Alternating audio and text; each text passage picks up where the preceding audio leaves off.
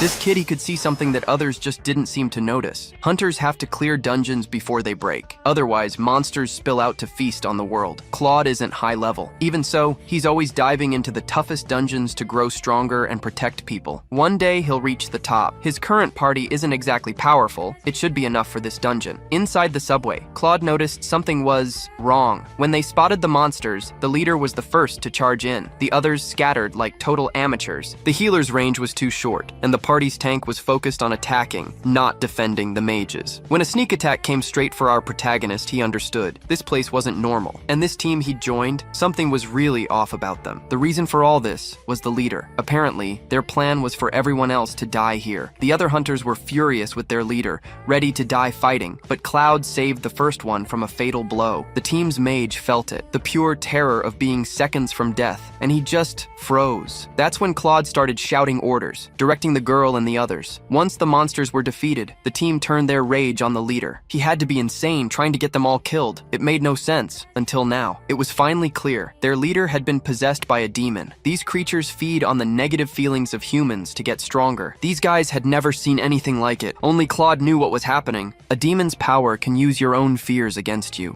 destroying you from the inside, and their leader's heart was the most vulnerable of all. They were all going to die here. Claude, on the other hand, for some reason, wasn't affected by the fear. He tried to attack the demon in multiple ways. The creature then taunted him, "Don't you care about killing the human body I'm possessing?" Believing the human would hesitate, the demon attacked recklessly, leaving itself wide open. But Claude, he didn't hold back. He attacked without a shred of doubt. For the very first time, the demon was the one who felt fear. Humans, they can't act this cold-blooded. The reason Nam Cheol-min's heart was so haunted, his younger brother. The guy wasn't evil. He's an amazing brother and one of the strongest hunters out there. But people always judged him for being the older brother, yet not as strong as Taemin. The demon warned him again, "To kill me, you'll have to kill Nam Cheol-min too." Cloud didn't hesitate. Again, the demon felt the pain rippling through its host's body. The creature was enraged and screamed, "You're the cruel demon here." But those words meant nothing to our protagonist, because he could see what others couldn't. Despite the resentment in Nam Cheol-min's heart, his pride was just as strong. If he had to sacrifice himself to save his team, he would do it. Cloud followed Cheol-min's will. The final blow sent the demon's head flying, but luck was on Nam Cheol-min's side. You see, Claude has an ability to attack a demon's spiritual body without harming the original host. When the team leader woke up, he was sure he'd been fatally struck. His teammates, understanding what happened, were just happy to see him alive. Shaking with adrenaline, Nam Cheol-min couldn't understand it. "I should be dead." Then Cloud said it again. "You don't have to worry because I'm here." Demons feed on people's fear, and Cloud, he's a demon hunter. He even congratulated Nam Cheol-min for his earlier courage. Cheol-min had never been praised by anyone other than his brother. It felt weird. But what was even weirder was this guy behind our protagonist pointing out, "You know, demons don't drop any loot when they die. That's why you're so broke." The reason for all this started long ago. One day, Lee Hoyol woke up, and he was no longer in control of his own body. It now belonged to Granfell Claude Arpaeus Romeo. That name, that's my character from the game I used to play. A long time ago, there was a famous VR game. It was incredible, like living inside an anime. You could be a badass like Sung Jin Woo. Then, one day, the unthinkable happened. The real world began to merge with the world of that legendary game, Arcana. People who played the game received the same powers as their in-game characters. With these new abilities, they were able to fight the monsters and dungeons that appeared on Earth. Unfortunately for Lee Hoyle, he was poor and barely played, so his character was low-level and weak. And that wasn't his only problem. Claude's personality was uncontrollable. If a superior treated him badly, he'd fire right back with the same attitude. Time passed. The world became more dangerous, and powerful players became famous. But him? Besides being weak, he was stuck with a horrible class from the game, a demon hunter. It was the worst class for leveling up. Its only advantage was being super effective against demons. But back in the game, demon-type monsters were extremely rare. Back in the present, Cheol-min returned home, safe and sound. Nam Cheol-min shows an online article to his brother, Nam Taemin. His brother says he can't believe it, commenting that even for a guild leader, inviting someone based on a post like that shows a lack of wisdom. However, Nam Cheol-min claims that he is the person described in the article. The revelation shocks Nam Taemin so much that he spills his hot coffee all over the table. Still at home, Nam Taemin talks with his brother Cheol-min, questioning if he really wants to stop being a player to become an analyst for Gaon. Taemin finds the decision hard to believe, as his brother was always against the idea and has suddenly changed his mind. Cheol-min, however, insists he's serious. Faced with this distrust, Taemin asks if his brother is trying to fool him, but Cheolman reaffirms his position. He explains that he realized his own weakness and his true purpose, deciding to follow his own path instead of living in his brother's shadow. Intrigued, Nam Taemin expresses a desire to meet the person who managed to change Cheolman's mind so completely. Taemin reflects that this person not only handled a demon, but also wasn't affected by the abnormality status, which suggests an incredible mindset. He remembers his brother mentioning that the player fought with a dagger instead of magic, making it difficult to determine their class. Furthermore, with so much skill, Taemin doesn't understand why a player of that caliber went into one specific rupture. Cheolman acknowledges that the story sounds unbelievable, but asks for his trust. To Cheolman's surprise, Nam Taemin says he believes the story because his brother is the primary witness. He acknowledges that he only got where he is today thanks to his brother and reveals that he brought a contract for Cheolman's new job as an analyst for Gaon. Taemin declares that Cheolman is his older brother and a proud analyst of the guild. A bit embarrassed, Cheolman thanks him for the support, and Taemin tells him to take a look at the contract. Upon reading the document, Cheolman is shocked and asks if those are the actual terms of the agreement. Meanwhile, our protagonist, Lee Hoyol, realizes he leveled up 20 times after defeating the demon. The character Granfell doesn't care about this, but Lee Hoyol is overjoyed, thinking only about distributing his stat points. After taking a shower, he decides to rest and deal with everything else later. However, Granfell's subconscious takes over, considering the house far too messy. With the mindset that a clean environment keeps the mind clean, he immediately begins a thorough cleaning. At the end of the day, he prepares a meal, and upon tasting it, he notices the flavor is quite healthy. The protagonist reflects that Granfell was always like this, a follower of regular routines and a practitioner of self-control. He then understands that the traits he assigned to the character, as well as his class and level, are being applied to his real life. Before, Lee Hoyol would have just taken a shower and ordered food, but from Granfell's perspective, his actions have become much healthier. He also ponders that Granfell isn't limited or lacking in talent. On the contrary, the character is talented in magic, able to imitate most enchantments just by seeing them once, on top of being intelligent and healthy. Listing all of his character's qualities, the protagonist concludes that if these traits are manifesting in real life, things are going great. Determined to prove his theory, he picks up his phone but sees a long message from Cheolman. Not understanding what it's about, he decides to dismiss it for now, as his main goal is to test his abilities. Unsure of what exactly to test, he considers imitating an enchantment and starts searching online, taking note of anything he finds interesting. Elsewhere, the Nam brothers are surprised to see the protagonist directly rejected their proposal. Cheolman raises the possibility that he might have already received an offer from another guild. However, Taemin argues that as the #1 guild in Korea, they offered him a house, a car, all fees covered, and a 95% deal. He doubts that any other guild could offer something better. Cheolman points out that after the Mage Tower incident, foreign guilds started setting up offices in Korea. He adds that since the best Korean organizations are in the capital, the offer could have come from any of them. Furious, Nam Taemin declares that he can't let another guild hire him. He refuses to accept that someone made a better offer than his. He gets ready to leave and asks his brother what the protagonist looks like. His desire to have him as an ally is so strong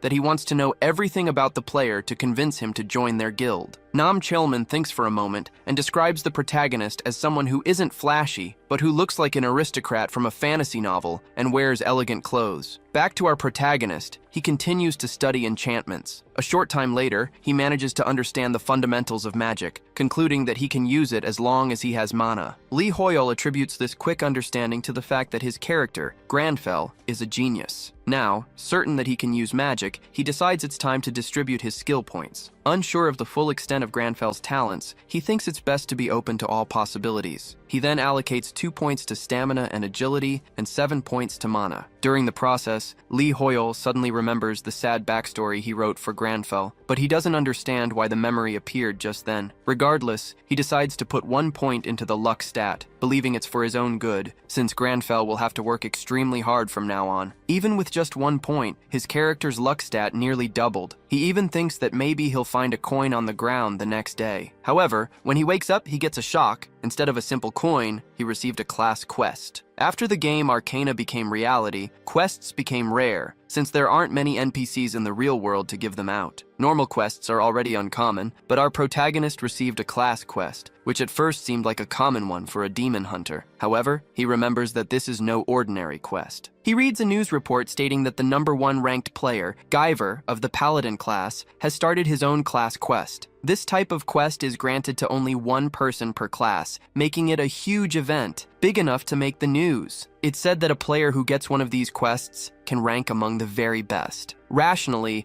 our protagonist, who is at level 67, believes it would be impossible for him to receive something like this. This leads him to a single conclusion, confirmed after some research. He is the only demon hunter left, which makes the situation make a lot more sense. The protagonist knows that the demon hunter's outpost is in Akshan. The place looks grand, but the reality is shocking. To get there, you have to climb 1,000 meters to the top using nothing but precarious routes. The quests consist of a repetition of meaningless hard labor, and the facilities are inadequate to say the least. Players aren't even entitled to meals because to reach the cafeteria, you have to climb all the way to the top while an NPC yells at you the entire way. The protagonist thinks it's normal for people to quit, but his character argues that demons consume the human mind and that this type of training strengthens him. Faced with this, he decides to leave his past failures behind and investigate the quest. Immediately after, he realizes it's a counterattack prologue. In the capital, Seoul is the Korean branch of the Anti-Arcana Union, an organization created to reduce damage and chaos in the world. They hired all the employees who worked on the development of the game Arcana, and in response to updates that manifest in the real world, they collect and analyze information for the players. One of the employees asks a colleague if he believes there will be another Rupture update that week. He expresses that he's not in the mood to work late again and hopes things will calm down. He comments that Reynald is the one responsible for updating the page, and the moment he posts something, real life changes. Immediately, his colleague warns him that a new update has arrived,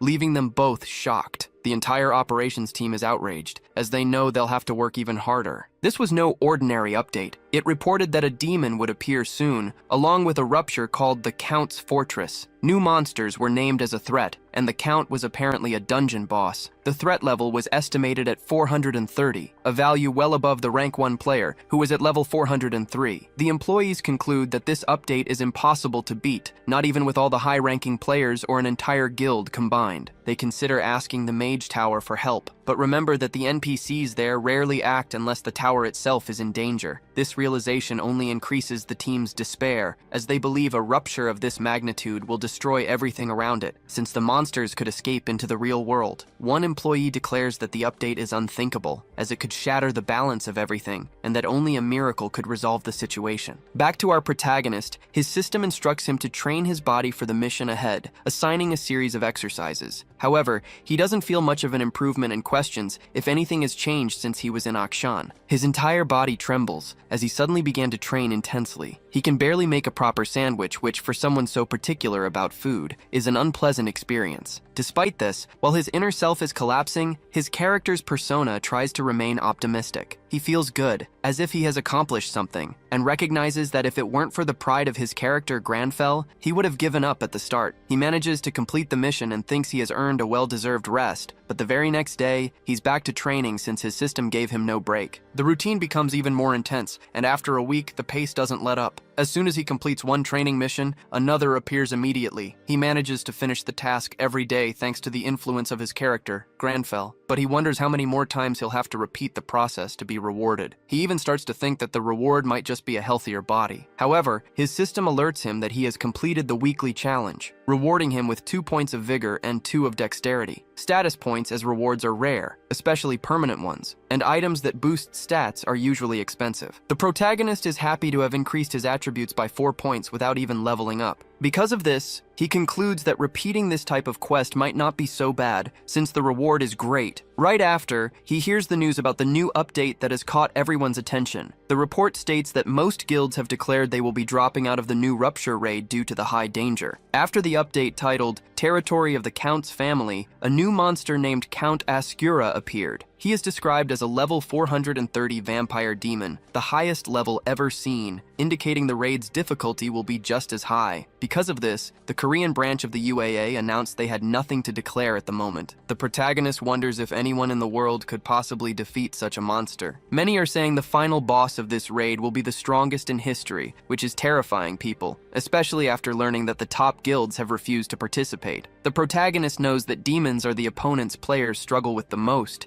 as as they grow stronger with every battle and players have to deal with countless status abnormalities. It's said that a player needs to be at least 10 levels higher than a demon to beat it, making an enemy like this unthinkable for him. All of this would be unthinkable if it weren't for the new quest he just received. He has been assigned to fight the most dangerous vampire that has ever appeared, a task that even the most skilled warriors are running from. Fear takes hold of the protagonist, who will have to fight an enemy that is theoretically impossible to defeat. Normally, Lee Hoyol, the protagonist, would fall into despair, but he feels his heart beating calmer than ever and attributes this calm to Granfell, his character. In the persona of Granfell, he states that an inferior race is threatening to interfere with his precious time and that he will have to punish them accordingly. Inside, however, Lee Hoyol thinks it's a terrible idea. A short time later, the protagonist decides to study the case further and discovers that, according to the information, Count Ascura is in Russia. To get there, he concludes that he'll need to go to the Mage's Tower. This tower has a magic portal capable of teleporting anyone to any location, which is why so many foreign guilds keep branches in South Korea. The protagonist considers calling a taxi, but his alter ego takes control, stating that he will wait no longer. Before leaving, instead of grabbing a jacket for the cold, he picks up a few packs of tea, which he considers essential for the journey. In front of the Mage Tower, the local press is gathered, hoping to capture the arrival of famous players who will use the portal to get to the raid. A journalist comments that more than one player is expected to show up, but his assistant argues that the transport isn't so simple. It consumes a huge amount of mana. However, he himself then witnesses several players approaching. The most awaited of them, Nam Taemin, appears accompanied, and the entire press immediately surrounds him for an interview. An intern from MBS asks if Nam Taemin's guild has found a way to defeat the enemy. Cheolman asks them to save the interview for later, but his brother steps forward claiming he doesn't know how he'll kill Count Ascura, and stating that this has never stopped him from entering a rupture before. He explains that he simply decided to show up early to get ahead of the other competitors. As the leader of the Gaon Guild, Nam Taemin declares that he won't be sharing any information, even if his rivals claim it's for the greater good. He argues that if the others truly wanted to fight for world peace, they would challenge ruptures more often instead of just watching from afar. Just then, a cameraman spots the Shining Guild approaching. The guild master, Lox, is level 399 and ranked 2nd overall. He's considered a great hope. One of his allies suggests they go around the crowd, and their leader agrees. The ally sees the Gaon Guild and considers their leader's words quite arrogant. However, Lox comments that they're just nervous, since all the guilds are heading to the Mage Tower because of the portals. He adds that the Gaon Guild is in decline, and that its leader is probably betting everything on this expedition. Meanwhile, Nam Cheolman advises his brother not to get nervous. He says they need to take it slow, one step at a time, and just show their best. Changing the subject, his brother asks if he tried to speak with his contact again. Nam Cheolman replies that he tried, but the update disrupted his plans. His brother then supposes that if the contact is that strong,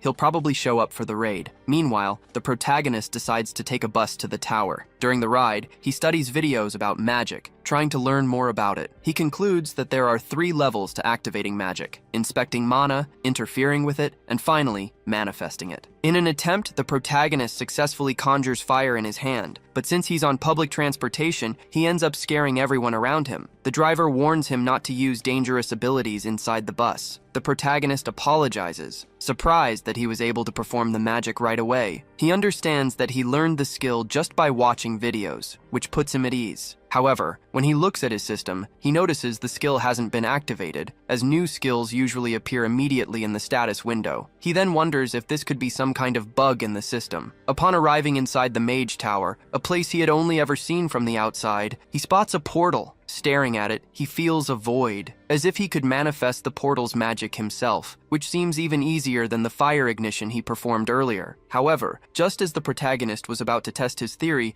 someone bumps into him and accidentally shoves him into the portal. Nam Taemin warns the man to be careful, explaining that the situation is bad for his guild. His brother almost recognizes the protagonist, but Nam Taemin then asks for the mission briefing, distracting him. Nam Cheolman begins briefing his guild, informing them that the rupture is located in Russia. He shows a circle similar to the ruptures, and warns that there are hundreds of different entrances. He also explains that the inner circle is the Count's family territory, with about 30 areas, while the central circle is where Count Ascura is located. Nam Cheolman points out, however, that this is just an assumption based on previous patterns, and if the rupture breaks open, it's likely the castle will be summoned into the real world. In Russia, other reporters are covering the event. The place is crowded with players, journalists, fans, and curious onlookers. Some internet content creators are also filming the rupture despite the cold. Amidst all this commotion, the protagonist appears. An influencer spots him, and thinking he's a competitor, tries to push him away. The protagonist, however, just tells the guy to get out of his way, stating he has no patience for games. The cold has put the protagonist on edge. Anyway, he approaches and stands before the rupture, ready to enter. His only wish right now is that it's warmer inside. However, he wasn't the first to arrive. Other players are already in action. Inside the rupture, a player named Leonie Bellucci, level 348 and leader of the Berserker Guild, is being scolded by her team. They argue that just because she's over level 300 doesn't mean she needs to advance so quickly. Leonie is also known for her strong temper and for easily losing her cool. As soon as the protagonist, Granfell, passes through the rupture, his system alerts him to danger. He knows he's on the outskirts of enemy territory, and even though the cold bothers him, he tries to stay composed and confident. Then, the protagonist notices a pack of level 230 wolves approaching. Being only at level 67, he activates his skill Natural Enemy, believing it will be enough to win. He then declares that the wolves have picked the wrong opponent, and that he will help the creatures feel the fear of being hunted. While the protagonist fights, other groups also begin their hunts. Among them is Leonie Bellucci's group, and she's annoyed at having to face so many wolves. One of her companions tries to calm her down, but another remarks that their guild leader is just like that. They realize that even though they've already defeated several wolves, the animals just keep coming in large numbers, and this is only the first part of the journey. Leonie, however, finds it strange that the wolves show no fear. She considers this to be unusual behavior. Her guildmates don't understand what she means, but Leonie insists that the situation feels more threatening than usual. She asks if anyone on the team has noticed any enemy crying or feeling pain while being hunted, but they can't come up with an answer. Shortly after, Leonie hears a distant howl. One of her companions notes that it's not a normal howl. It's the sound of a wolf that seems to be afraid. The behavior of these howling wolves is different from the ones they've faced before. Leonie then concludes that they'll get answers when they reach the other animals. Elsewhere, the protagonist continues his hunt. He uses a bow and arrow, feeling his mana flow through the weapon. He knows the bow isn't great, but he can enhance it using his mana. With this, he manifests a power of fire and shoots at his enemies. As the wolves get closer, the protagonist fires more flames in their direction. From a distance, Leonie Bellucci and her group watch the scene, impressed by what they see. As soon as the fight ends, the protagonist decides to drink some tea. The others are still trying to figure out how he was shooting fire arrows. They also find it strange that he's wearing a suit and tie inside a rift, and that he simply drinks tea after a battle like that. A guild member considers the possibility that the protagonist is a streamer who might have been following another guild and got lost. For her part, Leonie Bellucci warns that the place is dangerous and that civilians shouldn't be there, telling the protagonist to leave while there's still time. Granfell reacts only by drinking a little more tea. After being ignored, Leonie gets irritated and says that when someone speaks, the other person should at least respond. At that moment, her colleagues warn her about the approach of more enemies. This time, the number of adversaries is larger, and the group is caught by surprise. The enemies, just like the wolves, are level 230. Leonie orders her team to hold their positions, and they obey, trying to resist as best they can, but they soon realize the scale of the danger. However, Leonie charges toward the enemies and defeats them using her speed. Then someone warns her that an adversary is up high. She realizes her group has been surrounded by archers, which means they're exposed and about to be targeted. To everyone's surprise, the protagonist is still there, and some call him crazy for continuing to drink tea in such a dangerous situation. The enemy leader orders the attack, and a rain of arrows closes in, leaving Leonie extremely worried. Meanwhile, the protagonist remains calm. He inspects the mana inside the thermos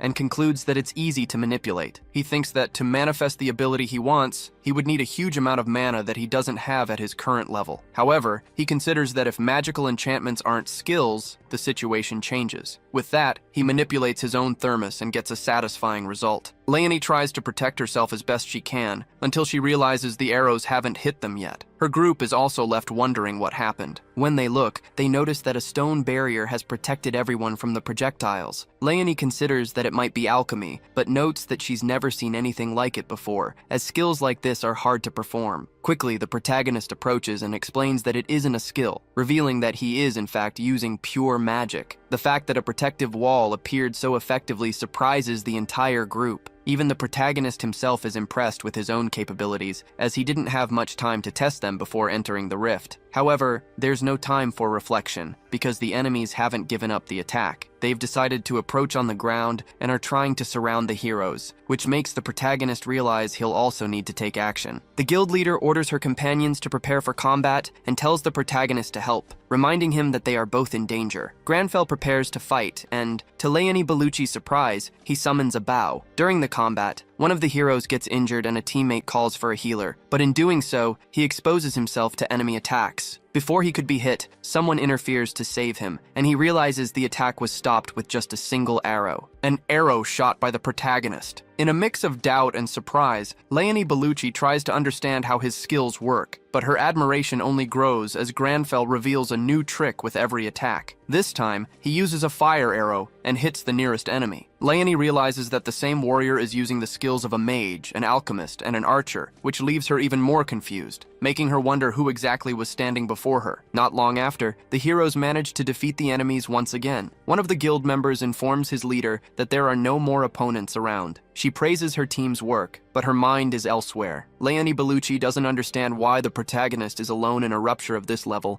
wearing inappropriate gear and not answering any questions properly. To her, he doesn't even seem tired. Even though she doesn't want to admit it, she knows that if it weren't for him, everyone in her guild would have died. This makes her think the protagonist is a ranker, although she has never heard of anyone with his skills. She even starts to find him handsome, but decides that because of his cold attitude from before, she won't thank him for his help. Leonie Bellucci stares at the protagonist for too long until he returns her gaze, leaving her embarrassed, and she tries to hide it as best she can. However, she gets really bothered by the fact that he continues to stare back at her. She thinks that maybe the protagonist might share his tea with her, and that if that happened, there would be no way she could refuse. To her surprise, he approaches her and says that even though she's been staring for so long, he won't be sharing his tea with anyone. With that, all of Leonie Bellucci's expectations are shattered. A while later, drones from a Korean journalist who traveled to Russia to cover the event fly over the rupture area. Global attention is focused on the situation, as this is the highest level boss ever seen. The reporter isn't alone, as the world's press is providing full coverage. They report that there are hundreds of ruptures around the main territory that need to be cleared for the players to advance to the next stage. This information is correct, as the boss's fortress is the final stage among many. Guilds like Shining and Gaon are already in the rupture, and the question that remains is which of them will reach the end first. The first guild to claim the title of clearing this rupture will gain global fame, and their achievements will be considered legendary, creating huge anticipation on the outside. In a TV director's cabin, one of his employees arrives with coffee. He complains about the darkness, but the director claims he prefers it that way and asks if any new videos from the rupture have arrived. His employee informs him that all the teams are already halfway there, with the Shining Guild being the fastest, and the director expresses his wish to be the first to interview the warriors when they come out. In the middle of this, they are surprised by something. An assistant runs right past the reporters, leaving them confused. The director himself announces that the first clearing of the territory's surroundings has been completed and instructs the reporters to follow the assistant. Everyone is shocked, but the director explains that there isn't any solid information yet, and that's exactly why he needs them to get over there. The assistant, who had rushed ahead, arrives on the scene and contacts the director. His boss asks if he can see which guild cleared the area. The assistant reveals it wasn't any of the guilds they expected, it was the Berserkers. The director finds this strange. After all, the Berserker Guild is ranked 32nd. Still, the assistant confirms the information, saying he even filmed the leader leaving with the others and has already sent the video. With this, the director can't understand how they managed to enter the territory ahead of stronger guilds, like Shining. On top of that, the assistant reports that they seem to be in perfect condition, and spots a Korean person among the Berserker Guild, which is composed entirely of Europeans, finding the situation very out of the ordinary. It doesn't take long for the journalists to approach. The assistant announces that the competition has arrived,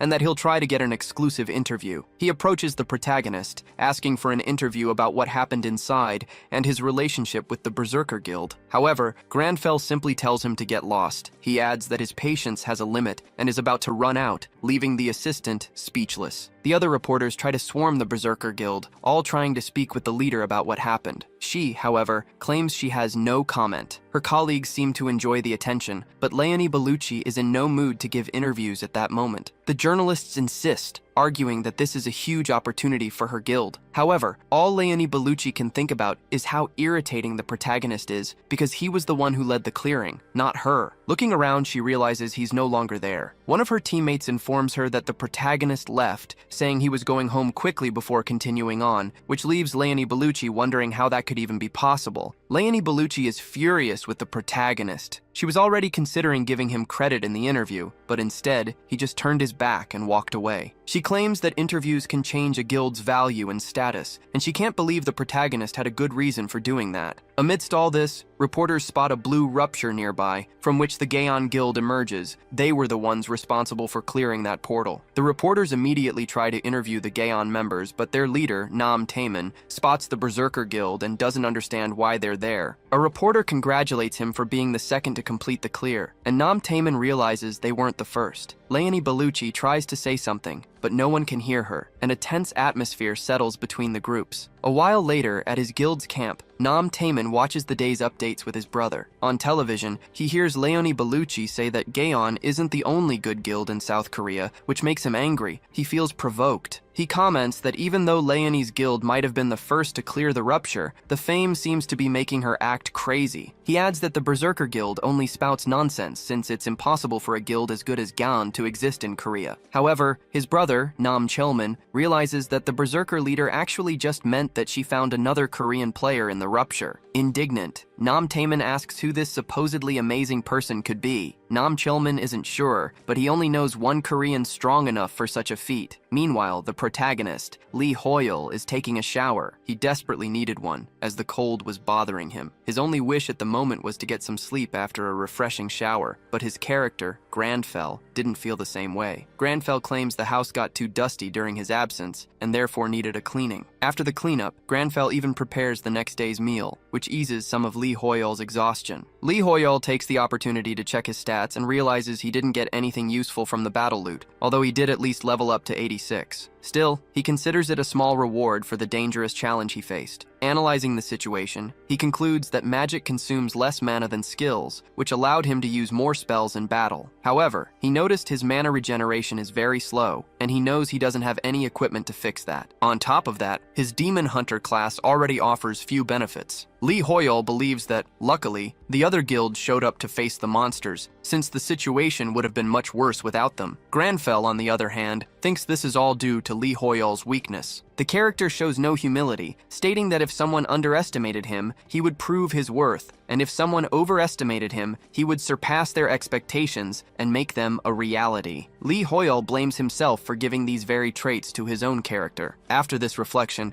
Granfell states that the next rupture is in the Count's family territory, and therefore, there's no time to relax. He warns that Lee Hoyle can't just rely on magic and needs to get stronger in close quarters combat as well. Not only that, he has already found the perfect task for the training. Of all the players, the guild leader was the one who caught his attention the most, and he believes copying her skills would be a huge advantage. To Lee Hoyle's despair, Granfell says that training the basics is what's most important. Lee Hoyle gets a bad feeling, and his suspicions are confirmed when his character announces he will wash the dishes, and then begin the training immediately. Night falls, but the long-awaited sleep will have to wait, as Granfell decides to go for a run. While running, he hears urgent news on the radio. The announcer reports that 95% of the territory's surroundings have already been cleared, and that soon, the Count's territory will be open for raids. According to the latest news, the progress rate for the Count's territory has suddenly jumped to 60%, even before being officially opened. At this rate, the territory will break out soon, and experts are expressing their concern about the matter. Nam Taemin learns about the situation and is shocked, as he considers such progress in a single day to be practically impossible. His brother comments that the time limit to clear a dungeon decreases as monsters get stronger, but he isn't sure and asks for some time to investigate further. Meanwhile, at the Arcana Guild camp, a TV director is outraged. He believes there must be a plausible explanation, since monsters can't just get stronger out of nowhere. His assistant, however, informs him that not even the guild's advanced analyst can answer this question. The director concludes that if the breach erupts, they'll all be finished. As soon as the monsters get out of the dungeon, every civilian and player in the area will die. News about the rapid progress begins to spread, increasing the general concern. The protagonist knows this has never happened before, so it's understandable that people are lost. Since this information is only available in the game Akshan, he concludes that he'd better hurry. He understands that a vampire is a creature that shares its authority through blood. Count Ascura shared his authority with the monsters around his territory, and when they were killed, that authority naturally returned to its owner. The Count is likely distributing this accumulated authority to the monsters inside his territory, making them stronger and increasing the progress rate. With this, The protagonist realizes that if he clears the Count's territory, there's a risk the fortress will break out immediately after being opened. Granfell declares that Count Ascura is unworthy of his title, believing that a true aristocrat never takes back what has been given. Therefore, he wishes to pass judgment on this enemy, who is staining the honor of the nobility. Lee Hoyol agrees, but tries to convince his character to get some sleep before continuing. However, Granfell claims he can sleep plenty once he's dead. 5 hours left until the Count's territory erupts. In front of the rupture, an influencer named Park Huigang addresses his audience. He informs them that as the destruction progresses, the outbreak is imminent, and several guilds are preparing to stop the event. However, he shares an interesting fact. He claims that unlike the surrounding areas which had 200 ruptures, the Count's territory only has about 30. Since there are fewer of them, multiple guilds have to enter the same rupture, but the experience and loot are distributed based on contribution rate. Because of this, it's important to worry about which guilds will team up, as the competition could lead to fights even among the top rankers. Amidst all this, Nam Chilman appears, and his brother asks him what he found out. Nam Chilman explains that competition is inevitable since there are fewer ruptures. His brother replies that they'll be fine, as long as they don't have to compete against the Shining Guild. However, Nam Chilman reveals that the Shining Guild went north, so they'll probably have to face Unified Under Heaven. He adds that the Berserker Guild is with Second Son and Bohemian, and that many guilds have become cautious because of the first cleanse. As they talk, someone approaches, making Nam Taemin immediately nervous. He comes face to face with his Japanese adversaries from the Inazuma Guild. Their leader, Hisagi Kazuma, says he's surprised to see the Gowan Guild about to enter the same rupture as them. Nam Taemin retorts that his rivals were insistent on not having a branch in Korea and believes they only just arrived because their plane just landed. Hisagi Kazuma taunts him, stating that it's much better to take a plane to Russia than to set up a branch in South Korea. With this provocation, Nam Taemin is about to start a fight, which is exactly what Hisagi Kazuma wants. Both are on the verge of fighting right then and there, much to the delight of the influencer who was spying on them. He's not the only one, as everyone present wants to see a fight like this happen. At that moment, influencers and the press gather around to record the confrontation. However, Nam Cheolman tries to calm his brother down, arguing that the rupture's destruction progress is more important than an ego-driven fight. Despite the attempt to calm things down, all Nam Taemin can think about is the rankings. The Inazuma Guild is 4th, while his own guild, Gaon, is dropping to 5th place. On top of that, Hisagi Kazuma is ranked 6th among players, while he's all the way down in 11th. And that's not even counting the rivalry between Japan and South Korea. Faced with this, even Cheolman gives in to the rivalry and decides not to back down. So he and his brother become determined to defeat the Inazuma Guild. It doesn't take long for the press to announce that the Inazuma and Gaon guilds have entered the rift. Their rivalry is famous and always draws a huge audience, with everyone paying close attention to their rankings and the nationalities of their members. In the northernmost rift are the top 2 guilds, Shining at number 1 and Unified Under Heaven at number 2. In the southern rift, we find the Berserker Guild, ranked 30th, Second Son, ranked 7th, and the Bohemian Guild, ranked 3rd. Meanwhile, the global destruction progress rate has already hit 80%, causing fear and anxiety all over the world. While this is happening, our protagonist has entered the rift in the Count's territory. He realized during his last raid just how dangerous running out of mana is, so he needed to find a way to use his mana more efficiently in battle. The result was Designated Magic, an application of his alchemy skill that lets him change things into any form he desires. The first time he used it, he transformed stones from the ground into a cup and a table. However, the more complex and detailed the object, the more mana it requires, which is why the technique isn't very good for combat. But as he thought about this problem, our protagonist realized something else. As he's lost in thought, monsters close in. Our protagonist wonders if this is the authority the Count granted them and finds their actions pathetic. He then attacks them with his magic, demanding that they return to dust. The protagonist realized that when he uses his power to restore things to their original state, it consumes almost no mana. He named this new technique Reverse Magic. Meanwhile, in the deepest parts of the Count's territory, the monsters defending the area are attacked by Nam Taemin. The enemies try to group up against him, but the guild leader is unfazed and destroys them with ease, clearing the area in no time. However, Nam Taemin notices there are very few enemies and finds the situation strange, as there should be more of them around. An ally approaches and reports that on the Inazuma Guild's side, the situation is the same. She also says that since they entered, they haven't even faced 10 enemies. despite both guilds heading in opposite directions. Shortly after, Hisagi Kazuma approaches and comments that the place is much more peaceful than expected. Taemin asks why his opponent is acting as if they were friends. Hisagi Kazuma claims not to know why he hates him so much, but states that all this hatred makes him want to retaliate. Before a fight can break out between them, Taemin receives a call. His brother says he's almost done analyzing the dungeon,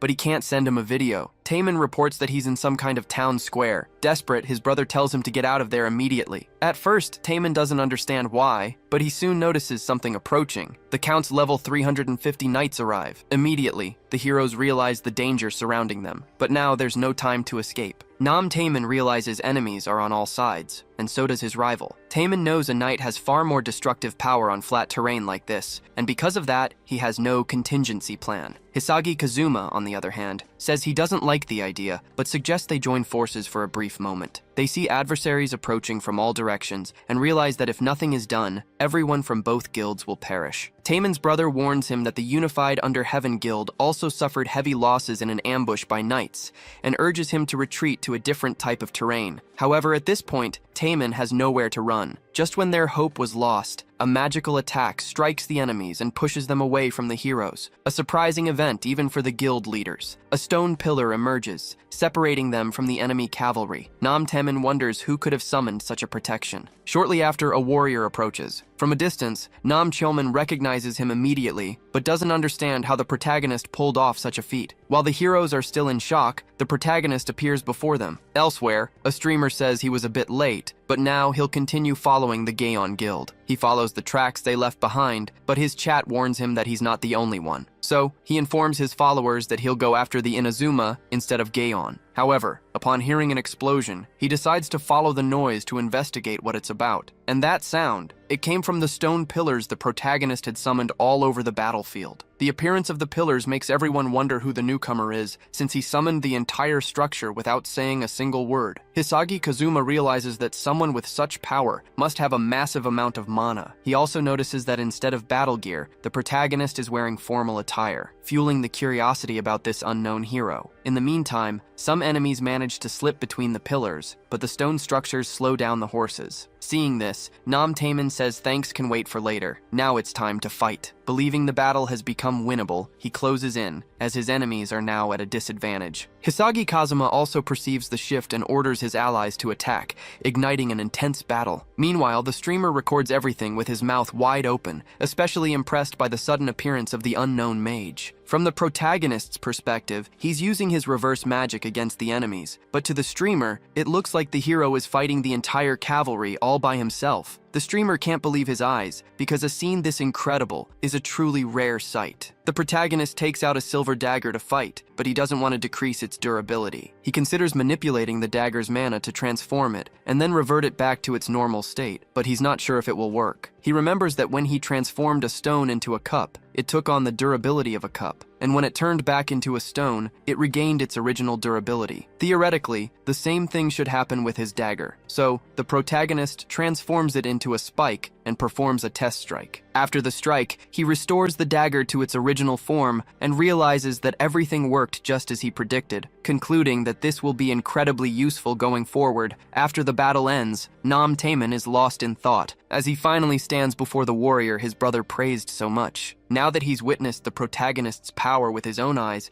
Taemin is even more determined to recruit him for his guild, especially since the rival guild's leader also saw him in action. He just doesn't know what else he could offer that wasn't already offered the first time. Amidst his thoughts, the Wigang TV streamer approaches the protagonist, wanting an exclusive interview with him, just as others had already tried. Despite getting there first, the protagonist is quickly surrounded by the other warriors, who praise his performance without even knowing if he's Korean or Japanese. Not wanting to be left behind, Taemin also tries to get closer. Reaching the protagonist, he introduces himself, mentioning he's heard about him before. He adds that he previously sent a message inviting him to join his guild. The protagonist, however, states that the approach lacks any formality, and therefore he refuses to answer any questions. This refusal is broadcast live, and news quickly spreads that the mysterious player declined to answer questions due to a lack of formality. Alongside this, the main headline is that the Shining Guild was the first to clear the Count's family territory. However, back at the guild's camp, Their leader, Lox, doesn't seem very excited. He's watching footage of the protagonist's battle and asks his allies what they think. His ally, Camilla, claims she's just an archer, while Demeter says there's no point in asking something they clearly don't know, which only makes Lox even more curious. Camilla comments that the protagonist is impressive, concluding that he'll either be recruited by their guild or become someone they need to worry about. Demeter, however, claims their leader is just jealous because the protagonist stole the spotlight even after the Shining Guild cleared the Count's territory. He adds that their leader shouldn't be so greedy. After all, they already got plenty of screen time. Camilla reinforces this argument, saying the press always gets excited about someone new, and a player like that is just having a temporary moment of fame. While his colleagues head to a gathering, Locke stays behind, obsessed with the protagonist and watching the footage over and over again. A mage named Jessie Hynesi approaches, finding the video interesting. She comments that it looks like magic, but at the same time, it isn't. Locke mentions that he's never heard Jessie Hynesi get impressed by anything, to which she replies that the person in the video is truly interesting. Not far away, at the Berserker Guild's camp, Leonie Bellucci is also watching the footage. Furious, she claims she knew from the start that the protagonist wasn't normal. Her colleagues try to calm her down, but it only makes her even more agitated. Meanwhile, at the Inazuma camp, the leader gets a call with a request to recruit the protagonist, a task he confidently promises to complete. Sometime later, a reporter announces that the day has finally come in Arcana, with crowds of spectators watching. The Count's territory and its surroundings have been successfully cleared. The Shining and Unified Guilds fought for first place, but Shining came out ahead. Now, only the Count's fortress remains. With destruction progress at 72%, players from all over the world are gathering to enter. However, due to the high risk of this breach, tension is running high inside the camps. If the fortress erupts, Russia will be wiped off the map. The entire world is wishing the players good luck. However, something else caught everyone's attention. Among all the captured footage, one scene in particular stood out. A completely unarmed warrior, wearing only a business suit, appeared and gave an incredible performance. Many are wondering about the source of his powers and the reason for his mysterious behavior. The protagonist, however, just thinks he's wearing those clothes simply because he has nothing else. The news reports that he moves stone pillars with his bare hands, and experts are scrambling to explain this feat. Furthermore, it's said it would have been disastrous for the Gaon and Inazuma guilds if the mysterious player had been late. After all, he was the one who changed the game in the hero's favor. It's mentioned that he only watched the rest of the fight, but what some believe to be an act of altruism was actually because the protagonist was out of mana. At least he's glad he isn't being sliced to pieces. Analyzing the loot he got, Lee Hoyol realizes that since becoming a player, it's the first time he's ever gotten a rare item, the cursed blood-imbued necklace. Once the curse on these items is lifted, a random effect is unleashed, and most players want one exactly for its rarity. However, Lee Hoyol thinks there's another way to use a cursed item. Using an exorcism ritual, one of a demon hunter's 2 skills, it's possible to use the item as an offering. The basic effect of the exorcism ritual is to attack only the demon without hurting the possessed person. But it's different when there's an offering, as it creates the possibility for the user to invite a demon into their own consciousness. Lee Hoyol says this is similar to the abnormality status that demons inflict on humans, but he believes he can dominate the demon that possesses his mind. In the midst of these thoughts, he gets a call from Nam Cheonmin. Lee Hoyol doesn't know the reason, but he starts to think it's about his brother. He knows that if he answers the call,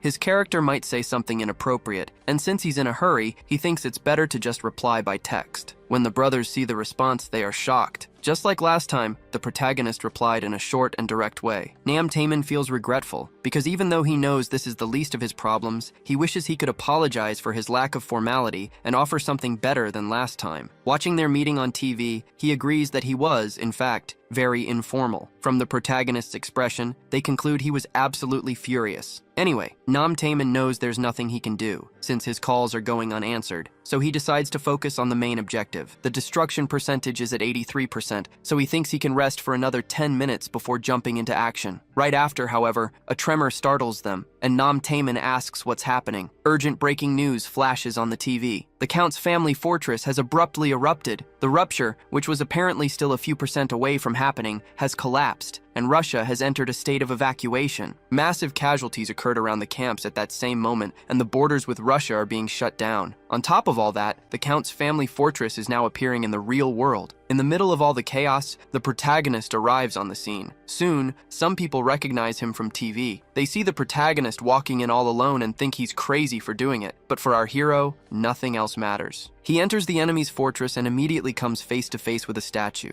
The protagonist questions if this place can even be called a fortress. Granfell claims that a place like this is excessive for a mediocre vampire, while Lee Hoyle thinks the Claudy family mansion was 10 times bigger. Suddenly, the statue that had been motionless until now springs to life. The protagonist realizes the enemy heard him and prepares to fight the monster. Outside, some warriors can't believe what they're seeing. They think the protagonist needs help, as he's facing an enemy over 10 meters tall, and they believe it's impossible to defeat it alone. However, they also consider just turning their backs and running away. Meanwhile, the protagonist keeps staring at the statue, and with a single hand movement, destroys the enemy before it can even fight back. The players in front of the fortress are stunned as they witness the protagonist take down the enemy with just a single blow. Nearby, the Heining Guild hears a noise coming from the Count's fortress and realizes the sound is similar to what they saw in the video of the protagonist's battle. Jesse runs toward the sound, going against his team's strategy and ignoring any warnings from his guildmates. To Granfell, that was just another one of the many stones he had broken in his life, and he figures a mere statue won't stand in his way. Immediately after, he notices someone approaching. Now that the door's guardian has fallen, other players feel more encouraged to move forward. The protagonist himself doesn't understand why the others suddenly decided to fight, but either way, he receives a mission from his system to defeat the vampire. Without hesitation, Granfell enters the fortress. Lee Hoyle tries to convince his character not to act rashly, arguing that the Count is much stronger than him, but Granfell pays it no mind. Upon entering, he finds a banquet hall and notices something eccentric all around. Every single wall is covered with portraits of the Count. Not long after, the Gaon Guild also enters the fortress. Immediately, their leader, Nam Taemin, senses something is wrong. His teammates try to understand what's happening, but he remains calm and says he just feels suffocated. Ever since he entered the hall full of paintings, he's felt like he was being watched. His brother hears this and realizes the feeling is the same as when a demon casts a spell, concluding that the portraits are actually disguised demons. Hearing this, Nam Taemin orders his allies to burn all the paintings, and after that, he starts to feel better. Nam Taemin's brother noticed that the players who entered first were retreating, and now he understands why, since a castle like this must be surrounded by traps. Statues and portraits are causing abnormality status effects, which explains why the Shining Guild didn't enter through the main door. Nam Taemin realizes he wasn't as careful,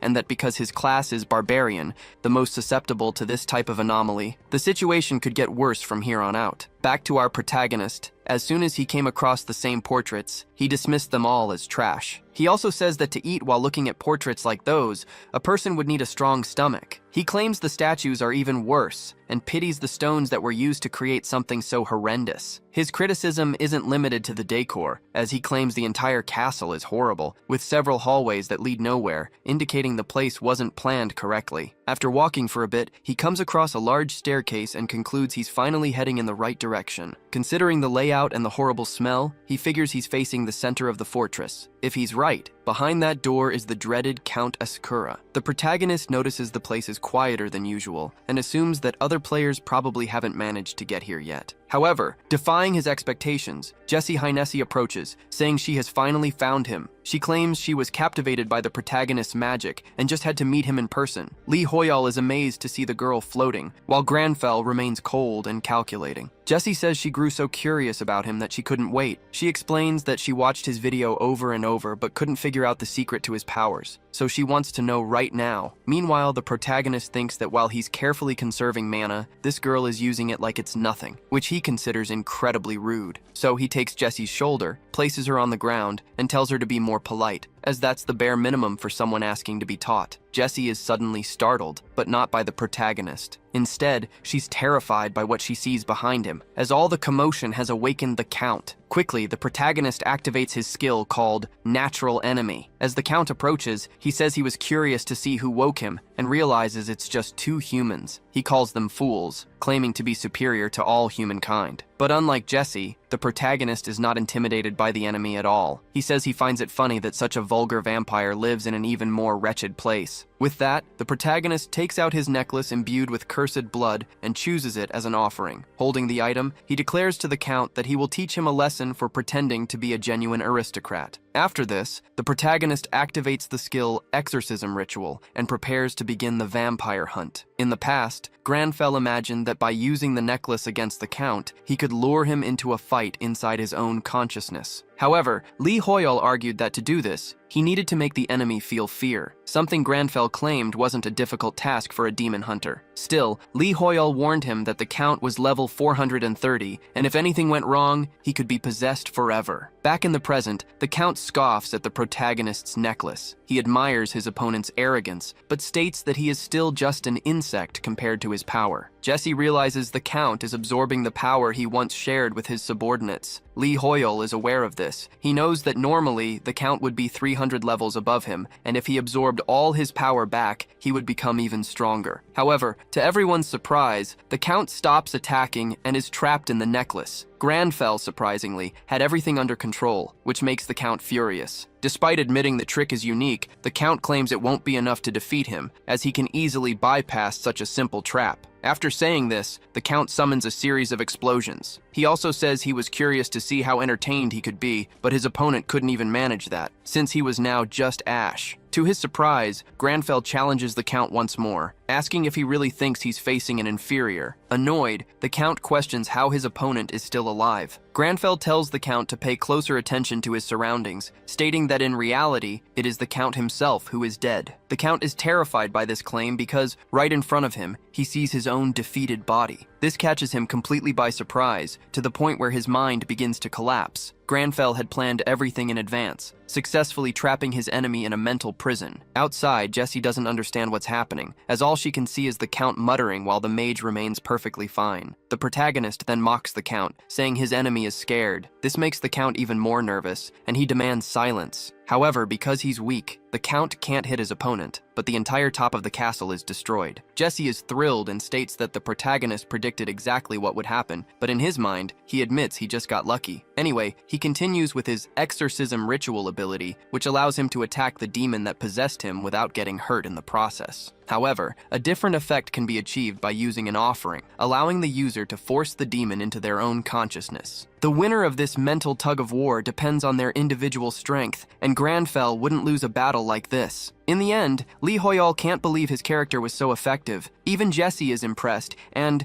curious, she asks what the protagonist did to the enemy. He replies that the Count is screaming non-stop and trying to attack random places, running away in fear. The protagonist used the terror that demons inflict on humans against the Count himself, and with that, he completes the mission. With the enemy subdued, he says he'll end this quickly and attacks with his dagger. However, it deals almost no damage, and he figures this is due to the level difference. So he asks Jessie to finish the enemy off. She doesn't understand why. After all, he's the one who has done everything so far. The protagonist would love to handle it all, but his level is too low for that. Seeing her hesitation, he tells Jessie to stop stalling and just kill the Count. Since she had asked for his teachings before, she assumes this must be some kind of lesson the protagonist is trying to teach her, and she understands that she'll learn more from him after defeating the enemy for good. With that, she summons a magical force and strikes the Count. Lee Hoyol is amazed by such power, and with the enemy's defeat, he receives the mission completion bonuses. Seeing that only ashes of the vampire remain, the protagonist wonders if Jessie could have defeated him so easily, despite their level difference, and figures that a high-level player must possess such power. For her part, Jessie picks up some of the enemy's ashes and is about to taste them. Shocked, the protagonist tries to stop her, but his character does nothing, as his focus is locked on the system notifications. Shortly after, Jessie's teammates approach and ask if she defeated the Count. Still in awe, the girl hardly knows where to start explaining. Meanwhile, Locke spots the protagonist and realizes he's the same man from the footage. Jessie Highnesses says that she's not used to being so polite, but that she will try. She then formally introduces herself and asks if she can know the protagonist's name. Her friends also watch in anticipation. For his part, the protagonist thinks that while the girl is rude, she has shown a willingness to change and learn. He then agrees to give his name and formally introduces himself as Lee Hoyol. News starts to circulate about a man who entered the Count's fortress alone through the front gates. Reports indicate that a statue attacked him, and although the other players had no time to react, this same man shattered the statue to pieces. When reporters finally arrived at the Count's location, he had already been turned to ash. While watching the news coverage, a little girl named Arang called out to her mother, saying her Uncle Hoyan was on TV. At first, the woman didn't understand what her daughter was talking about, but then she realized it was true. She was completely stunned to see her brother on every news channel. Meanwhile, the protagonist is at home cleaning when his phone rings. He sees it's a call from his sister and realizes that even though he was unknown to the media, it was only a matter of time before his family recognized him. His face was everywhere. He notices he has several missed calls from all three of his older sisters, with whom he'd always been close. However, his relationship with them was a different story. He always felt mistreated and out of place, which is why he has no intention of answering their calls. To his surprise, one of his sisters knocks on his door. Annoyed, she demands that Lee Hoyol open up, since she knows he's inside. Since he didn't answer his calls, she decided to come in person and warns him that he'd better open up while she's still being nice. Hoyol's surprise is even greater when he opens the door and finds all three of them, Lee Yun-hai, Lee Ji-yoon, and Lee Yerim. The protagonist asks them to calm down, as they are bothering the neighbors. But when they see him, each of the sisters has a strange reaction. At the same time, news about the protagonist won't stop circulating. Everyone is talking about how he defeated Count Ascura alongside Jesse Heinesi. Despite all the attention, he just said his name and left, which sparked even more curiosity about who Lee Hoyol is. Elsewhere, Nam Taemin shows up with a hot chocolate for his brother, Nam Cheolmin, who comments that everyone is only talking about Lee Hoyol. Cheolmin, being a realist, starts to think it will be difficult to bring him into the Gaon Guild. His brother encourages him, saying there's still hope he'll join the guild. He also mentions that the loot obtained from the fight in the square in the Count's family territory was thanks to Lee Hoyol, which serves as a reason to talk to him. Taemin agrees that it would be polite to split the loot and use the opportunity to talk. Even if he fails to recruit him, Taemin wants to at least make a good impression, much better than before, and to do that, he plans on giving him all the loot he won. So, he tells his brother to call Lee Hoyol immediately. Shortly after, the protagonist's phone rings, but he's too busy to answer. His oldest sister, Lee Yoonhee, compliments his new hairstyle, while the second sister, Lee Ji-yoon, finds it funny, saying he looks like a K-pop idol. Lee Yerim, the youngest of the three, is the only one who looks scared, as she notices that even her little brother's voice has changed. Tired of his sisters messing with his hair,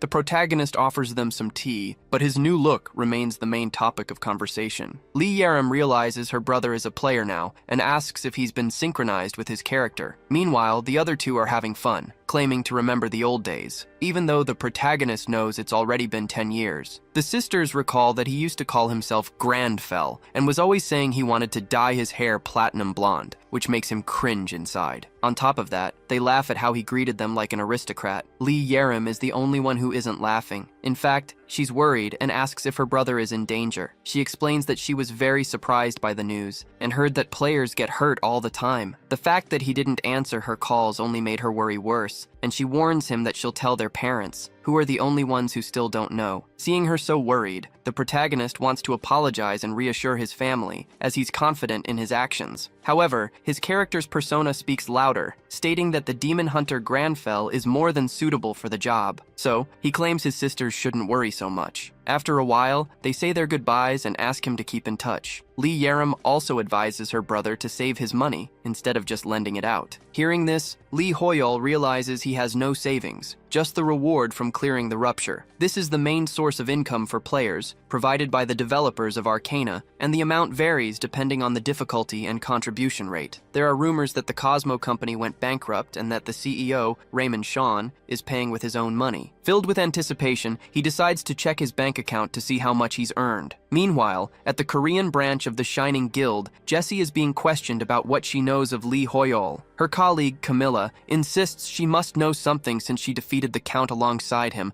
but Jessie claims she knows nothing. Her colleague says she should share what she knows instead of watching weird videos on YouTube. Annoyed, Jessie unleashes her powers and tells Camilla to stop bothering her. She has more important things to do. With that, Camilla gives up, but she still wonders why her colleague is watching so many videos about Korean customs and etiquette. In the middle of her study session, Jessie receives a notification about the reward she got for clearing the rupture. At the same time, Lee Hoyol also gets the notification and is shocked by the massive amount he received. as it's much more than he ever imagined, a value of 110 billion won. While Lee Hoyol is overjoyed, his character finds the whole situation pathetic. Besides the money, he also received the Vampire Count's Orb, a unique rank cursed item. He was thrilled, as this is an item that most players throw away because of the low probability of breaking its seal. However, a demon hunter can use the item with an offering in an exorcism ritual, just like he did with the necklace, which was an essential item for defeating the Count. And even though he thought the item would be destroyed after being used, the necklace remained in his inventory after the fight, and the curse was also broken. He realizes the exorcism ritual was replaced by purification, so in addition to the orb and the necklace, he also has the money. Despite the good news, the huge sum of money kept him from sleeping. With so much money, Lee Hoyol was lost in thought, not knowing how to spend it. He considers that it would make more sense to buy new equipment, since he'll continue to face rifts. But he thinks his level is still too low for that. His level rose quite a bit from the last expedition, now at 134, but he prefers to wait a little longer to invest in gear. Besides, he's more interested in mana recovery items, which almost never appear for sale. Finally, Granfell himself expresses a desire to get out of the phone and get some sleep. The next day, at the Korean department of the UAA, a meeting is held with the council members. Sunbae shows footage from the protagonist's fight and states that he must have used alchemy to move the stones that blocked the cavalry's path. However, one of those present doesn't believe alchemy can create giant pillars like those, as no one possesses that much mana for it. Soon, a discussion erupts among them over the possibility of the feat. In the midst of the debate, the same Sunbae says he's exhausted, since everyone only talks about Lee Hoyol. His colleague replies that he's tired too, because for the last few days, his friends and family have only been asking about the same subject. They also notice that nobody in the records has the name Lee Hoyol, which leads them to consider the possibility of it being an alias. Sunbae expresses hope that things will calm down when a new update comes out, but, to his and his colleagues' surprise, a new update appears much faster than they expected. The message announces that a new region is about to appear, called the Yusra Archipelago. When Arcana was just a game, this was a mystical region known as Treasure Island, but no one was ever able to find it. Everything that grew and lived there was described as a treasure so valuable that it was incomparable to anything in existence. And now, it was about to manifest in real life. News about the matter quickly began to surface. In addition to the new update, a reporter announces that the Academic Society of Mages will also resume its activities. This society consists of conversations and debates between experienced mages, and has always been a great help for them to improve their skills. It is also reported that Jesse Hynesi is entering the tower at that very moment, likely as an invited guest to the Mages Society. Lee Hoyol comments that Jesse is fourth in the rankings, and that someone of her status was just scolded by his character for not being very polite. In turn, Granfell mentions a popular saying that the Mage's Tower has magic, not skills. Lee Hoyol realizes this was written in the tower's description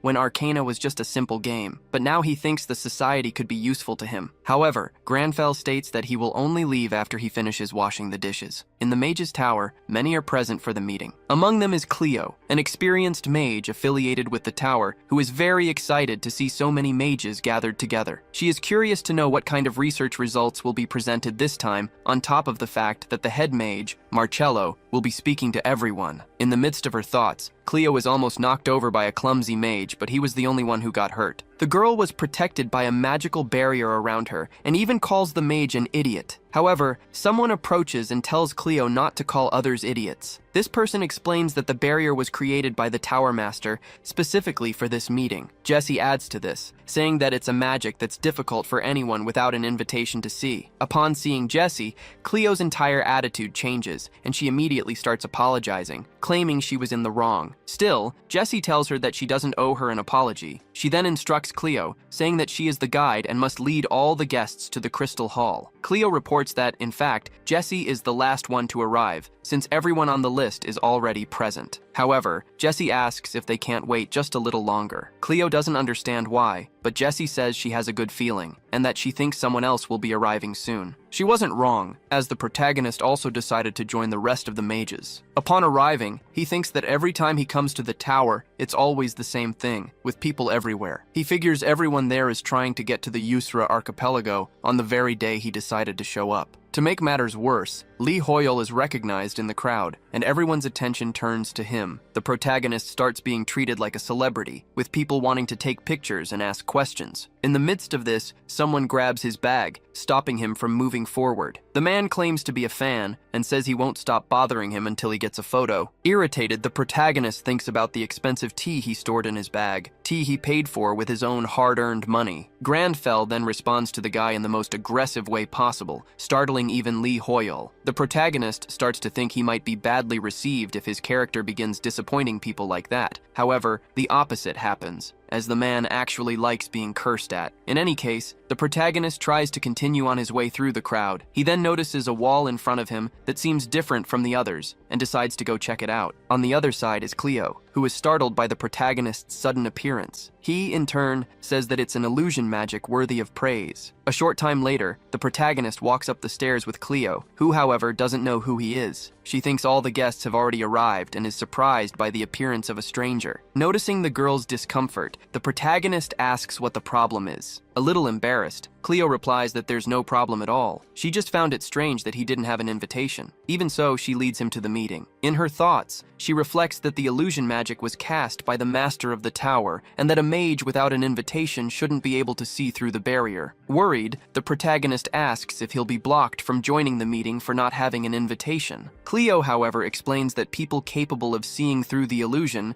can participate even without an invitation. She adds that the protagonist is the first one to ever do it, which is why she was so impressed. The protagonist, on the other hand, is only thinking about copying the illusion magic, but concludes he'll need to level up a bit more to be able to do it. A short time later, he reaches the top of the tower, and Cleo welcomes him to the Crystal Hall, explaining that this is the place for knowledge investigation. When Arcana became a reality, the game's NPCs also appeared in the real world. The man with the most influence among them is the newest head mage, Marcello, the future successor of the Tower of Mages. He lives up to the title, as he was the quickest to realize the situation the world was in and uses his magical knowledge to forge innovative ideas. He is also the one who leads the academic society. While Jessie's magic hat explains this, she shows that she finds it all very boring, which irritates the hat. Jessie replies that the explanation is making her sleepy and that, to her, magic is just a skill. She knows nothing about inspection or interference. Her boredom is eventually noticed by the head mage, who asks if his words are really that uninteresting. Marcello explains that the tower was summoned to this world for 2 reasons, one of them being interference, what the explorers call an update, and they are recurring. The mage says that humans aren't used to real magic, just as the Acadians have difficulty understanding the explorers' science. Therefore, he claims that to help each other, both sides need to make an effort. This is why the topic of the meeting is science, as he saw in it a possibility to develop magic. He then demonstrates what he calls a fusion, an ignition, created by uniting science and magic. However, he warns them to be cautious when handling something like this, since he doesn't yet know the types of variables it could involve. For this reason, Marcello states that he needs everyone's help. Finally, he invites those present to ask questions. Immediately after the protagonist raises his hand, he tells the mage he noticed unnecessary elements in the recent demonstration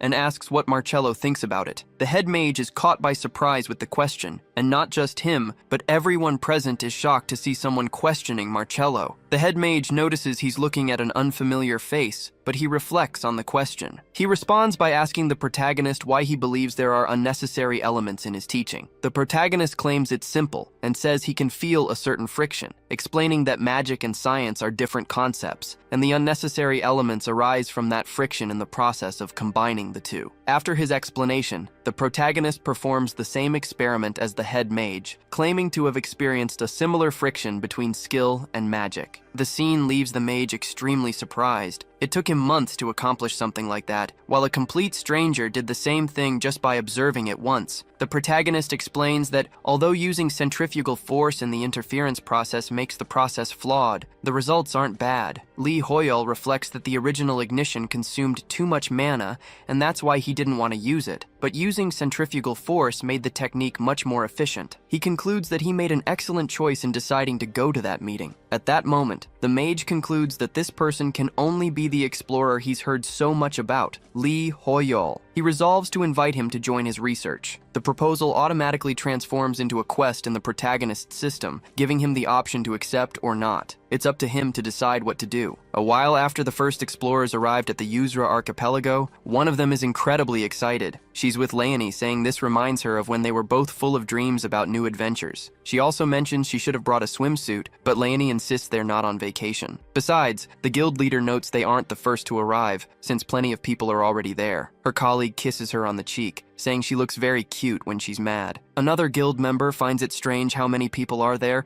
because besides humans, there are also Acadians. A colleague asks if he's referring to the NPCs, and in response, the member points to the Lionheart Knights. In addition to them, there are troops from the Shadow Mercenaries and the Explorer Alliance. The girl from the guild comments that the archipelago is famous for its treasures, so it's normal to attract so much attention. Leonie doesn't like this since it means more competition, but her colleague points out that at least the tower mages aren't there. Just then, the guild leader gets a call from a mage. Very excitedly, the mage tells her she found Lee Hoyol at the Tower of Mages and that he challenged the tower's leader. Hearing this, Leonie starts to laugh, saying that Lee Hoyol is truly insane and that she'd already figured that out back at their tea meeting. Her colleague then realizes that the guild leader still holds a grudge. Anyway, the mage reports that the tower leader accepted Lee Hoyol and gave him a mission, making everyone else jealous. Back with our protagonist, Marcello asked him to make a list of everything he needed for his research, promising to provide it all. This makes Lee Hoyol excited. He realizes he can ask for anything, and plans to use this opportunity to his full advantage. After a while, Marcello goes to the top floor of the tower, having been summoned by the 5-star, the most noble mage. The mage says that Marcello is the tower's rising young star and claims to have heard that he brought in an explorer to work on a research project. He points out that the Tower of Mages does not interfere in the explorer's affairs, and that by doing this, Marcello broke the rule. That's why he wants to know the reason. Marcello, in turn, claims that the explorer, Lee Hoyol, has perfectly understood the concept of magic. He says Lee Hoyol has overcome the difference between magic and science, and that help from someone like that simply cannot be ignored. The High Mage tells Marcello that their duty is to judge for themselves and take responsibility, so he assumes the young man is aware of his actions. He states that while he respects Marcello's judgment, he must remember to take full responsibility for his choices. After their talk, he dismisses Marcello to his duties. However, Marcello dislikes the other mage's attitude. He feels they have no idea what's happening outside, and he wonders how much longer the Tower Master intends to stay silent. Meanwhile, Cleo approaches Marcello, happy to see him. She tells him she's on her way to pick up the items Lee Hoyol requested. Marcello offers to do it for her, but Cleo knows he's a busy person and says she can handle it. Still, Marcello insists, claiming he was already heading to see Lee Hoyol anyway and needed to check something with him. Given his insistence, Cleo hands over the items for him to take to our protagonist. Meanwhile, Lee Hoyol is studying. Soon after, Marcello shows up with the items he had requested, magical equipment for mana regeneration, which are exactly what he was hoping for. Marcello asks if the items are to his liking, but upon inspecting the equipment, Lee Hoyol realizes they're all too high level for him and tells the mage they're useless. Marcello apologizes, admitting that he underestimated Lee Hoyol. The mage then mentions that the requests made him curious, and because of that, he prepared something special. He reveals a hexagram brooch, an item with a mana regeneration feature. Upon analyzing it, the protagonist sees that it's compatible with his level and has some interesting stats, so he agrees to take it. Marcello comments that he already knew Lee Hoyol was no ordinary mage, but he finds himself more and more surprised by him. Lee Hoyol notes that, at first glance,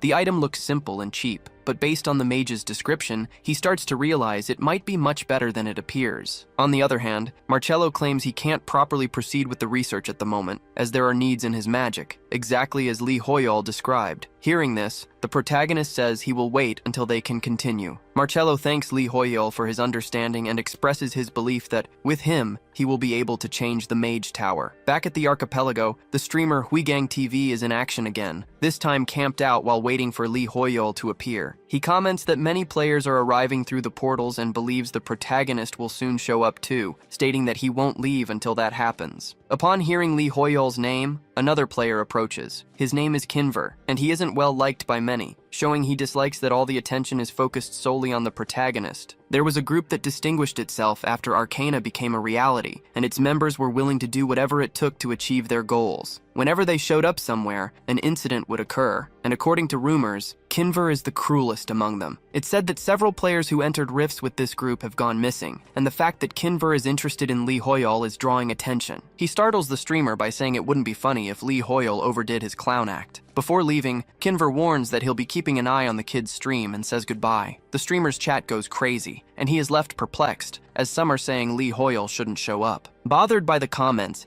he defends the protagonist, stating that he isn't greedy for treasure, that his attitude proves it, and that he will appear at the right time. Meanwhile, Granfell asks Lee Hoyle if there's any reason for them to go to the archipelago. Lee Hoyle replies that there isn't, because despite the treasures the place holds, he is below the required level. The archipelago rift requires at least level 350, and he is still at level 134. Besides that, the enemies there are much stronger than the ones he's used to fighting. Because of this, Lee Hoyle believes his defeat would be certain if he went there. Plus, it's not common for demons to appear in the archipelago. During this conversation, the protagonist receives an exclusive mission for the Demon Hunter class, which asks him to investigate the 7 deadly sins. Lee Hoyle learned about them during his time in Akshan, but he never expected to find them in the Yusra archipelago. He thinks he only defeated the Count by pure luck, and doesn't believe it's a good idea to go after another powerful enemy. However, Granfell claims that if there was no reason to go before, the situation is different now, and there's no reason to hesitate. He believes that if evil is there, it's his duty to eliminate it. Immediately, Granfell prepares for the trip, leaving Lee Hoyle in despair, as he isn't even wearing clothes suitable for a tropical environment. A short time later, Lee Hoyle's fan streamer is relieved, as his great idol has finally decided to show up. Inside, Lee Hoyle is dying of heat, but on the outside, Granfell can only feel the presence of evil surrounding them. He thinks that this strong influence must be on a completely different level compared to that of normal demons. Sensing such great evil, he considers that the island itself might be the source of the evil, and thinks it's best to leave the natural enemy skill active at all times. While exploring the area, the streamer follows Lee Hoyle, wanting to record every moment of his favorite hero. The protagonist, however, doesn't like this at all, but he needs to worry about other things right now, like finding monsters he can actually fight since his level is still low. The streamer's chat warns him that he's bothering Lee Hoyle, but he doesn't care and claims that people are wrong about him. Besides, he believes he's practically invisible and, therefore, couldn't possibly be bothering anyone. In the midst of this, the protagonist hears a noise that startles even the streamer. Nearby, a group of players is facing some enemies, but they're at a disadvantage. They are fighting a level 420 Emerald Tiger, a monster that reflects sunlight so intensely that it blinds them. The enemy's attacks violently shake the area, and for that reason, one of the players warns that their group shouldn't split up. Amid the chaos, the protagonist appears and is recognized by the others, who ask what he's doing there. Inside, Lee Hoyle asks himself the same question. Granfell was expecting to fight a scorpion as a warm-up, but he found this tiger first and thinks that this will have to do. Due to the enemy's high level, Lee Hoyle thinks there's no way to escape. His character, Granfell, notes the situation looks bad. The bright sunlight is blinding him. To solve the problem, he shatters the ground beneath the enemy, believing that if the monster can't move, it can't attack. The protagonist's move leaves the other players completely stunned. In the middle of the fight, he decides to test his newly learned magic and uses Master Marcello's Ignition. The attack pulverizes the tiger, and he receives his contribution share from the hunt. However, his happiness comes from the new magic. Its power completely surprised him. The other players are also perplexed, since such a strong enemy was defeated so easily. On the same archipelago, Shrike from the Second Sun Guild is furious. He tells his group that since they arrived, they're still on the outskirts of the island. One of his members suggests they regroup with the other teams, explaining that he received news that the Shining Guild is already at the heart of the island, while they haven't been able to advance because they spread out. Shrike's goal was to divide and conquer, but he realizes he made a mistake. Although he won't admit it, he recognizes he was too greedy and underestimated the territory, ordering everyone in his guild to return to their starting position. Next, a guild member reports receiving a call from the West team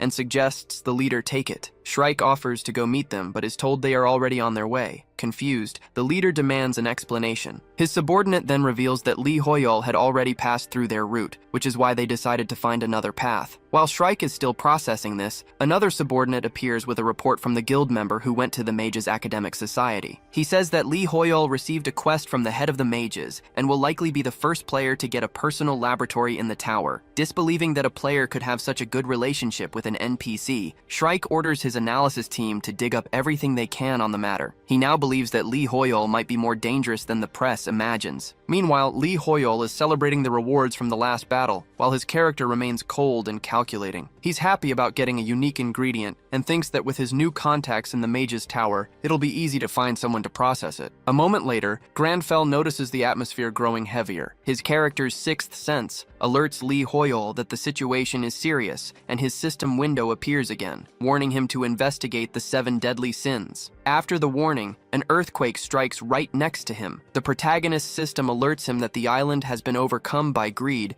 and is in the process of being destroyed. All the other players receive the same alert as the tremor begins. While some are completely lost, Granfell knows exactly what he's dealing with. He concludes that the greed of all the players searching for treasure on the island has awakened the entity causing the earthquake. Granfell concludes that the newly awakened being can only be the demon of greed, something that, in his opinion, any demon hunter from Akshan would know. He also notes that if the progress rate reaches 100%, the deadly sins will be awakened. The protagonist realizes he'll have to stop this from happening, and considers it a good sign that his system is asking him to stop it, not eliminate it. However, he discovers that the Shining Guild has already cleared an island and taken its treasure. Hearing other players nearby searching for riches, he concludes that everyone in the archipelago has the same goal. Granfell states that to avoid corruption by greed, the players should get rid of their desires, but he admits that's practically impossible. Faced with this, he believes there's only one thing to do: take all the treasures before anyone else does. Meanwhile, the Shining Guild is already on the second island of the archipelago. Camilla comments on the destruction process, explaining that there are 10 islands in total and that one of the squares was filled as soon as they took the first treasure. She concludes that this means there's a countdown to collect the rest. Locke suggests this might be related to Jesse's report on Lee Hoyol at the Mage Tower, mentioning that Lee Hoyol has been very competitive. He then asks the group if they think they can beat the protagonist. Demeter replies that she wouldn't want a violent interaction with him, and Camilla agrees, adding that normal opponents are already enough trouble. Furthermore, Camilla believes that Jesse wouldn't agree to fight Lee Hoyol, as she assumes her colleague is in love with him. Locke agrees with their points, admitting he's just envious and stating there's no reason to attack someone who's keeping to themselves. However, right after that, another square on the destruction line is filled. Demeter notes that apparently, it was the Unified Under Heaven Guild that took the treasure, which makes things more interesting. Locke,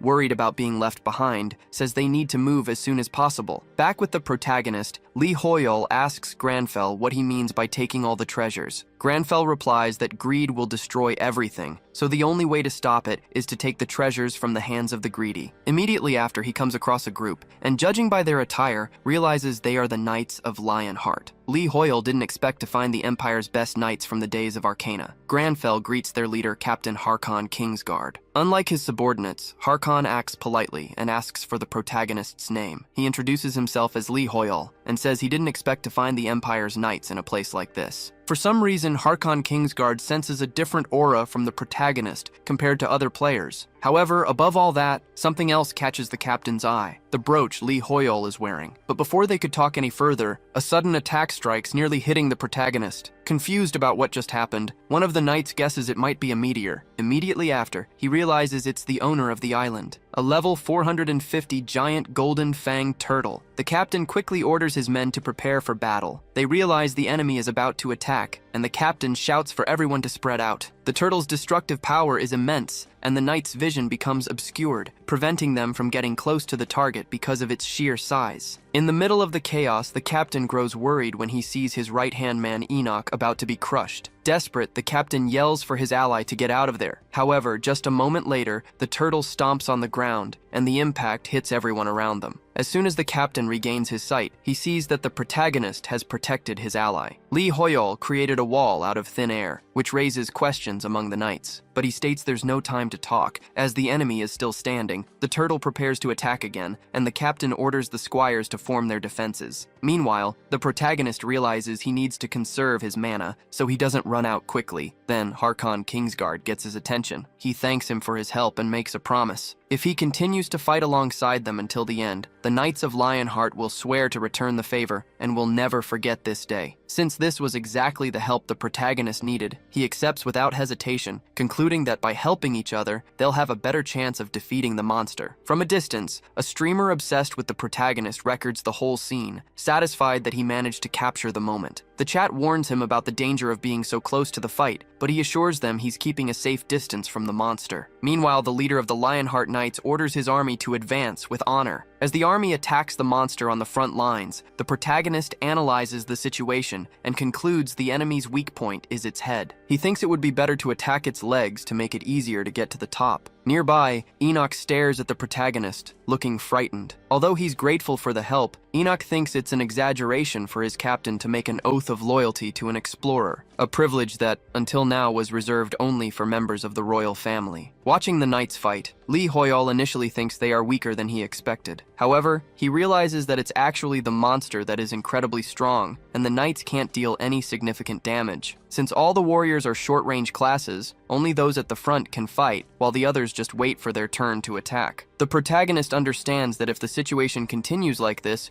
they won't be able to win. To make matters worse, Lee Hoyol receives a notification from his system, warning that the destruction level has already reached the halfway point. He realizes the other players are further ahead than he expected, and that the catastrophe is approaching fast. While he thinks of a way to create an opening for the knights, the monster gets angry and causes an earthquake, making magma erupt from the ground. The knights try to retreat, but there's little solid ground left. Amidst the chaos, the protagonist has an idea. Remembering the stairs of the mage tower, the protagonist asks the leader of the knights if he's ready to advance, declaring that he will open a path. Then, using the rocks on the ground, he creates a staircase that leads directly to the monster's head. This feat leaves everyone stunned: the knights, their shocked leader, and the streamer watching from afar. The group's mage remarks that she had only seen something similar in the mage tower, while Enoch can't believe a mere explorer could wield such magic, further increasing his doubts about the protagonist. The leader of the Lionhearts declares the path is open and that they must advance, as they cannot waste this chance with such limited time. Constantly attacking the enemy's weak spot, the knights manage to deal far more damage than before. In the midst of the battle, the protagonist receives a system alert, informing him that Captain Harkon Kingsguard and the other knights have forfeited their contribution share in the defeat of the giant turtle. As a result, the protagonist gets all the credit, but he doesn't understand why they made such a decision. After the battle, Harkon Kingsguard approaches the protagonist. He explains that the brooch the explorer is wearing is a gift that the Emperor gave to the Mage Tower a long time ago. Harkon states that Lee Hoyle saved many lives with his actions, and for that, they are eternally grateful. Furthermore, the knights offer to fight alongside the owner of the brooch whenever he desires. Right after the conversation, an orb of energy appears on the scene. Lee Hoyle realizes it's the island's treasure and hesitates on whether he should take it. He fears the act will increase his greed, but he knows that if he doesn't, another player could steal the item. Noticing that the destruction level is already past the halfway point, Lee Hoyle decides he needs to think a bit more. To his surprise, his character, Granfell, thinks the opposite and grabs the item without hesitation, defying Lee Hoyle's decision. For Granfell, wealth means nothing. As the successor to a renowned family, he has already enjoyed the peak of wealth, and therefore, the feeling of greed simply doesn't exist in him. Granfell believes he has the perfect method to prevent the island's destruction, taking the treasure without being moved by any type of greed. Confronted by this action, Lee Hoyle is struck by the reality of his own greed and wonders if something like that is truly possible. Meanwhile,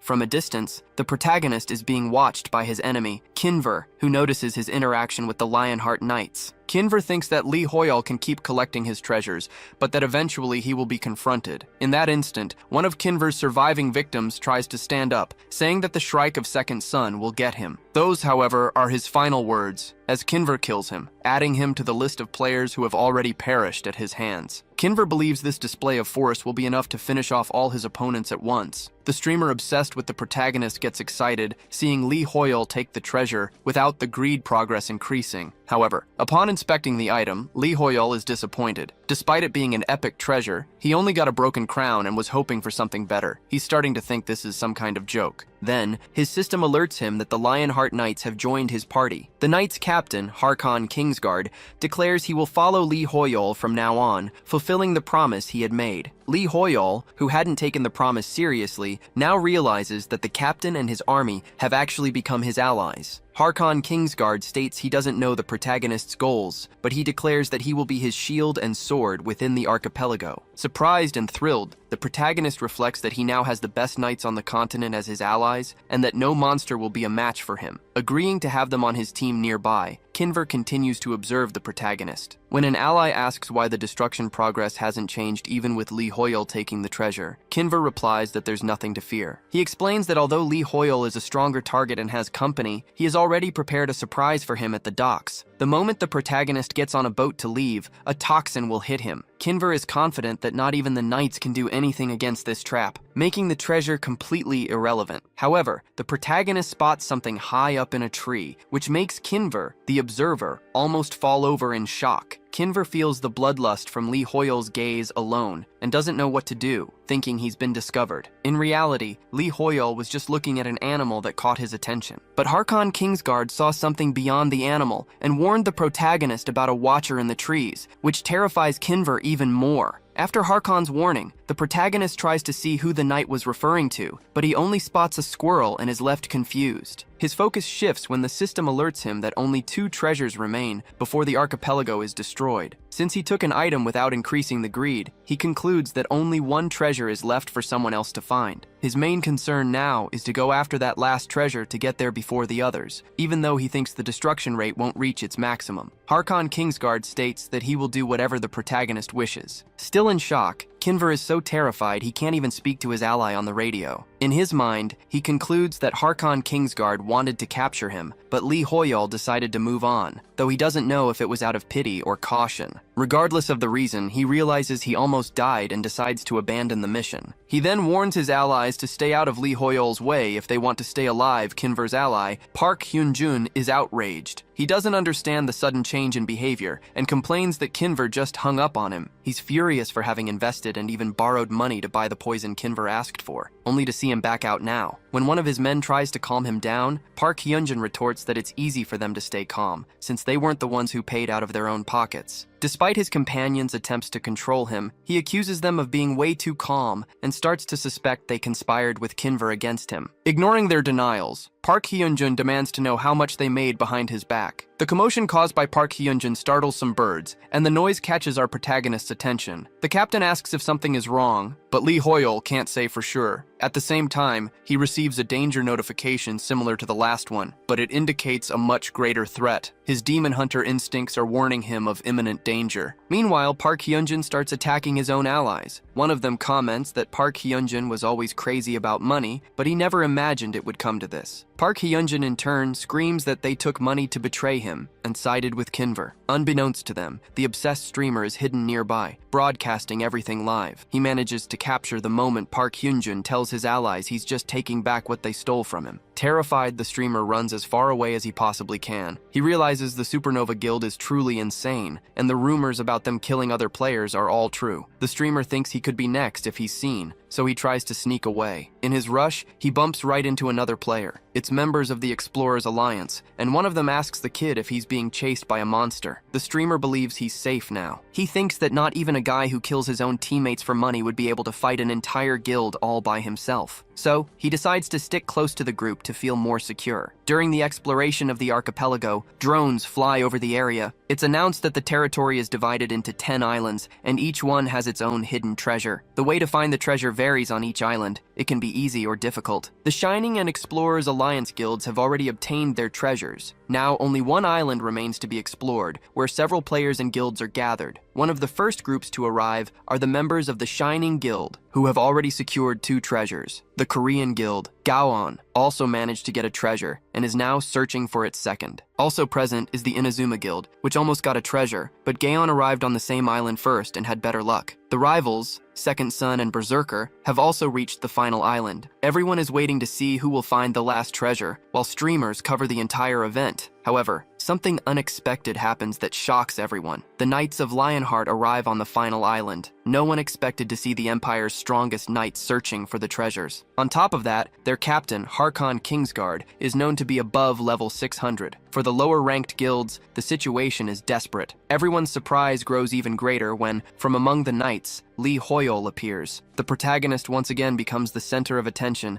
and thanks to his character's appearance, he is seen as confident and focused. But in reality, on the inside, he's terrified. Lee Hoyle already knew he would draw attention, but that doesn't stop him from feeling uneasy. Some players see him as a potential enemy, while others, the smarter ones, think he's someone to be avoided. Lee Hoyle's biggest fear is that people will discover he's just a newbie, as that would shatter the powerful warrior image the media has created for him. Amidst all this, Harkon Kingsguard warns the protagonist of an approaching danger. Then, lava begins to erupt from the ground, putting all the players on high alert. They try to retreat as best they can, but for some, it's already too late. Everyone was caught by surprise by the same enemy, the master of the final island to be explored, the Great Lava Koi, level 420. Besides the enemy itself, the intense heat from the lava makes the explorer's path difficult. Instead of fighting, some think it's better to just observe for now. They try to attack from a distance to avoid getting close, but a wall of lava around the enemy prevents anything from approaching, making the task even more difficult. Meanwhile, Nam Taemin can't stand still, even with his brother warning him not to overdo it. The streamers watch everything from afar through their drones and notice that even the tanks won't get close because of the boiling sea of lava. In the midst of the chaos, Harkon Kingsguard approaches Lee Hoyal and apologizes for not being of much help, despite his promise. However, the protagonist claims there's nothing to worry about, as he didn't lead them there without a plan. The leader of the Shining Guild notices the protagonist's calmness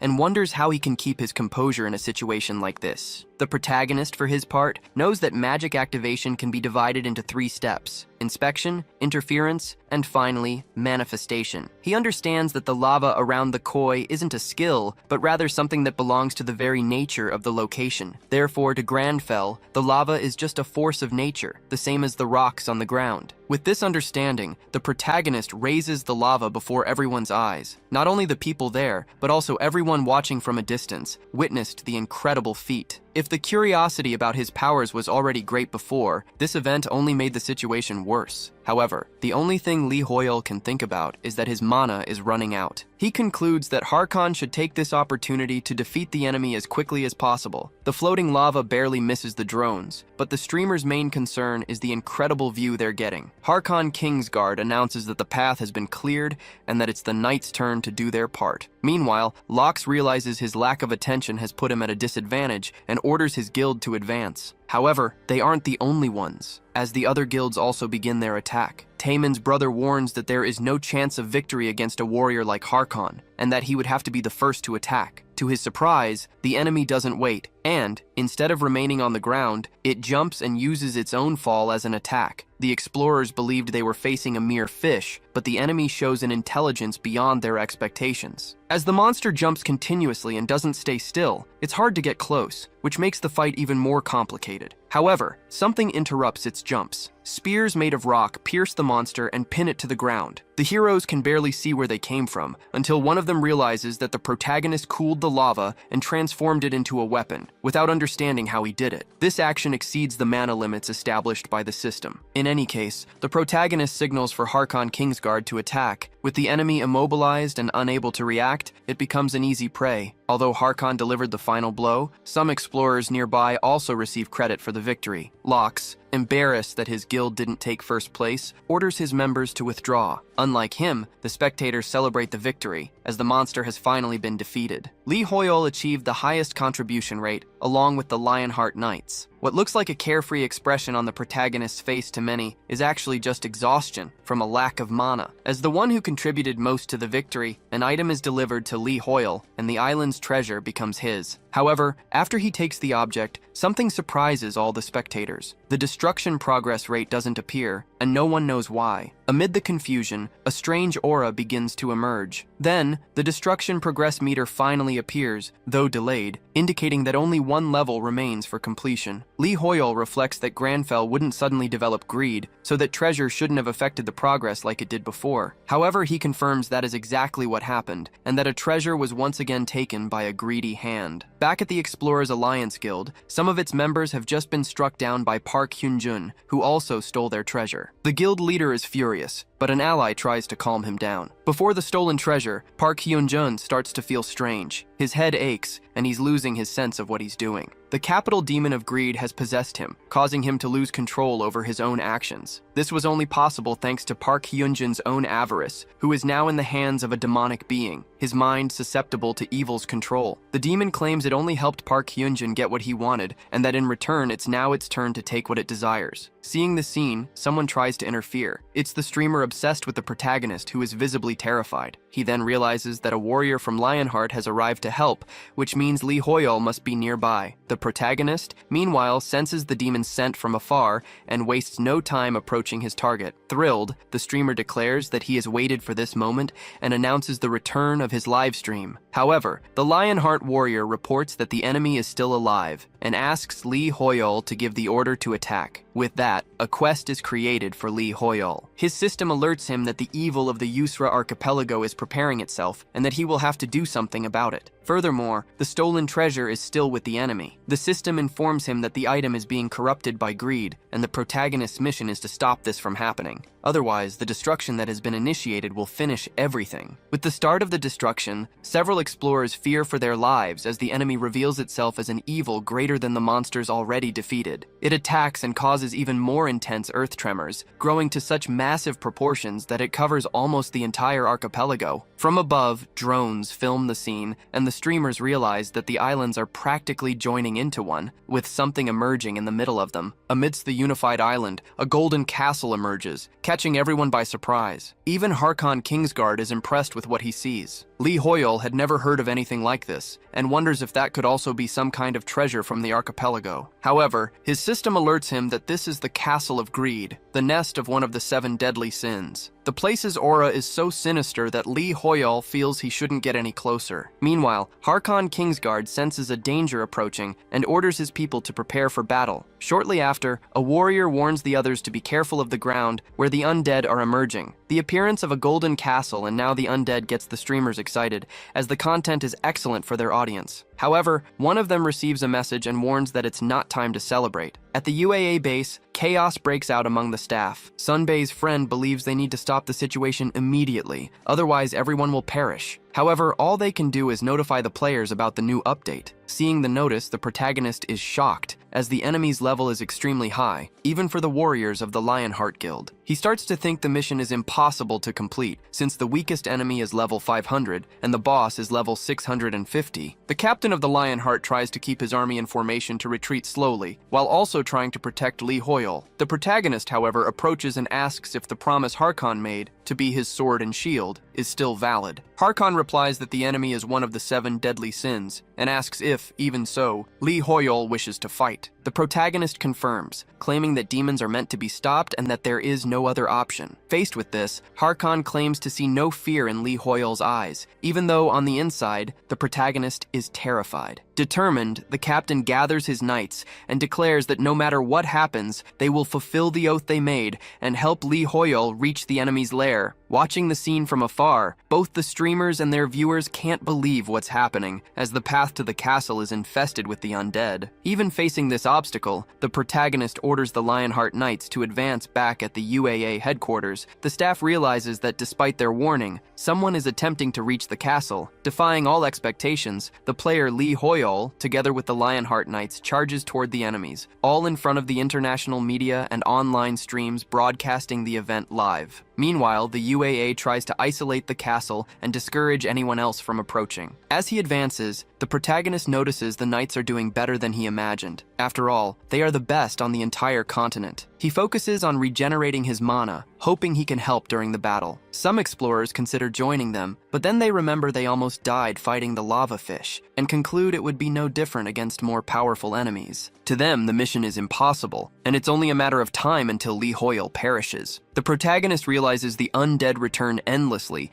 making any attempt to kill them useless, since they're already dead. To make matters worse, he still doesn't have enough mana. However, a light suddenly appears, surprising the nearby explorers and even Lee Hoyol himself. Nam Taemin shows up to aid in the combat, and he's not alone. The Berserker Guild also joins the fray. The unexpected alliance between Gaon and Berserker quickly makes the news, as players from both guilds help Lee Hoyol around the palace, though this doesn't stop the two group leaders from clashing. The sudden assistance surprises Lee Hoyol, but his character approaches the leaders, telling them that they need to help. This attitude drives Lee Hoyol crazy, as he considers asking for help so directly to be incredibly rude. For her part, Leonie Bellucci states that while she feels indebted to Lee Hoyol, she would have appreciated more kindness from him. Taemin's brother says this is his chance to make a good impression on Lee Hoyol. However, from Hoyol's point of view, All he notices is that both leaders are nervous. Amidst this, the fallen undead begin to rise again. The Lionheart warriors quickly jump back into the fight. Taemin asks his clerics to bless the allies, as they'll need divine protection to fight against those things. The protagonist quickly approaches Leonie and says the Lionheart Knights also need a blessing like that. He adds that he has no tea to offer, but he does need her help. During the fight, backup arrives. The Saints of Gaon announce they will provide all the necessary support so Lee Hoyle can fight without any worries. Leonie is surprised that the rival guild responded to his request before she did. Now, with reinforcements, the Lionheart Knights have renewed energy to fight their enemies. The protagonist tells Taemin he won't forget his goodwill. Taemin replies that he'll find a way to get whatever Lee Hoyle needs, even divine protection. However, the protagonist claims he doesn't believe in something as stupid as deities. Lee Hoyle is furious, as his character's tongue is sharper than usual. Harkon overhears the statement and gets distracted. Immediately, he hears a voice in his mind and sees a divine being before him, associating it with his majesty. But in truth, what's approaching him is the enemy. Trying to resist, Harkon warns the others that the palace gates are dangerous and tells them to get back. In his mind, Harkon remembers the moment he made a promise to his majesty. Standing before the emperor, he reported that the demon general had been spotted in the northwestern valleys and volunteered to go there if the emperor agreed. However, the emperor showed no interest, claiming that thousands of soldiers would die at the hands of the demons all at once, leaving his army weak and depleted. On top of that, the mage tower that was investigating the case had fallen and turned to ruins. As if that wasn't enough, the people of the nation vanished without a trace. The emperor confessed that he questioned his god every night, asking if this was the end of the world and if it was the divine will. However, he claimed that his god never answered. Therefore, he believed that even God had decided to disappear and asked if Harkon thought so too. Harkon, however, argued that the demons were the cause, as they were blocking the path to God. With that, he once again offered to defeat the demon general, believing that by doing so the path to God would open again. But to his surprise, he heard his emperor say that he no longer believed in a god. His faith was now in Harkon, and in his determination to overcome evil. Back in the present, the intense battle between good and evil rages on. As soon as he regains consciousness, the captain orders his soldiers to advance, for his majesty, the emperor, is counting on them. It doesn't take long for Harkon to spot his enemy on the other side, the demon general. So, he charges forward hoping to defeat him. With a wicked smile, however, the demon claims it's now too late for that. Harkon can't reach his opponent in time. Not only that, but his soldiers begin to be attacked by an unknown force. The captain feels completely lost in this situation, as it means he has failed in his duty. Those who were on the battlefield are teleported into the middle of the explorer's city. Harkon is totally lost and doesn't know what happened or where he is. The people around have seen something like this happen before, so they aren't very scared. But for Harkon, this is all new. However, he can only think of one thing: getting back to his majesty. Then, he spots the emperor's silhouette in front of him once again. Harkon says that he's been wandering through various places searching for his majesty, but that the emperor was by his side the whole time. He asks for forgiveness for the delay and vows to fulfill his promise by defeating all of his emperor's enemies. What Harkon hasn't realized, however, is that he has fallen into an illusion and is being tricked by the very enemy he swore to defeat. Even Harkon's Kingsguard allies notice that he's not well, although they don't know what happened to the captain. Lee Hoyle, however, has already understood everything, but he regrets that the person possessed had to be Harkon. He knows this is likely a mind domination abnormality status, which depending on the situation can be even harder to deal with than a possession. While the protagonist is lost in thought, Harkon charges in his direction and is only stopped because Nam Taemin interferes, who is happy he was able to help Lee Hoyle. The protagonist, however, returns the gesture with a cold stare, completely shattering his expectations. Despite the cold reaction, Lee Hoyle realizes that if it weren't for Taemin, he would have died. At that moment, he was so disoriented that he lost sight of Harkon. Elsewhere, Enoch is attacked by his captain and tries to convince him to stop, but the illusion is so strong that Harkon is deaf to any argument. To him, his opponents are nothing but demons trying to lead him to the side of evil. Alongside Enoch, Jessica also tries to talk to their captain, but he won't listen to them and launches another attack. The situation leaves the protagonist worried, and he warns the others to be careful not to get hit. Even so, Harkon attacks and nearly strikes them, making everyone realize the danger. On top of that, it seems Harkon got stronger after being controlled. The demonic energy has apparently strengthened him. Unknowingly, he is using this power against his own allies, as he is blind and cannot see the truth. With no other choice, the others can only try to fight back. However, they aren't facing just any warrior. When he attacks, Harkon causes a rupture in the ground that throws everyone off balance. Leonie loses her footing from the attack,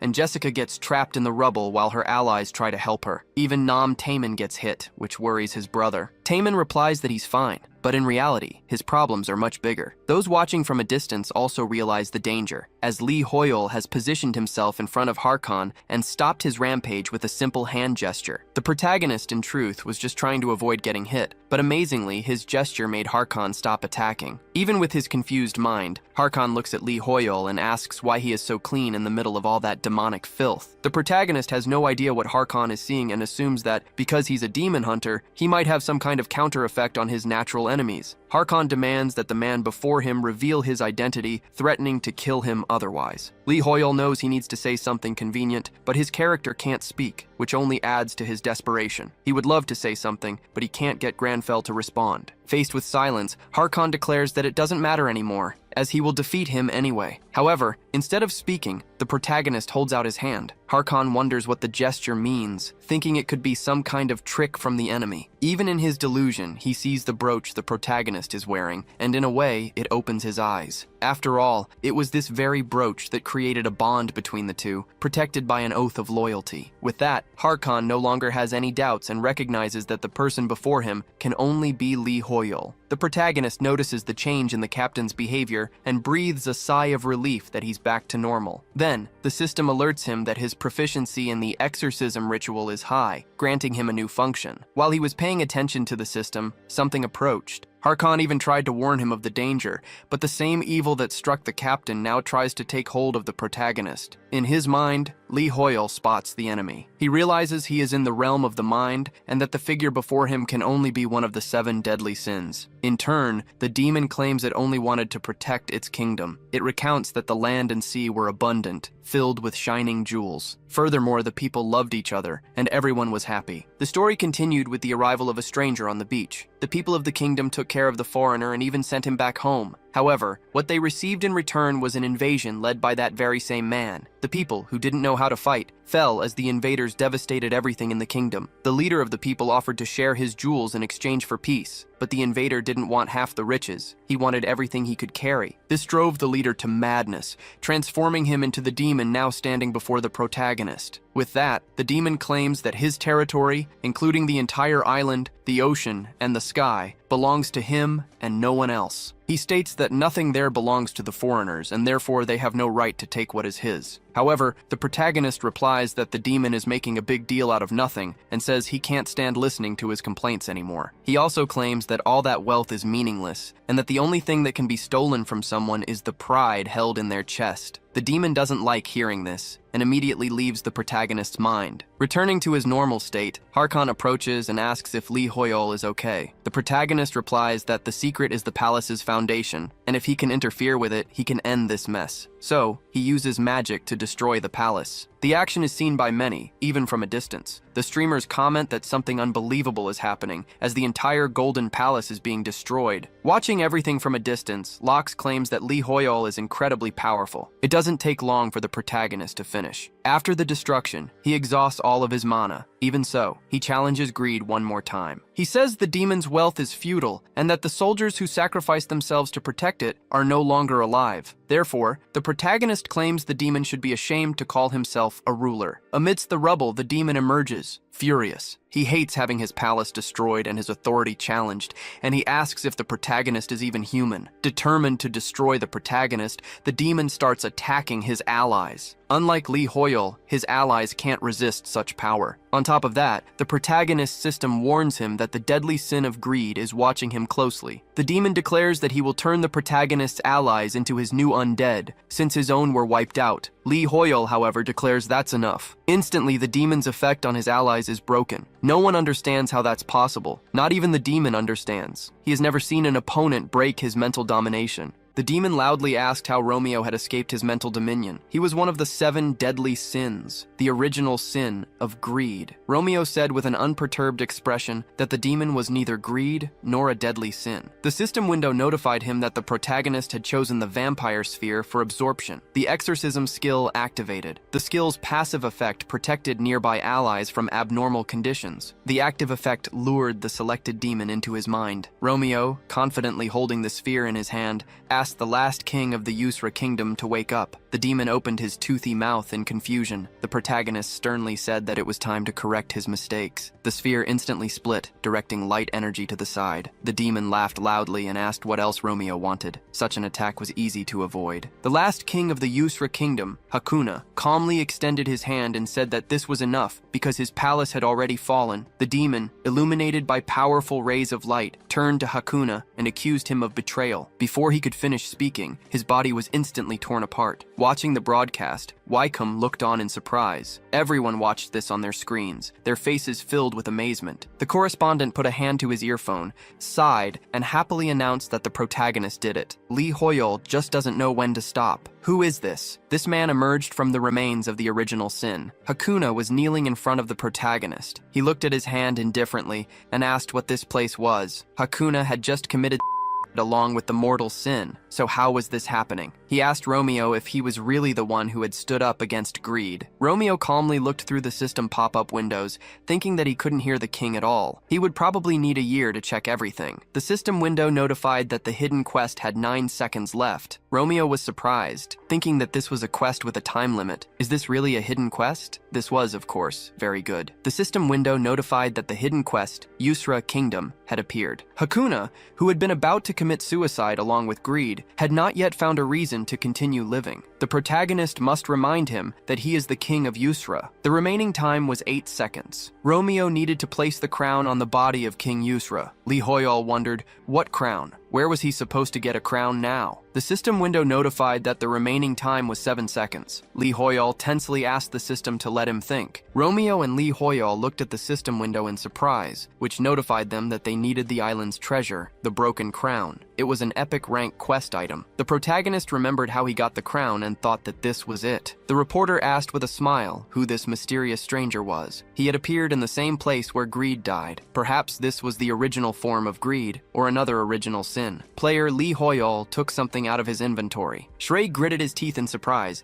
and watching the events on his phone, asked if that was really a crown. Romeo brought the crown, shrouded in light, to the man's head. Hakuna looked at his hands in surprise and exclaimed that this was his body. The system window notified that the quest had been completed. Lee Hoyol sighed in relief, putting his hand on his heart and thinking that he had received the crown after defeating the turtle. The protagonist thought that it was just a useless item that had accidentally received a high rank, so this was how it was supposed to be used. It was a great relief for him. The system window notified that Lee Hoyol had fulfilled the conditions. The secrets of the Yusra archipelago will be revealed. Romeo looked at the bright light coming from the system window with admiration. The hunters looked in amazement at their system windows, which notified them that someone had revealed the secret of the Yusra archipelago. At the same time, a hunter raised his hand in anger and asked loudly what this was supposed to mean. Did this mean the rift had been cleared? What kind of guild was this? Someone stated that it was not a guild. The hunter asked what he was even talking about. The girl, turning to the guild master,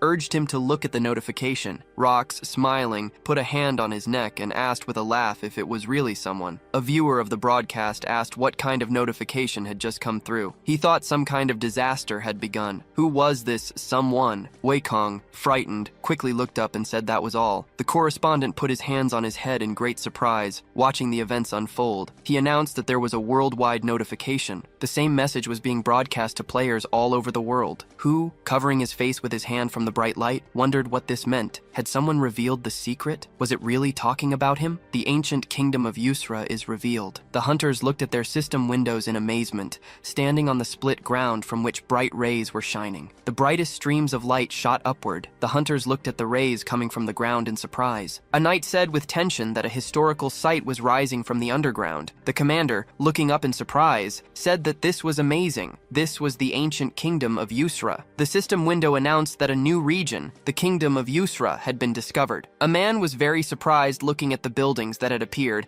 and asked what this was. The reporter said the man could film the views later, but for now he should zoom in with the camera as much as possible. The man replied that this was the maximum he could zoom. The reporter then told the man to run there with his camera. Romeo looked up with a calm expression. Lee Hoyol wondered what this was. He looked at the king who had risen and wondered what was suddenly starting. Hakuna knelt and introduced himself. The system window notified that Lee Hoyol had become the savior of the Yusra kingdom. His kinship with the Yusra kingdom had reached its maximum limit. The protagonist's influence in the kingdom had reached its maximum limit. The authority in the kingdom feature had been activated. Hakuna expressed his deep gratitude to the savior of the king and the kingdom. Taemin asked in amazement if this was really the king of Yusra. The huntress, holding her hands on Leone's shoulders, said that the king was very handsome and wondered if she should go and meet him. Leone, with a tired expression, asked what she was even talking about. From a tree branch, Khan watched what was happening in surprise. Lee Hoyol also looked on with great surprise. Hakuna placed his hand on his chest, addressed the respected savior, and asked if he might know his name. Lee Hoyol put his hand on Romeo's shoulder with a serious expression, thinking that he couldn't be inconsiderate. Even if he was the fallen king of an ancient kingdom, he was still the king. The protagonist asked Romeo to be polite. Romeo sternly stated his name. The hunters were surprised, thinking it was very disrespectful. Hakuna raised his hand with a smile and said that he understood everything. He added that the protagonist's name would be remembered for generations and generations. The hunters,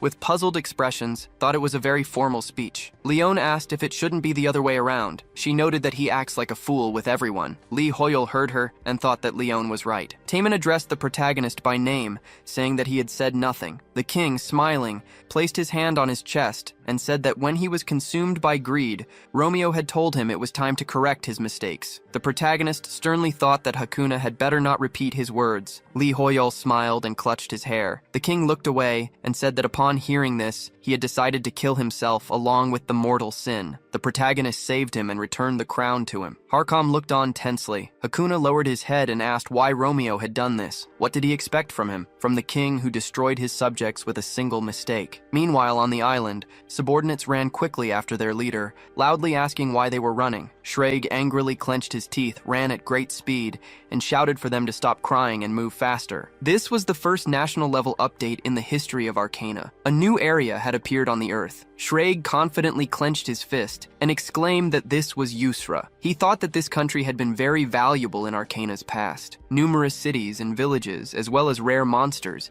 hidden treasures, and the resources of the land itself. It would definitely bring in a lot of money, if only they could restore it. Shreg knew he had to take this chance while he could. A hunter with a tired look clenched his fist and said loudly that the guildmaster had refused when they wanted to go. Filled with joy, Shreg ran forward and loudly admitted that he had been scared back then. Romeo, with a calm look, said nothing as the king looked at him. The protagonist then stated his belief that restoring the kingdom of Yusra was the right choice. The hunters asked what it meant to restore. Was it really possible? Hakuna was very surprised by his words. He looked down and asked who would follow a king who had once turned away from his subjects. Romeo, with a serious look, said it would depend on how the king behaved in the future. He added that the protagonist would help Hakuna regain his pride by correcting his mistakes. The king was very surprised by what Romeo said. He smirked, lowered his head, and said that the protagonist seemed to be reading his thoughts. A system window then announced that a hidden quest, the Yusra Kingdom, had appeared. The awakened king wanted to correct his mistakes and revive the Yusra Kingdom to regain his pride. The conditions for successful completion were not shown. Romeo, looking away,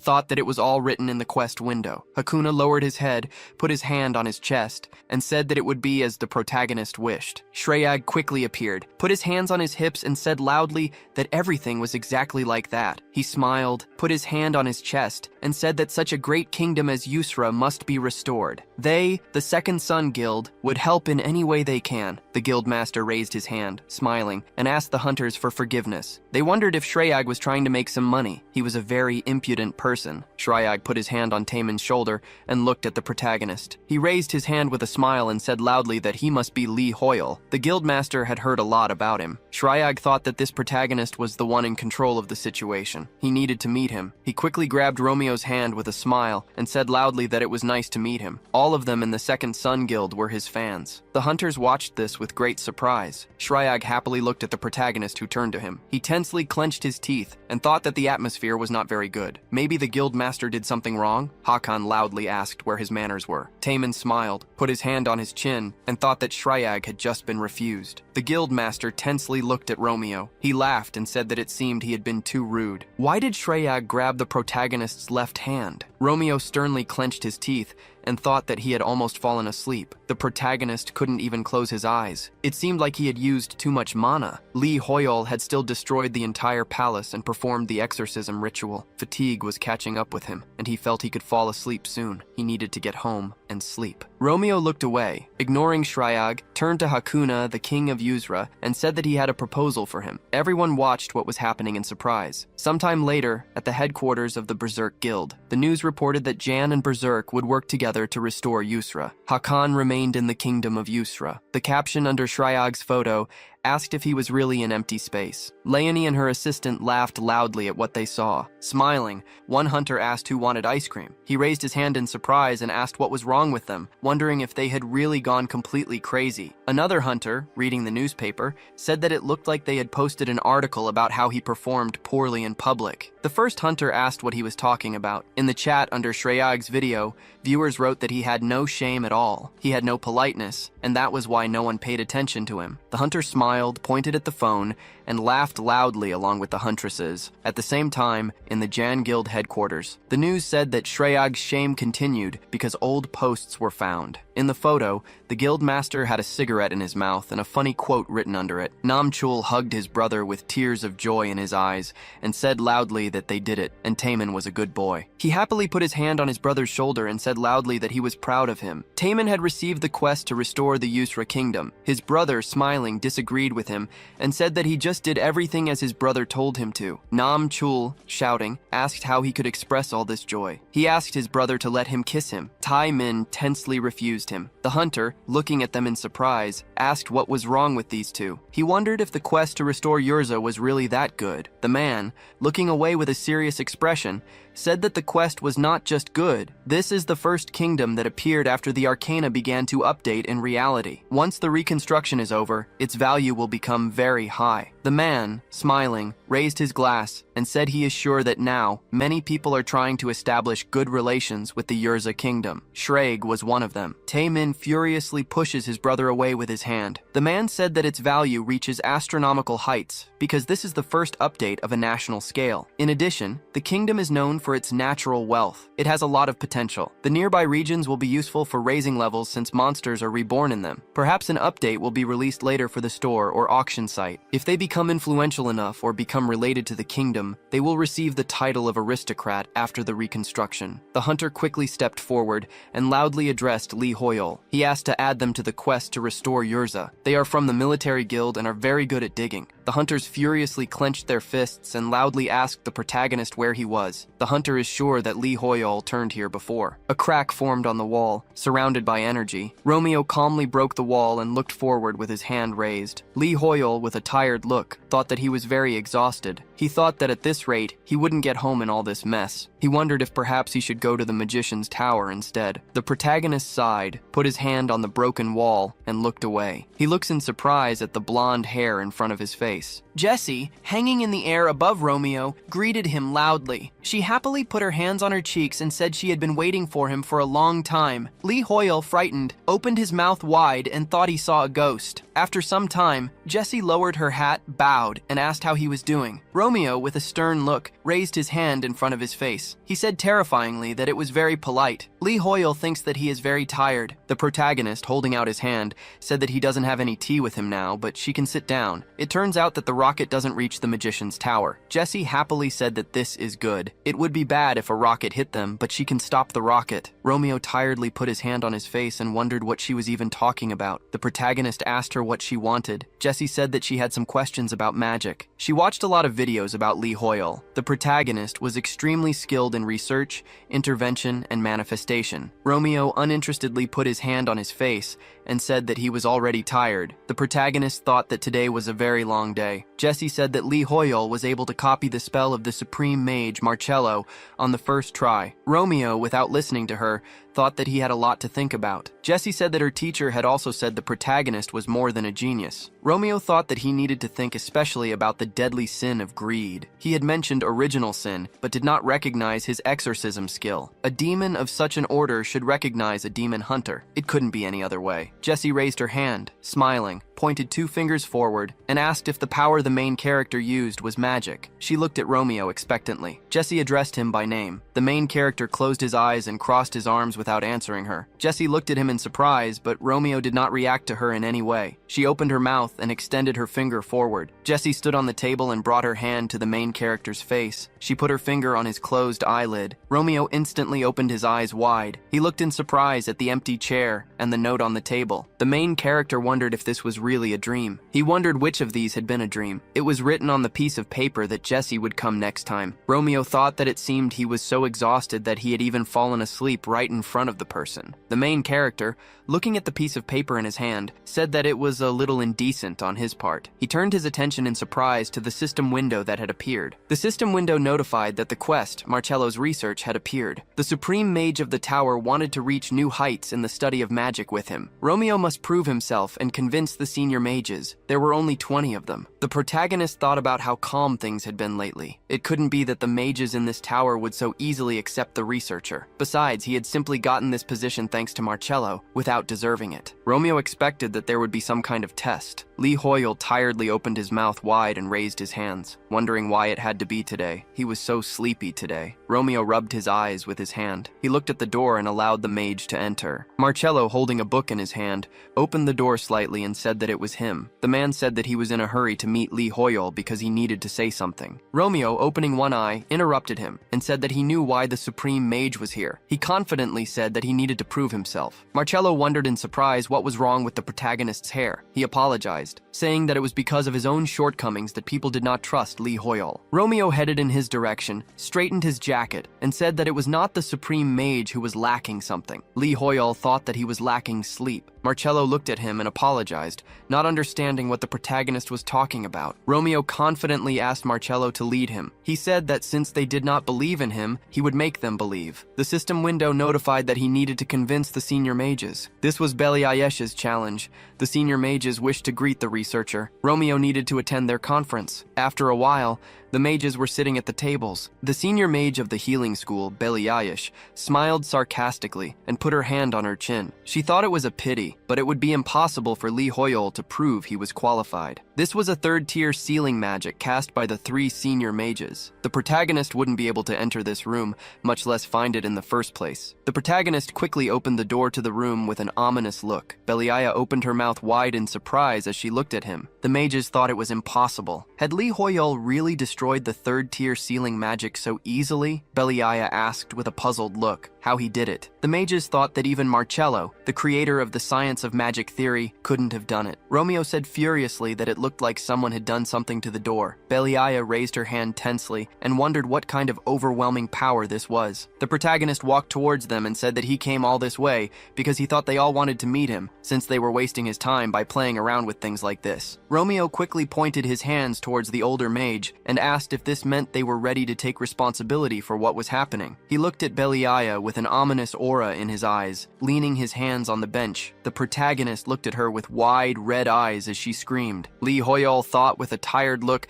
that he had nearly fallen asleep while standing. This was too bad. He needed to get home and sleep. Any more of this and the situation would turn into self-mockery. Romeo adjusted his tie and said he was asking them to make this the last time. Beliaya looked at him in amazement. She thought angrily, was this really a small game? Had the protagonist just called a spell that even she couldn't reverse a small game? The mage put his hand on his head and exclaimed that he had just remembered something. The mage was sure that this was the same researcher that Claire had been talking about, the one who attended the conference of magicians without an invitation. The second magician asked loudly if this was really true. The magician told him loudly that he now understood why Marcello had recommended him to participate. The older magician looked away in surprise. She thought, a drop of sweat on her face. So this man was the same researcher who had seen through the illusory magic of the tower owner? After some time under the night sky in the tower, Romeo sat up with a tired look upon seeing the system window. The system window notified him that 3 out of 20 senior mages had recognized him. The protagonist thought that the number of mages who recognized him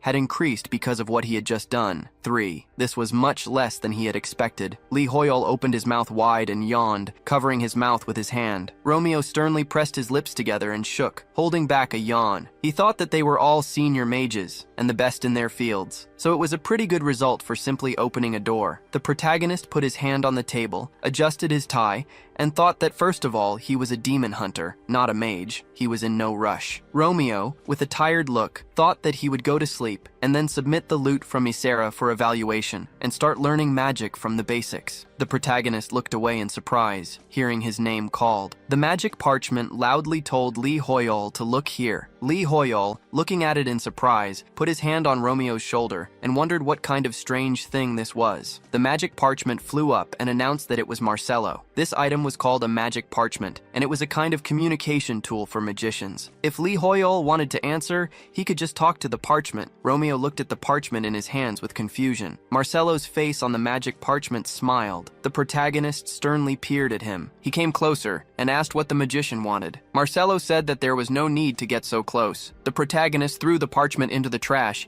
thinking that it irritated him. Marcello flew up to Romeo's face and said that he actually wanted to apologize. He heard about what had happened in the Crystal Hall. A prank had been played on the door, and the mage was apologizing for the senior mage's rudeness. A supreme mage is someone who has reached the peak of magic, regardless of their school. Senior mages require supreme mages to constantly prove that they are worthy of their position. Lee Hoyle tensely placed his hand on his chin, thinking it was like how bad guys in school fight for supremacy. He figured this must be very tiring for Marcello. The mage said that this was not a new occurrence. Romeo was being tested because Marcello had not proven himself worthy, and for that, he was sorry. The protagonist looked away, thinking that from the senior mage's point of view, it all looked like the main villain took an exchange student and made him his assistant. Romeo said that this was not something a mage should apologize for. Nobles also have to constantly prove that they are worthy of their title. The protagonist was already accustomed to such tests. Marcello looked down sadly and said that he was worried, however, that Lee Hoyle was being underestimated because of him. The protagonist reacted to his words with surprise. He thought it would be a mistake for the magician to use the word underestimate in front of Romeo. The protagonist smiled upon hearing his words,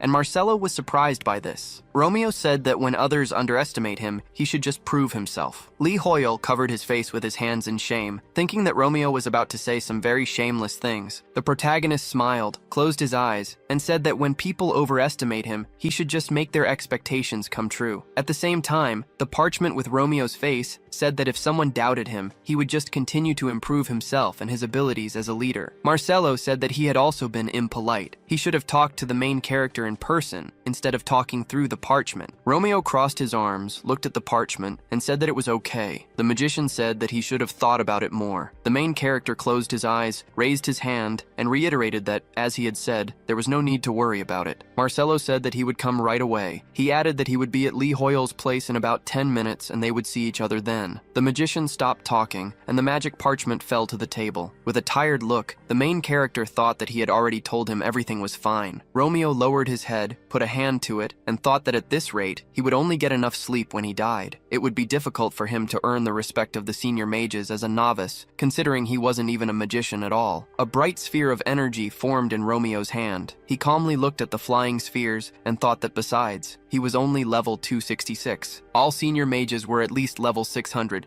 and to them, Romeo was nothing more than a newbie. He resolved not to let something like this deter him from his goal. The protagonist raised his finger, thinking that he needed to investigate. Lee Hoyle thought that he needed to prove that those who underestimated him were wrong and turn exaggeration into reality. Romeo used interference, turning ordinary spheres into fireballs. He then used manifestation, magician, creating bright lanterns from the fireballs. Romeo and Lee Hoyol watched with calm faces as the flying lanterns illuminated the room. The protagonist thought that this was Romeo's pride, and therefore his own. Lee Hoyol looked up with a smile. Putting his hands on his waist, he quickly spat. The protagonist leaned his hands on the bookcase and thought that this credo was unnecessary. His mana had run out just from some simple light magic. Light magic is considered the most basic of all magic. Marcelo, standing outside the door, turned to Lee Hoyol and asked if he was inside. He opened the door to the room and announced that he was entering. Romeo calmly folded his hands and allowed him to enter. At the same time, at a construction site in Usra, Nam Chol wondered if he was seeing everything correctly. It seemed to him that people had gone crazy. People were writing on their phones that it wasn't Lee Hoyol who killed the mortal sin. Taemin, looking down with an inscrutable expression, asked why the protagonist wasn't trusted. Marcelo looked up in surprise without saying anything. Romeo looked at him sternly and wondered why the magician was looking at him that way. He was sure that he had kept his expression. The protagonist asked what had happened. Marcelo asked if Lee Hoyol had just used magic in the office. Romeo put a hand to his face, thinking that he had only used light magic. He wondered if the room really smelled of burning. The protagonist said that he had just been practicing some basic magic and added that he wasn't going to burn the office down, so the magician didn't need to worry. Marcelo looked up in amazement and said that wasn't what he was talking about. He wondered if this was basic magic that left such impressive traces. He explained that this is called a magic trace. A spell, once cast, leaves traces that show exactly how the research and intervention were carried out. The more complex the process,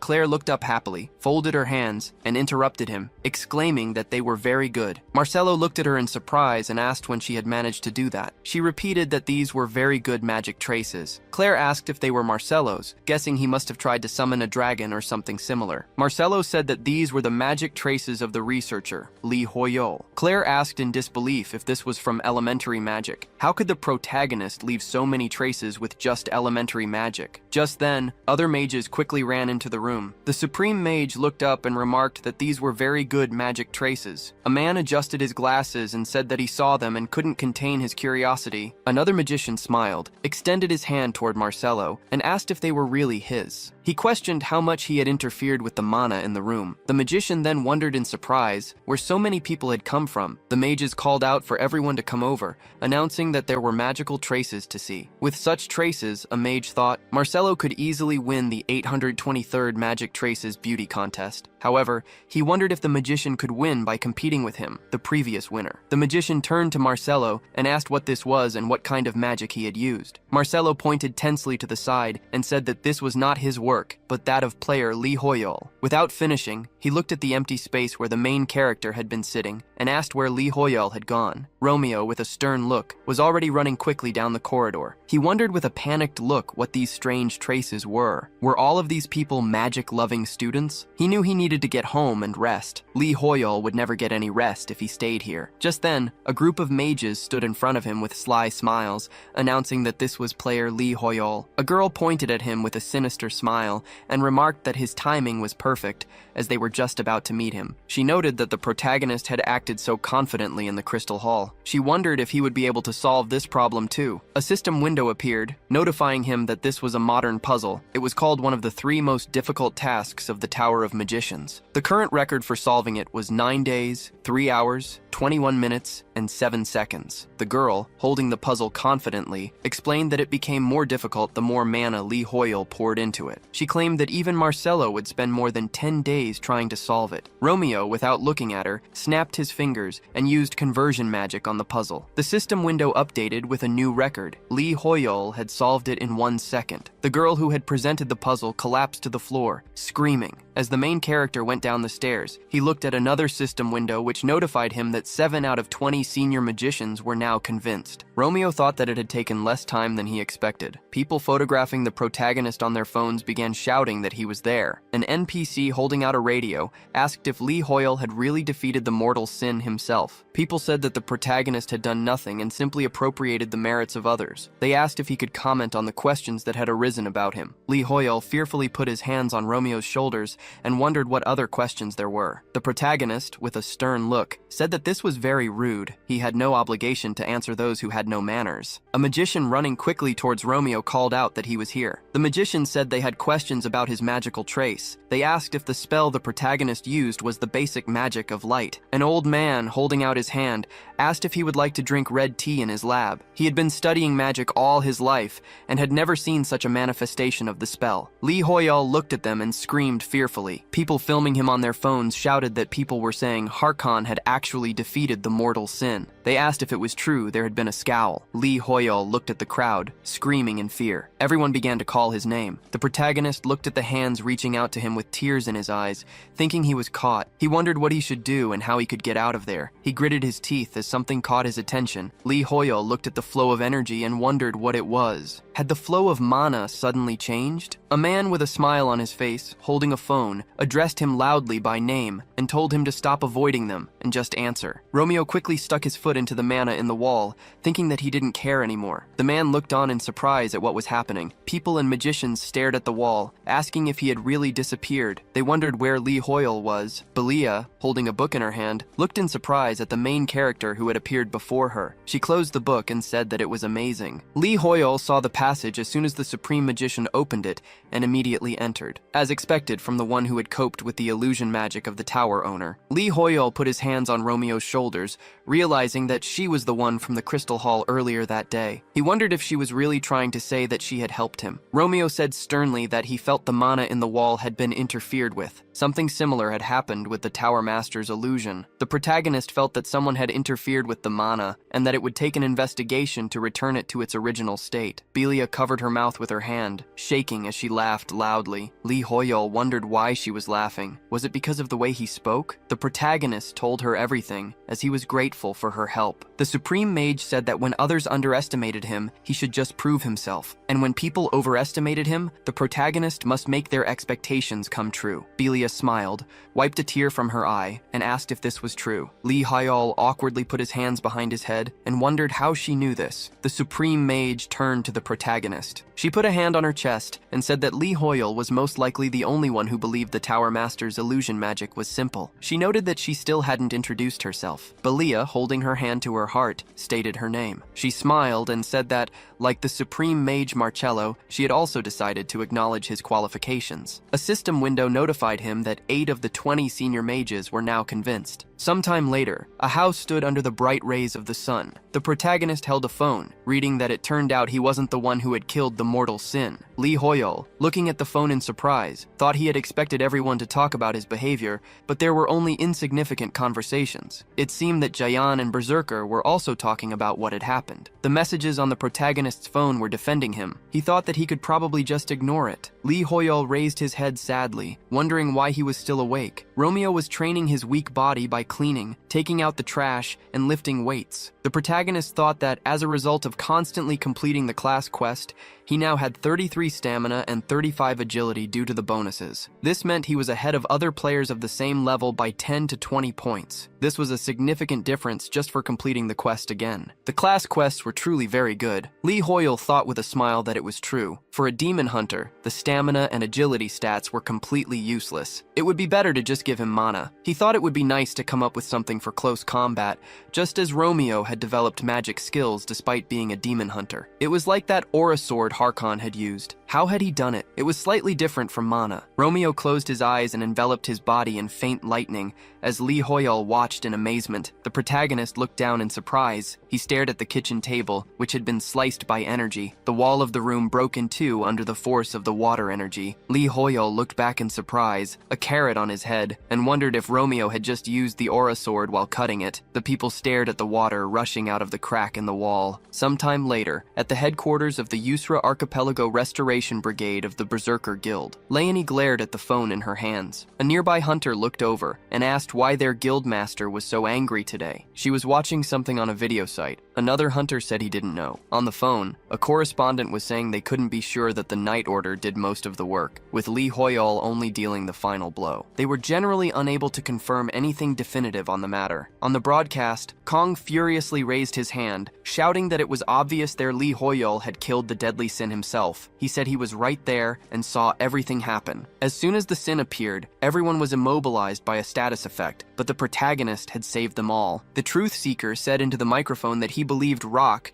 being first place among hunters, was the one who had killed the deadly sin. He reasoned that Rock was currently silent because he wanted to maintain his anonymity. He asked how anyone could imagine a random player like Lee Hoyle killing the deadly sin on his own. Most likely, the protagonist did not miss this chance to rise, since Rock was not saying anything. Leonie angrily threw the phone to the ground, cursing. She shouted that they did not know anything and were just spouting nonsense. A hunter remarked in surprise that the way their guildmaster expressed herself was amazing. "Does that even help anywhere?" one hunter asked. Another raised his glass with a smile and said that it helps in disputes with other guilds. A female hunter smiled, lowered a mask from her face, and addressed Leonie, asking why she was angry again. She happily put her hands on the guildmaster's shoulders. Leonie sternly crossed her arms and said that those fools continued to spout incomprehensible things about what happened with the deadly sin. The truth was that Lee Hoyle himself defeated him, but they were denying it, even though they hadn't seen anything at all. The huntress asked in amazement if she really cared how they treated him. With a red face, Leonie quickly turned away. She retorted, asking why that would be the case. Did the huntress really think she had gone crazy? Lee Hoyle had just helped them in that gate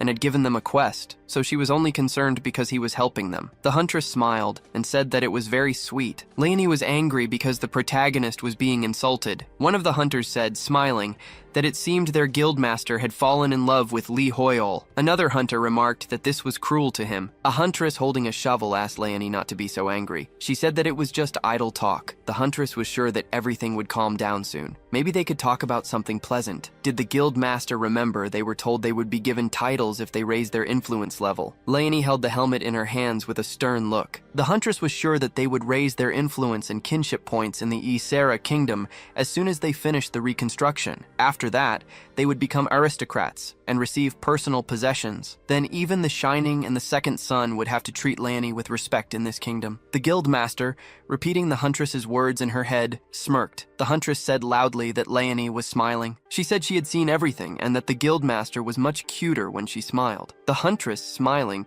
grabbed Leonie's cheek and ran a hand over her head. The guildmaster angrily clenched her fist and loudly asked her to stop. Leonie, looking down sadly, thought that the quest to restore the Ysera kingdom was a very good opportunity for them. Treasure islands where it was possible to extract arcana resources without entering the rift. Even just the rights to develop one mine would be very valuable. Why did Lee Hoyle give them this opportunity? Leonie scratched her head, sighed, and said that now they owed him even more. She wondered when he would invite her for a cup of tea. After some time, the landlady wrote that she had extended his contract because he seemed very diligent. How was he able to break the ladies like that? Romeo wrote that it was definitely his fault. He added that since he couldn't control his power, she could send him the repair bills. The landlady asked in surprise what he was talking about. The protagonist looked sternly at the screen of his powered-off phone. Lee Hoyle thought that it was good he was able to use the aura sword, but his lack of control was very bad. Some time ago, he had been frightened and wondered how he could shrink this thing. He lay down on the bed, shaking with his arms crossed, and thought that his health was falling. His health had decreased as a result of using the aura sword, and he had fallen asleep for 6 days. At present, Romeo was walking on the grass, thinking that when he had searched on the internet, all he found were some novellas. So he had just come here, but would Harkon teach him or not? The knight quickly raised his hand and loudly ordered Romeo to stop. He said loudly that from this point onward was the territory of the Ysera kingdom. It was currently being restored, and only those who had permission could enter. Perhaps the protagonist had a citizen's ID card or a pass. Romeo stated seriously that he did not. Lee Hoyle was surprised and wondered, had they really developed everything so much already? The knight said with a serious look that this meant he was not allowed to enter. He apologized to Lee Hoyle, but said that he needed to leave. The protagonist wondered if the knight was an arcane who had moved to the Ysera kingdom. He looked like he treated his job very seriously. Romeo clenched his fist and said that he had come to meet Harkon. Otherwise, there was no way to get in at all. The knight asked in surprise if he really meant Sir Harkon. The knight sighed, smiling maliciously, and said that Sir Harkon was a very important person. He said he definitely could not allow someone like Romeo, who did not even have authority, to meet with the commander. The protagonist thought that the knight was beginning to irritate him. The knight stretched out his hand and waved, saying that he could pass on a message from the protagonist to Harkon or Hakuna. The knight loudly called Romeo a ridiculous person. He arrogantly pointed his finger at the protagonist and loudly asked how he dared to address Harkon and his majesty in such a way. Did Romeo really think that he could deceive them by pretending to be their friend? The knight had seen enough of such players. Everyone who came here claimed to be the savior of his majesty, saying they were Lee Hoyol or someone else. Hakuna joyfully waved and loudly greeted Lee Hoyol. The knight looked at him in great surprise. He turned and looked back at the protagonist with a frightened expression. A system window notified him that he had revealed his name. The authority feature in the Yuzra Kingdom has been activated. His affinity with the Yuzra Kingdom has reached its maximum limit. Lee Hoyol looked up in surprise, put his finger on his chin, and thought that this was how it worked when he revealed his name. The king smiled, took his hand, turned to the respected savior, and asked what brought him here. Romeo calmly said that he had business with Harkon, but it seemed he needed permission to enter. Hakuna, surprised, asked what the protagonist was talking about. According to the features of the Yusra Kingdom, Lee Hoyol had the same level of authority as the king. What kind of king asks permission when entering his own kingdom? Romeo calmly said that he understood everything. The protagonist thought that he was only now beginning to understand. It seemed this authority was much stronger than he thought. Hakuna smiled, put his hand on his chest, and asked what the matter was with Lee Hoyol and Harkon. After a while, the knights were standing in rows on the sand. Yoshika confidently said that their stances were very bad. She ordered them to hold their swords straighter and higher. How will the knights defeat the demons in their homeland if they are so inept? Yoshika loudly ordered them to shout louder. Harkon, sitting on a chair with a cup in his hand, asked if the protagonist really wanted to master the Sword of Aura. He wondered what Lee Hoyol was even talking about. Yoshika crossed her arms and loudly ordered number 16 to get out of line. She asked what he was even doing with such a stance. Romeo, holding a cup of tea, said that as he mentioned,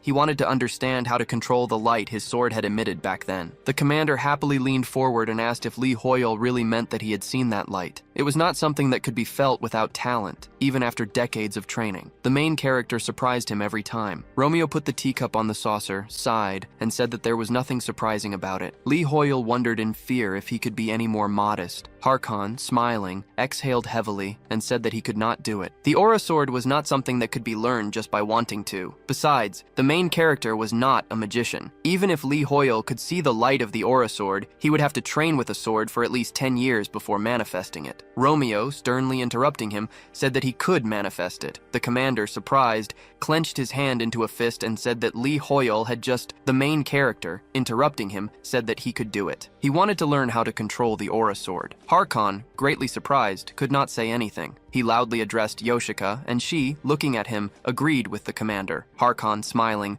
ordered them to get his sword and the lion's oath. Yoshika looked into the tent in surprise and loudly said that she understood everything. After some time, a huge slab stood in front of the main character. Lee Hoyol wondered with a confused look what kind of slab this was. Inox sternly asked why the lion's oath was here. Yoshika asked how she could know what the commander was thinking. Harkon confidently said that the name of this wall was the lion's oath. This was a relic passed down from generation to generation in the order of the lion's heart. It was made of a special type of metal called steel, which did not exist in this world. The slab was indestructible and represented the inviolability of their oath. One of the scars on the lion's face was left by the very first commander of the knights, and the second was left by Harkon. The commander quickly took the sword in his hand and asked if Lee Hoyol, since he was able to manifest the Sword of Aura, would try to leave a third scar on the metal. Romeo sternly looked at the hilt of the sword. Enoch stretched out his hand in fear and loudly addressed the commander, saying that the main character was not even a member of the Lionheart Order. Yoshika slapped his leg and loudly ordered him to stop. She said that it was impossible for a player to be capable of such a thing. Yoshika was sure that Harkon had a plan. Romeo grinned and said loudly that he could not take this sword. The knights watched in surprise at what was happening. They wondered what the main character had planned. Romeo took out an ordinary sword and said that instead of the commander's sword, he would take this one. The system window notified that this was a training sword of the Lionheart Order. It had a rare rank and a minimum level of 200. Harkon wondered in surprise if it was really just a training sword. Its blade was very dull. Romeo lifted the sword, looking at the slab. Everyone looked in amazement at the aura that had appeared. With a terrifying look, the protagonist dealt a powerful blow blow to the slab, breaking it with his aura. Enoch thought in great amazement that this couldn't be. It was such a big aura sword. He wondered how a mage could do this. Romeo, standing surrounded by his aura with a confident look, asked if this was enough. Harkon smiled and said that Lee Hoyol always surprises him. He was very interested to see how much of the protagonist's potential would be revealed. He announced that they could start training now. The commander, looking at Lee Hoyol's shaking hands, thought that he must be shaking with impatience to learn more. Harkon stood next to the main character, addressed Jessica and Enoch, and said that it would be better if Lee Hoyol began training with them. They agreed with him. The commander, smiling as he looked at Romeo, said that when studying the art of wielding a sword,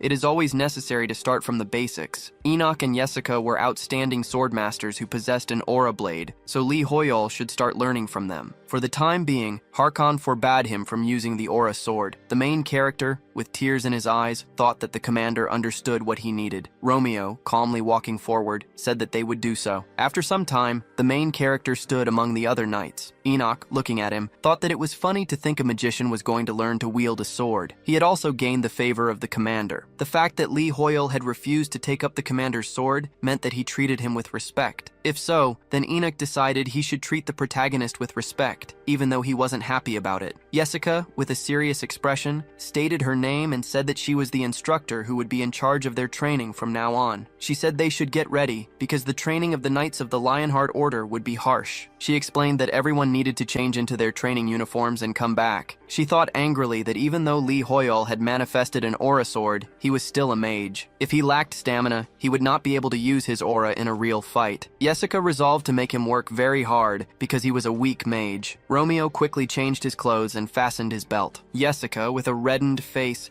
pressed her lips together and said that the protagonist had good muscles for a mage. Enoch looked at her sternly and remarked that it sounded like she had almost choked on her saliva. She announced that they would begin training. Jessica, confidently holding the sword in her hands, said that the basics of swordsmanship begin with how to hold the sword. She ordered everyone to raise their swords. Enoch, standing between the recruits, crossed his arms and said that it was too low. His left hand should be slightly forward, at the level of the navel. Jessica angrily said that the thumb should point down, and the right foot should not point outward. Enoch, standing behind the main character, told the knight that his right hand should tense only at the moment of impact. He then instructed the recruits to make one wide swing forward. Romeo, looking seriously at the sword in his hands, wondered how Harkon had held his sword. His swings had been so heavy, fast, and strong. The main character quickly raised the sword, closing his eyes. He quickly opened his eyes, wondering if it was something like this. Romeo delivered a powerful blow with his aura to the ground, throwing the recruits aside. The instructors looked on in surprise, standing in a strong gust of wind. They looked at the main character with unreadable expressions. Enoch put a hand to his disheveled hair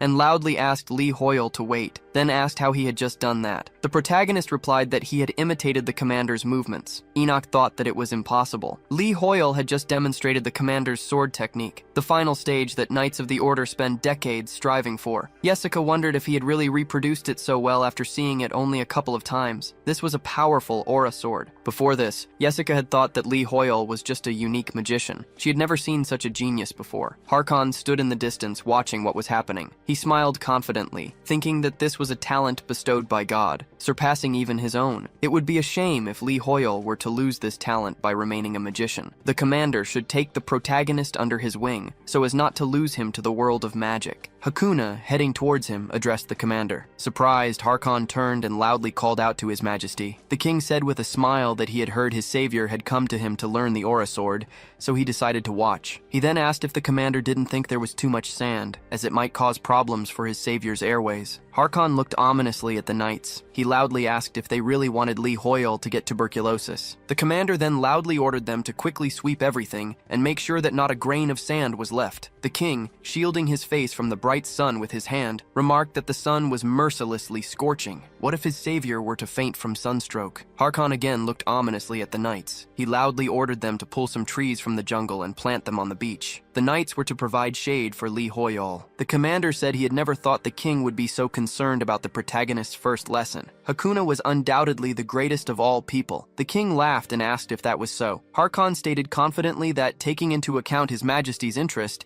he, as the commander of the knights, could not stand idle. The commander loudly called out to Jessica and Enoch. He tossed his armor aside and declared loudly that he thought he had grown too relaxed lately. Harkon announced he would also be training with the recruits. He said they should not be concerned about his rank and should treat him the same as the new recruits. Enoch, greatly surprised, asked what the commander was saying. Jessica tensed up and loudly urged Harkon to calm down first. She insisted they should listen to the opinions of the newcomers. The commander, smiling, extended his hand to the protagonist and asked if he could participate with him. Romeo wondered why he felt as if he would be accused of treason if he agreed. He calmly replied that he was always glad to see the commander. Romeo, however, thought that he did not care at all. He then asked that, since it had come to this, why not have Jessica and Enoch train with them as well? Smiling, Harkon loudly agreed that the protagonist was right and that it was a very good idea. He ordered Jessica and Enoch to get ready. They looked at him with fury, thinking that Lee Hoyle was a freak. The commander announced loudly that they could begin and that they would all do a very good job. Thus began the most awkward training session in the world, alongside the Knight Commander. Sometime later, in the Mage Tower, a mage knocked on the door, and the black magic researcher, senior mage Mattis Dian Carl, allowed him to enter. He was the man who had elevated black magic,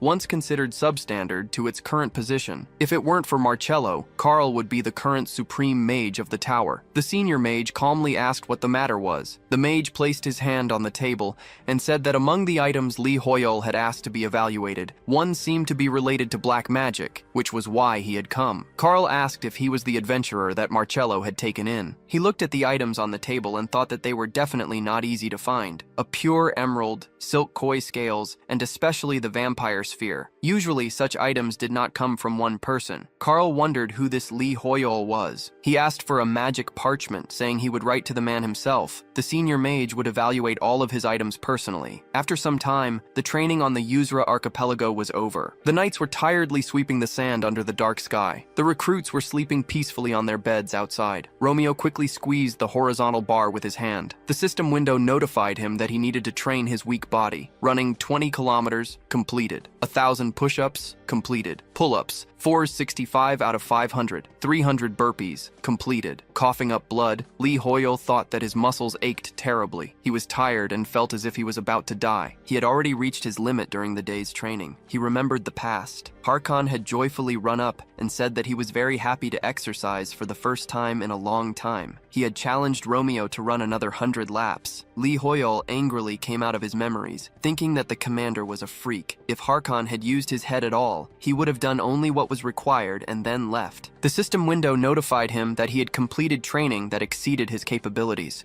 He had reached the necessary conditions and would be given a reward. Lee Hoyle smiled, thinking that after seeing the increase in his characteristics, his fatigue had faded away very quickly. Now, he really needed to sleep. Romeo looked up in surprise at a bird flying with a letter. The parchment unfolded in front of his face. Carl introduced himself and said that he was there to inform Romeo about the results of the assessment he had requested. Lee Hoyle thought in surprise, remembering that he had left the items for the mages to assess. He sternly ordered him to speak. Carl said that first, the vampire sphere was a magic tool used by demons. It was very rare, and he asked to rent it for research. Lee Hoyle thought with a wicked smile that the minimum level was 400, so he wouldn't be able to use it anyway. He could use this deal when he wanted to return the hexagonal brooch later. Romeo said with a serious expression that he would allow the rental, then asked about the other items. The system notified him that it was a unique grade pure emerald, and that there was no minimum level. Carl said that after evaluation, it was determined that it could provide the following effect. When hit, it restores stamina and can be used in jewelry production. The system window notified him that another item was an island treasure, a silk koi scale. It was a unique grade, and there was no minimum level. When used in item creation, the following effects would be transferred: increased affinity with the fire attribute, an increased evasion chance, and it would unlock the aesthetics characteristic. Carl said that it could be used in item production in a similar way. Romeo crossed his arms, wondering what aesthetics was. He had never heard of it before and questioned what kind of characteristics they were. Lee Hoyle smiled wryly, thinking that since he was curious about it, they would use it. Romeo said that he could not afford to rent the silk scales. The protagonist asked Carl to use the emerald to create a piece of jewelry and a scarf. The elder mage said that he understood. He noted that if the protagonist wanted them to produce these items,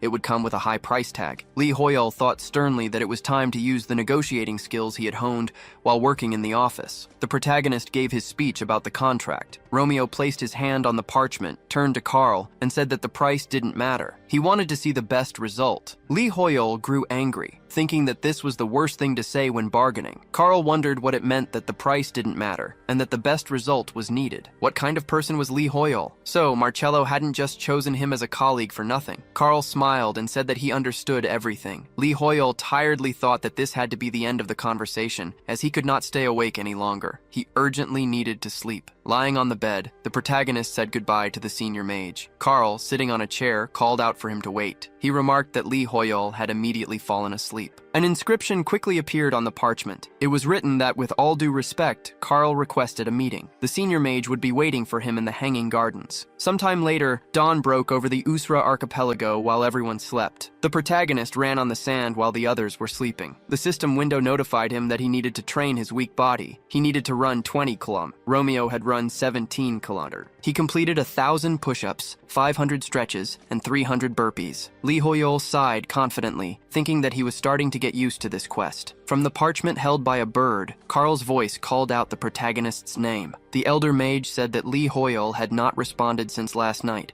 and he was worried. He asked for forgiveness if the protagonist was unhappy with the message he had left. Romeo asked with a puzzled look what message he was talking about, as the protagonist had not seen anything. Meanwhile, Carl concentrated fire energy in his hands, saying that since Lee Hoyol did not see him, then everything was fine. In any case, the elder mage respectfully asked to meet him tomorrow afternoon at the Hanging Gardens. Romeo calmly said that it would be difficult. Carl asked if he already had obligations, then suggested noon the day after tomorrow. The protagonist looked at the parchment and said that would be difficult too. The elder mage was surprised, remarking that it was a curse as Lee Hoyol was quite busy. Carl then proposed the morning in 3 days. Romeo calmly replied that would be difficult too. Carl thought he understood everything. This was a test from Lee Hoyol, the first supporter of the scientists of the Tower of Magicians. The protagonist, Carl surmised, wanted to understand if he possessed the etiquette and manners befitting a senior magician. Romeo said indifferently that it would be difficult. At the moment, he needed to focus on sharpening the sword of aura. He explained that he could not afford to waste time on personal meetings. Carl asked with an exhausted look, in that case, when would the protagonist be free? The senior magician added that he would adjust to him, regardless of the date. Romeo calmly replied that he was free in the morning in 2 days at about 1 o'clock. Lee Hoyol, puzzled, thought that Romeo was going to visit the Tower of Magicians for his research that day anyway. Romeo was simply pretending to have done him a favor. The bird quickly flew up, leaving a trail of smoke behind it. Carl said loudly that it meant he would see him then. Harkon smiled and crossed his arms, watching the protagonist. After some time during morning training, Jessica raised her sword and ordered them to take their positions. Enoch, looking at one of the trainees, said that they needed to stand so the tip of the sword did not waver. She ordered them to tense up and strike from top to bottom. The protagonist asked in surprise what the commander was talking about. Harkon, smiling, said that he would repeat himself. He had nothing more to teach Lee Hoyol. Romeo asked in surprise what this meant. The commander, raising his hand, said that everything was as he had said. The protagonist was now at the stage where he needed to achieve enlightenment through real battles. Romeo asked what real battles meant. Lee Hoyol tiredly wondered if there would really be fights so soon. He had only started learning yesterday. Romeo asked fearfully if the commander was truly confident in his statement. Harkon, smiling confidently, said that the protagonist underestimated his own abilities. He asked if Lee Hoyol, if it wasn't a bother, could show him his aura sword. Romeo thought that he did not understand what the commander was thinking. He confidently raised his sword in agreement with Harkon. The protagonist thought that if he couldn't control it like yesterday, he would be exhausted again in an instant. He needed to concentrate. What exactly was the aura sword? It was different from skills, just like the magic he had mastered so far. It was an ability that could be mastered regardless of class. The protagonist felt something other than mana flowing through his body. So, if he used that flow, it would be like using magic. Harkon looked confidently at the bright light. Romeo calmly held the aura-wrapped sword in his hands. Lee Hoyol watched in surprise, thinking that the aura sword was an ability similar to magic. After he used his research and intervention skills, the aura of the sword stabilized. The commander placed his hand on the protagonist's back and said that a stable aura sword comes from a disciplined and diligent attitude. Even after yesterday's training, Lee Hoyol had been practicing on his own this morning. There was no reason he shouldn't be able to control the aura sword. Harkon joyfully squeezed raised his shoulder and said loudly that he couldn't imagine the aura being so pure. Lee Hoyle was truly a born master of the sword. The commander moved close to Romeo's face with a furious intensity and asked what he thought about this. He asked if the protagonist would walk with him along the path of the sword to its very end. Lee Hoyle was frightened, thinking that Harkon was more terrifying than an army officer. He needed to get away before the commander took him. Romeo quickly turned around, asked for forgiveness, and said that he did not plan to devote himself only to the sword. The protagonist confidently added that if he were to encounter the sword on the path he was on, then that path would become his. Lee Hoyle, flustered, raised his hands and loudly told him to shut up. Harkon, however, was glad to hear his words. He raised his hand, waved, and said that he hoped they would meet again at the end of the protagonist's path. Romeo leaned against the foliage, thinking that he needed to change his clothes and leave. The knights looked at the commander in surprise, wondering if the secret to mastering the aura sword was simply diligence and discipline. They furiously swung their swords, shouting loudly. Jessica and Enoch watched them, thinking that they must have misunderstood something but decided to let them continue. Jessica sadly lowered her head, thinking that she had never heard of a person who could master the aura sword in a single day. Therefore, Lee Hoyle was a genius, completely different from them. The protagonist is too far away, and she feels that no matter how much she runs, she will never catch up to him. She raised her head in fury and thought that she was also a proud sword master. One day, Jessica would stand with these two. Enoch looked at her seriously and thought that Lee Hoyle was too far away. It seemed to him that no matter how much he ran, he would never catch up. Enoch stood up next to Essek with fury, thinking that he too was a proud sword master. One day, he would stand with them. Harkon looked at his comrades burning in the fire. He smiled, closed his eyes, and thought that they looked enthusiastic. Geniuses tend to change those around them. Even the commander felt something burning in his chest for the first time in a long time. After a while, Romeo walked through the forest. He looked away, thinking about how Harkon had said he could now use the sword in real battles. He was still not sure about it. He wondered if there were really no more low-level monsters to practice on. Perhaps something like a level 10 demon deer? Romeo quickly looked at something. A level 300 silver leopard was heading toward the protagonist. The system window notified that there were no demons around the protagonist. The natural enemy skill was not activated. Frightened, Lee Hoyle grabbed Romeo with his hands, thinking that he didn't need a leopard, but a deer. He wondered if there was really a 74-level difference between them. Had they gone completely mad? Romeo said with a stern look that the leopard dared to bare its fangs in front of him. This was as befits an unreasonable animal. The protagonist enveloped the sword in an aura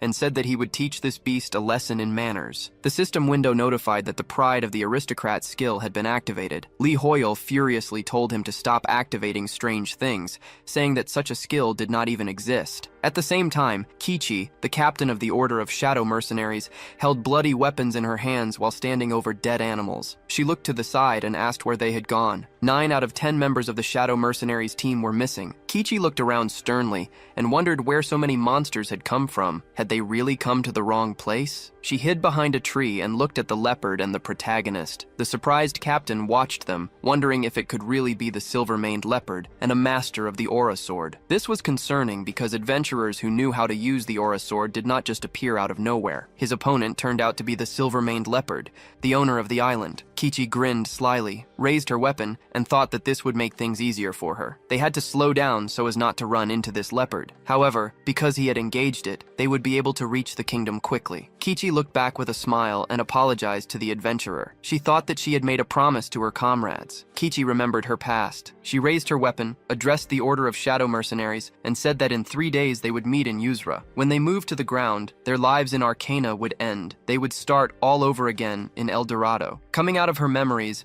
Kichi ran into the forest, thinking that if they achieved something worthwhile in Yuzra, even she could become an aristocrat. She wondered who was in charge of everything in Yuzra. Lee Hoyle, fearfully putting his hands on his head, looked up. The protagonist thought that he was in a very bad position. He was using the aura sword, but there was a 74-level difference between him and the enemy. Unlike that time with the deadly sin, the natural enemy skill did not activate. As soon as Lee Hoyle made any careless move, he would be instantly counterattacked. The protagonist could not wait either. His control had improved, but the aura sword still absorbed a lot of his strength. If Lee Hoyle, like that time with the Emerald Tiger, limited its mobility with magic and then attacked, the fight would be simple. However, Romeo confidently raised the sword, enveloping it in aura, and said that it was time to show everything he had learned. Therefore, he would have to use only his sword. Lee Hoyle, with tears in his eyes, wondered if he were to die from this, would it be murder? The leopard, with a terrifying look, quickly jumped towards the protagonist, fist,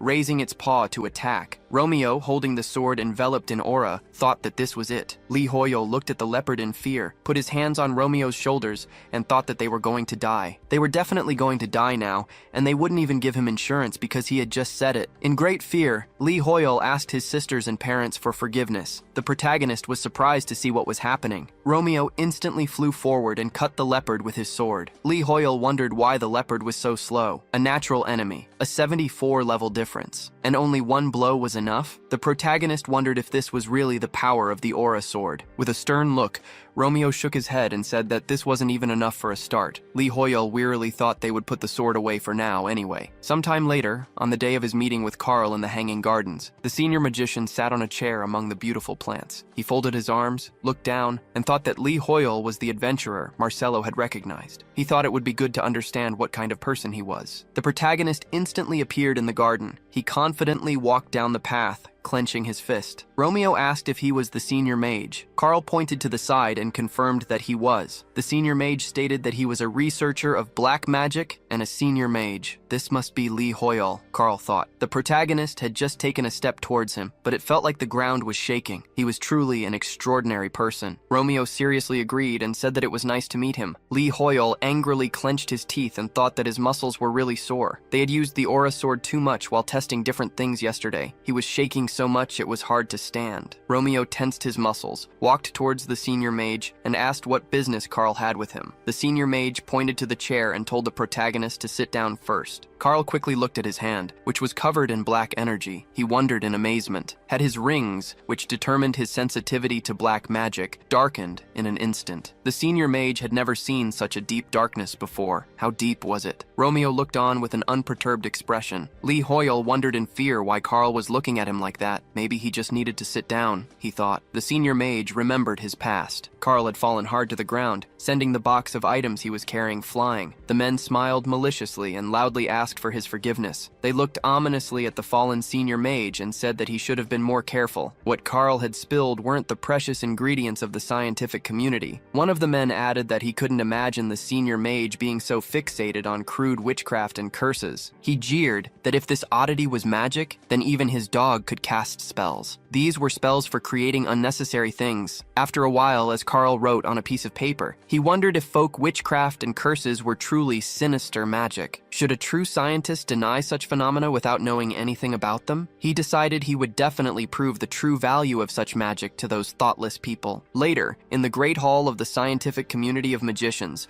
the senior magician stood at a table, holding a conference. Carl filled a skeleton with dark magic and announced loudly that by using the appropriate mana in this way, it was possible to make the skeleton of a dead animal move as if it were alive. This new magic addressed problems that could not be solved by the existing magic system, as it used a different type of mana. A magician declared that these were meaningless things. What was the senior magician thinking, allowing this in their scientific community? How dare Carl show such terrible magic here? The magician said with great displeasure that the senior magician had finally done something evil. Carl raised his hands, shrouded in dark mana, and said in anger that they should stop blindly denying it and take a closer look at the essence. It was a problem that current magic was not capable of solving. Perhaps, he claimed, they would be able to solve the problem of interference with the universe. A magician addressed the president, saying there was no need to listen to Carl any longer. They asked the president to make a decision. Even though they encouraged diversity, this was too much. The president calmly addressed the senior magician and asked if he had already decided what to call this new direction of magic. Carl turned, surprised. He smiled, confirmed this, and said that from now on he would call this direction black magic. After that, the other magicians also began to accept black magic. However, this glory did not last long. The senior magician clenched his teeth, lowered his head, and put a hand to it, thinking about how he had believed he could solve the problem of interference with the universe with the help of black magic. Several years had passed, and Carl had not advanced in his research. Then, as a result of the interference in the universe, the Tower of the Mages appeared on Earth. The elder mage looked at the dark sky and thought that there was definitely a way to prevent the interference. But he couldn't do everything alone. In the end, Carl spent his days in shame, unable to cope. The elder mage came out of his memories. He thought that he couldn't imagine someone with such a strong sensitivity to black magic could exist outside the arcana. Carl was very surprised and thought that, together with with this man, they would be able to overcome the limits of black magic research. Romeo, sitting at the table, addressed the elder mage by name. He asked if the light that Carl's rings emitted was somehow related to their current conversation. The protagonist brought a cup of tea to his mouth and said that he could only spare 1 hour. The tea would get cold soon. The elder mage, looking at the mana on his rings in surprise, asked for forgiveness. He said that these rings determined a target's sensitivity to black magic, or in other words, their talent for it. However,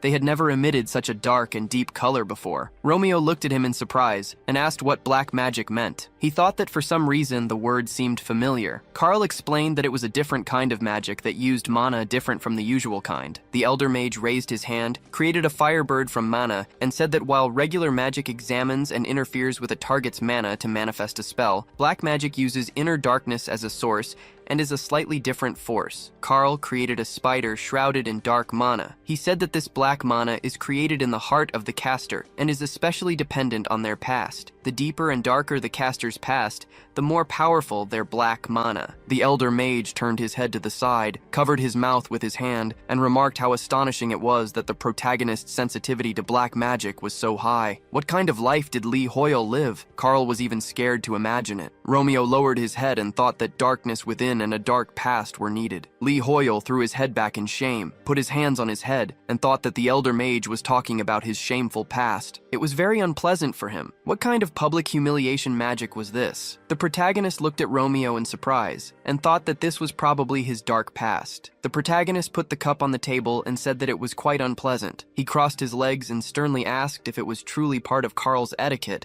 to intrude into another person's history upon their first meeting. The elder mage fearfully put a hand to his chest, asked for forgiveness, and said that he had behaved very improperly towards Lee Hoyle. Because of his frivolity, Carl had made the mistake of insulting him. The elder mage closed his eyes and said that he would report this to his superiors and elders, who would take official disciplinary action. Romeo tensed up, thinking this was too much. He accepted Carl's apology with a serious expression and said that an inquisitive mind was necessary for a scholar. He couldn't help but like a scholar who was devoted to researching black magic. The elder mage greatly admired his words. Romeo rubbed his chin tensely and said that, however, black magic uses a type of mana different from the existing one. Does this mean that even in a state of depleted mana, it is possible to use it? Carl asked tensely if the protagonist was interested in black magic, and if so, proposed they start the path of studying it together. Romeo remembered Harkon thinking that it seemed like he had seen something like this before. The system window notified that Lee Hoyle needed to prove himself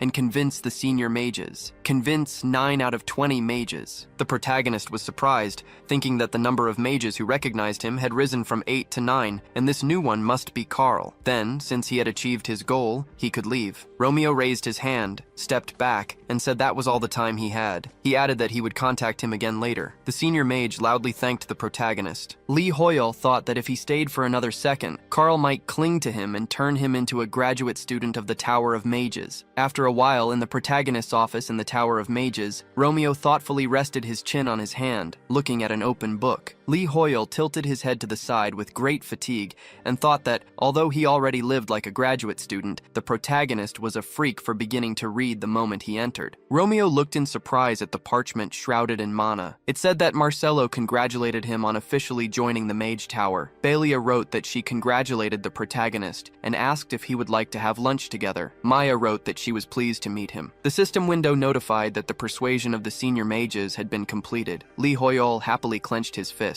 and wondered if all the senior mages had followed Carl's example and acknowledged him. It seemed that Carl was a truly influential mage. The system window notified that a reward was being received. His affinity with the Mage Tower was rapidly increasing. The protagonist's influence in the Mage Tower was rapidly increasing. A new function had been activated. Lee Hoyle thought with a very happy expression, wondering if the rapid increase in affinity and influence with the Mage Tower, which had national-level influence, meant that the Icera Kingdom and the tower were now in his hands. Romeo calmly threw the parchment into the trash and said that nothing much had changed. The protagonist thought with rage, wondering if he really couldn't be happy with it. Lee Hoyle looked at the system window in surprise and wondered what kind of new function it was. Romeo seriously extended his finger to the window. The protagonist was surprised and wondered what this was. After some time, a news reporter said that the Arcana Nation had appeared in reality for the first time. There was a very large amount of capital in the Ysera Kingdom. The Giant and Berserk guilds were very actively investing in the kingdom. The reporter brother asked what the expert thought about this. The expert said seriously that,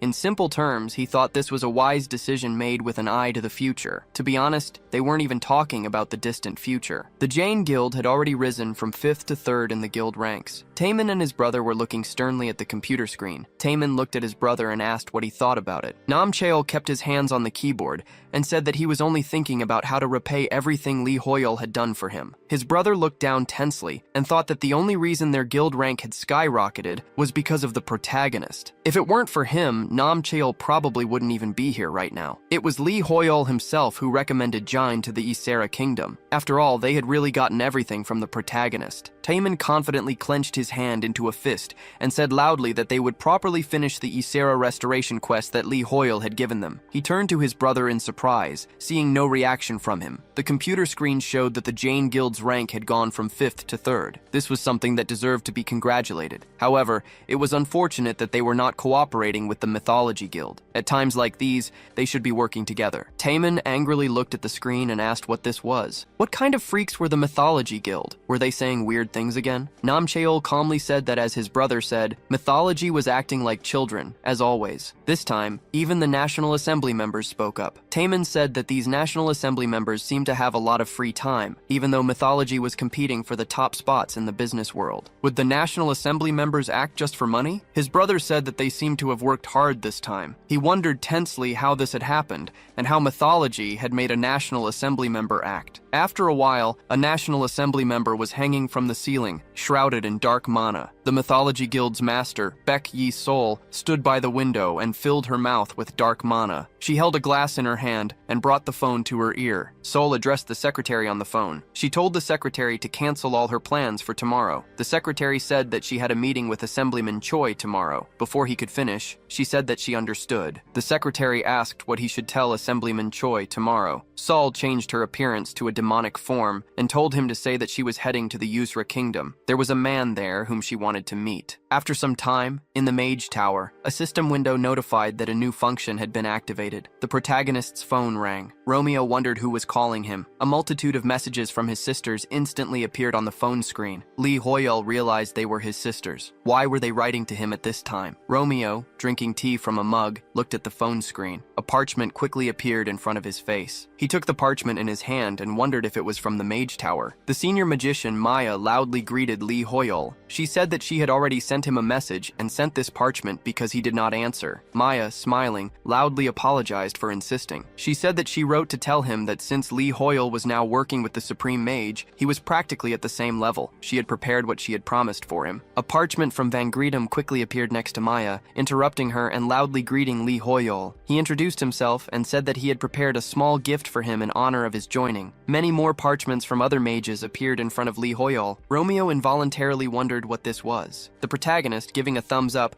thought that it was time to leave. With a stern look, Romeo quickly ran to the side, clenching his fists. After some time, at the Palace of the Archipelago, Hakuna was smiling and laughing loudly. He said that this meant the protagonist had arrived because he needed peace and quiet. It must have been difficult for Lee Hoyol. Romeo closed his eyes and, holding a cup, said that it was. The king, sitting at the table, said that this was what it meant to become a partner in the scientific work of the Supreme Mage. This is how senior mages express their sincerity. Lee Hoyol told himself not to let it bother him. Romeo brought the cup to his mouth and said that he doesn't take bribes, especially when they are given as an expression of sincerity. Hakuna laughed, threw his head back, and said loudly that this was very similar to Lee Hoyol. The king was sure that this was why the deadly sin of greed fell in his presence. Hakuna asked, since they were on the subject, if Lee Hoyol had seen the video that the Jine Guild posted on the video hosting site. It undoubtedly showed how Lee Hoyol had defeated the great evil. Romeo tensely raised his head, shook, and asked what video he was talking about. Lee Hoyol's phone immediately rang. The screen showed an incoming video call from Sister Number 3. Lee Hoyol realized he had forgotten to answer her message. He wondered if something had really happened. Romeo took the phone in his hand and asked to be excused. Lee Hoyol answered the call and asked what had happened. Yellum said with great anger that this was enough. Lee Hoyol is not greed or a mortal sin. The last king of the Ysera Kingdom must wake up. Erin climbed onto her aunt's back with a smile and greeted her uncle loudly. Yellum angrily called her by name and said that she shouldn't climb on her. She showed the phone screen with Romeo on it, and they said that it was time to correct their mistakes. Yellum smiled sarcastically, stuck out her tongue, laughed, and asked if it didn't look similar. Eunhee also laughed and said that the battle was really cool. She added that the video already had more than 100 million views on the hosting site. Romeo ended the call and thanked them for watching. He quickly put the phone on the table. Lee Hoyol, with his head down,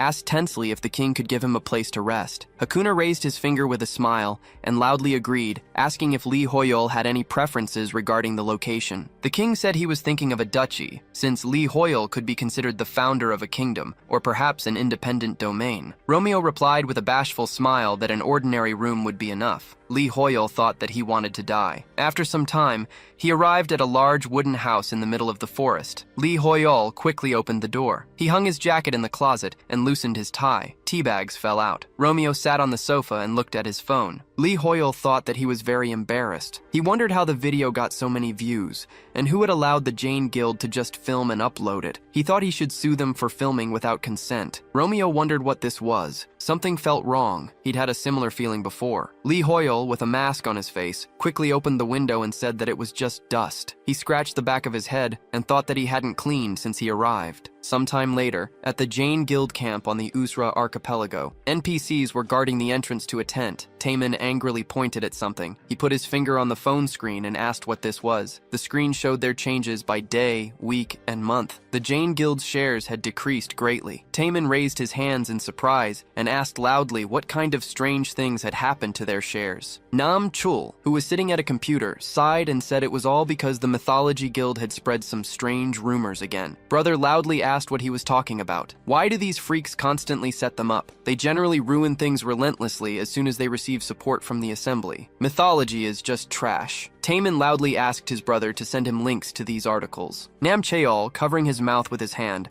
said that he thinks Mythology wants them to split the quests to restore Usra before the rewards are lowered even more. Brother wondered how the Mythology Guild suddenly got so much influence. Taemin asked, was the Jane Guild liquidated and a merger with the Mythology Guild announced? What kind of bad headline is this? Why is the headline like that, when the article itself says that the Jane Guild Master Taemin fell in love with Guild Master Soul and is now running after her, begging her to marry him? At the same time, the NPC protecting the tent raised his hand, telling her to stop and asking what she wanted here. Taemin said that he could also write such nonsense. He raised his finger in anger and said loudly that Guildmaster Taemin hates Soul, and if they ask why, because the Mythology Guildmaster has a very beautiful mole with a hair sticking out of it on her back. Soul instantly appeared next to him with a smile and asked if this was really true. Taemin and his brother looked at her in surprise. The Guildmaster calmly asked where he had heard that. She tucked her hair behind her ear and said that it seemed Taemin knew things about her that even she didn't know. Guildmaster Taemin must really be interested in her. Taemin furiously rolled up his sleeve and asked how this had happened. He said that their guild members should be standing guard outside. Nam Cheol tensely clenched his teeth and asked if something had really happened. He quickly pulled back the cloth at the entrance of the tent and looked at the NPCs lying on the ground. Nam Cheol turned to Sul with an ominous look and said he was sure she was aware of what an attack on their guild members would entail. The Mythology Guildmaster put a hand to her face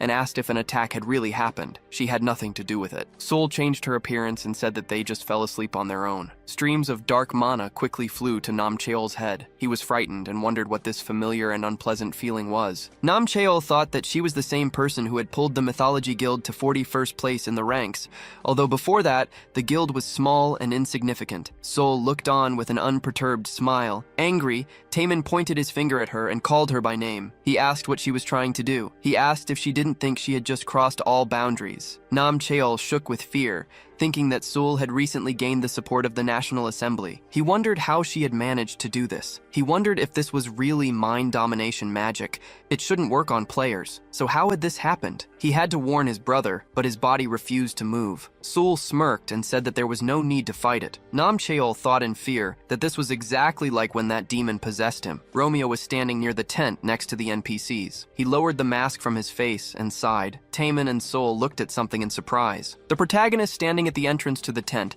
said that he had just finished cleaning. He didn't feel any freshness and couldn't stand it. Romeo headed towards the guild masters. Saul said with admiration that it was him. The protagonist confidently enveloped his body in mana and said that he was a demon. He then quickly showed his phone. The screen showed a video in which Romeo said that this was enough. It was time to correct his mistakes. He said with a confident look that Taemin, who enjoyed humiliating others by posting videos of them, was a demon. Guildmaster Taemin raised his hands in confusion, looking at him. With a frightened look, he asked if this was really a video. Seoul smiled wickedly, put her hand on her chin, and told them to just look at this. She thought that at first she had wanted to extract more information from Taemin, but the protagonist came here himself. Seoul smiled, thinking that people called Lee Hoyeol the Light of Yusra. Looking at him in person, he didn't seem like much. She wondered if this man had really defeated the mortal sin himself. The Guildmaster of Mythology asked if his name wasn't Lee Hoyeol. Seoul thought that the mortal sin must not have been anything special. She raised her hand with a smile and introduced herself. The Guildmaster approached him, put her hand on his tie, and asked if he hadn't heard of her. Seoul thought that no matter how disappointing it was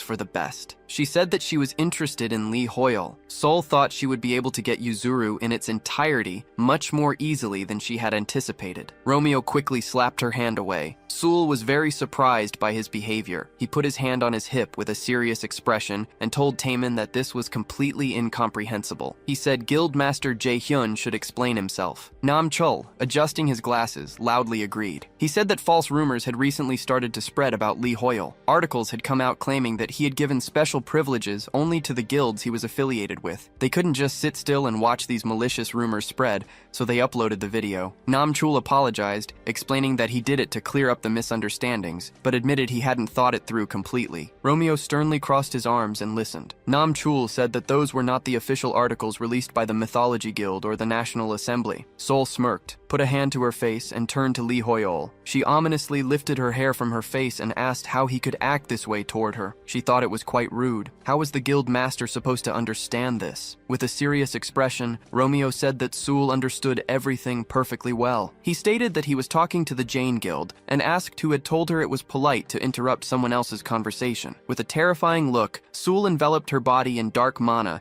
and retorted that technically it was Lee Hoyeol who had interrupted her conversation with the guild. She thought to herself that he wasn't so simple. There was nothing scary about it. People were just prey for her, a succubus. Even Lee Hoyeol would not be able to resist her charms. Seoul brought her hand to his face, enveloping him in dark mana, and asked if he didn't agree. A system window announced that the natural enemy skill was activating. Combat skills would be greatly enhanced in the battle against the demon. Looking into her eyes, Romeo realized that natural enemy meant she was a demon. Seoul, enveloped in ominous mana, held her hand over his head. He thought that this was going too far. At the same time, an NPC shouted nearby. Running quickly toward the tent, he announced that this was the Jain tent and that everything needed to be filmed. He asked if the people outside were members of the Jain Guild. The NPC ran into the tent, filming what was happening, and exclaimed that it was amazing because Seoul was also here. They were finally right in front of the Jane Guild tent. A viewer asked if the main character was really there. The viewer transferred 50,000 won to the NPC and commented that it was really Lee Hoyeol. The NPC loudly thanked them for the 50,000 won. Surprised, Seoul loudly asked what this was. Nam Chul adjusted his glasses, laughed, and said that they had finally arrived. She angrily demanded to know what he was talking about. Nam Chul, smiling ominously, showed her the middle finger and asked if Seoul really thought she was the only one who could manipulate the media by buying up news publishers and newspapers. He said this was completely different and asked if she didn't know that these days, the real media that grabs attention is video hosting. The NPCs, also smiling ominously, stuck their tongues out while filming on their phones. They shouted, asking if Seoul, Lee Hoyeol, and Jane were really there and if they were dreaming. The viewer count was breaking all records. Viewers asked what had happened inside the Jane tent. Donations were flooding in. An NPC loudly addressed Seoul, asking why she left the Berserk Guild alone and wrote articles focused only on the Jain Guild. He then asked if she was also making a move on Lee Hoyeol. Surprised, the protagonist wondered what was going on. Romeo looked on with disgust. Seoul put a hand to her face and said that they would not be able to communicate properly in this environment. The protagonist turned towards her with a serious look. He wondered what she had just whispered. Seoul, smiling, put her hand on his shoulder and asked if they could talk somewhere else. Romeo confidently refused. People looked at him in surprise after hearing what he said. Seoul, wanting to say something, quickly covered her mouth with her hand. The protagonist sighed with a stern look, stating that he had no time for someone who couldn't make an appointment in advance. If she wanted to talk to him, she should come back after practicing her manners. An NPC laughed, asking if Seoul had just been rejected. That was some good content. Soon after, a news report stated that Seoul has 14.5 million subscribers. She is the #1 person in South Korea's business world. Seoul is the child of the Mythology Corporation and the Guild Master of the Mythology Guild. She has 60 million subscribers on social media and is the most popular celebrity of this era. Everything Seoul wears, drinks, holds, or applies to herself becomes a trend and sells out in minutes. She is the reason Mythology's slogan became "Mythology out of stock," and now Seoul practically is mythology. Everyone loves her, everyone wants her attention, and everyone wants her. So why is everyone like this? A comment under their video asked who would win if Seoul and Lee Hoyol fought. She wondered with a puzzled expression why her seduction hadn't worked on the main character. Seoul had said several times that she wouldn't forgive him. She wondered how he dared to make fun of her. She would definitely kill him. Seoul looked down, holding the phone in her hand. She and the demoness told them to stop. Seoul looked up into the mirror. Her eyes were red. The demoness angrily told her to shut up. The demoness reminded her that Seoul herself had begged for help. Did she really want to play the mistress of this body now? Remembering the past, the demoness recalled that Seoul had asked for help and begged for salvation. In the past, holding her head in her hands, the demoness had asked if she really wanted to live. In the present, the demoness said, Seoul had claimed she wanted revenge on those who looked down on and hated her. Seoul had said that she would do anything for this. The demoness had achieved everything Seoul wanted, so what was the problem? Seoul looked at the mirror, put her hand on it, and said that she never wanted this. The demoness asked what she was talking about. Seoul, with her legs shaking, said that it was not Lee Hoyol who should die, but her. The demoness demanded to know what she was talking about. Did Seoul really think she could get everything she has now without her? Even her own father called Seoul a mistake. She should learn some gratitude. Seoul quickly brought a piece of bloody glass to her neck. The demoness wondered what this was. This body was not obeying her. How did she do it? The demoness put her other hand on the glass and asked if Seoul had really gone crazy. Was she really resisting her now? Had she truly gone mad? Had Seoul cut her own neck? The demoness said that she should know when to stop, warning that she could have killed herself. Seoul felt something, wondering what this could be. The demoness asked if she was joking. Why would Seoul do this? Was she missing something? She had given her wealth and fame. The demoness had done everything Seoul wanted and gotten her everything she ever desired. She had arranged everything so that no one could interfere with Seoul again, just as she had wanted. Looking at her reflection in the mirror, Seoul stated that she was the one who had achieved this. The demoness looked at her reflection with fear and asked what she was talking about. Seoul asked if that wasn't so. She said that everything the demoness had achieved was only possible because she was the daughter of the CEO of mythology. That was why the demoness was shaking with fear now, because no matter who else she possessed, it wouldn't matter. The demoness knew that without Seoul, she was nothing. The demoness thought that this was dangerous. The body had lost a lot of blood and was losing strength. The demoness angrily asked what she was saying. Seoul said that it was because she was afraid of being alone. The demoness ordered her to stop. She said that they would really die if she continued. Seoul stabbed the splinter into her body, saying that she was not afraid of it. She remembered the past. The demoness put her hand on the protagonist's face. Seoul looked into Lee Hoyol's eyes and saw her real reflection. She looked at him in surprise while standing behind the demoness. Seoul said that Lee Hoyol saw her, not the demoness. She came out of her memories. The demoness clenched her teeth in rage,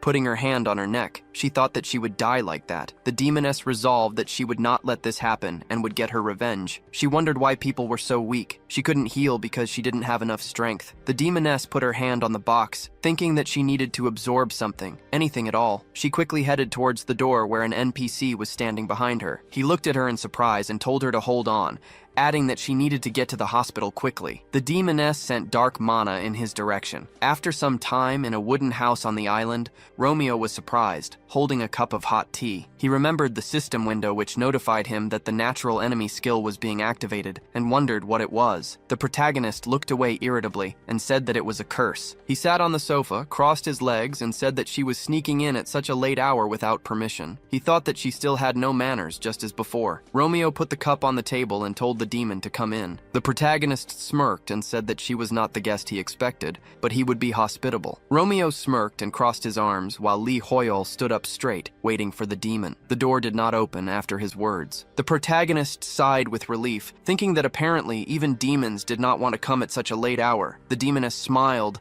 leaning her back against the window and crossing her arms, saying that Lee Hoyol was more sensitive than she expected. The protagonist frightened, clenched his teeth and shook. Romeo looked at her ominously and asked if it was really possible to sneak in like a thief through a window at night, and where she had learned such manners. The demoness, entering the room, remembered her manners and said that he had asked her to work on them. She smiled ominously, surrounded by dark mana, and while asking for forgiveness, said that she had forgotten about it. The protagonist thought that he could no longer see Sol's silhouette as he had before. He wondered what had happened and if she had really been sealed. Romeo, looking up, said that he did not see Sol. The demoness, with a terrible smile, covered her mouth with her hand and asked what he was talking about. She said she was right there, then asked if he was really talking about a dead girl. Romeo was surprised to hear this. The demoness said that Sul was dead. She explained that Sul had suddenly wanted to stab herself like an idiot. Apparently, Sul had died from shock, and the demoness couldn't sense her anymore either. The demoness scoffed, asking what else could be expected from that idiot, and if she really thought such a threat would work on her. Lee Hoyol, with fear on his face, wondered if Sul was really dead. He thought that it couldn't be right. The demoness then asked if he wanted to know something interesting. She stood next to Romeo with a smile,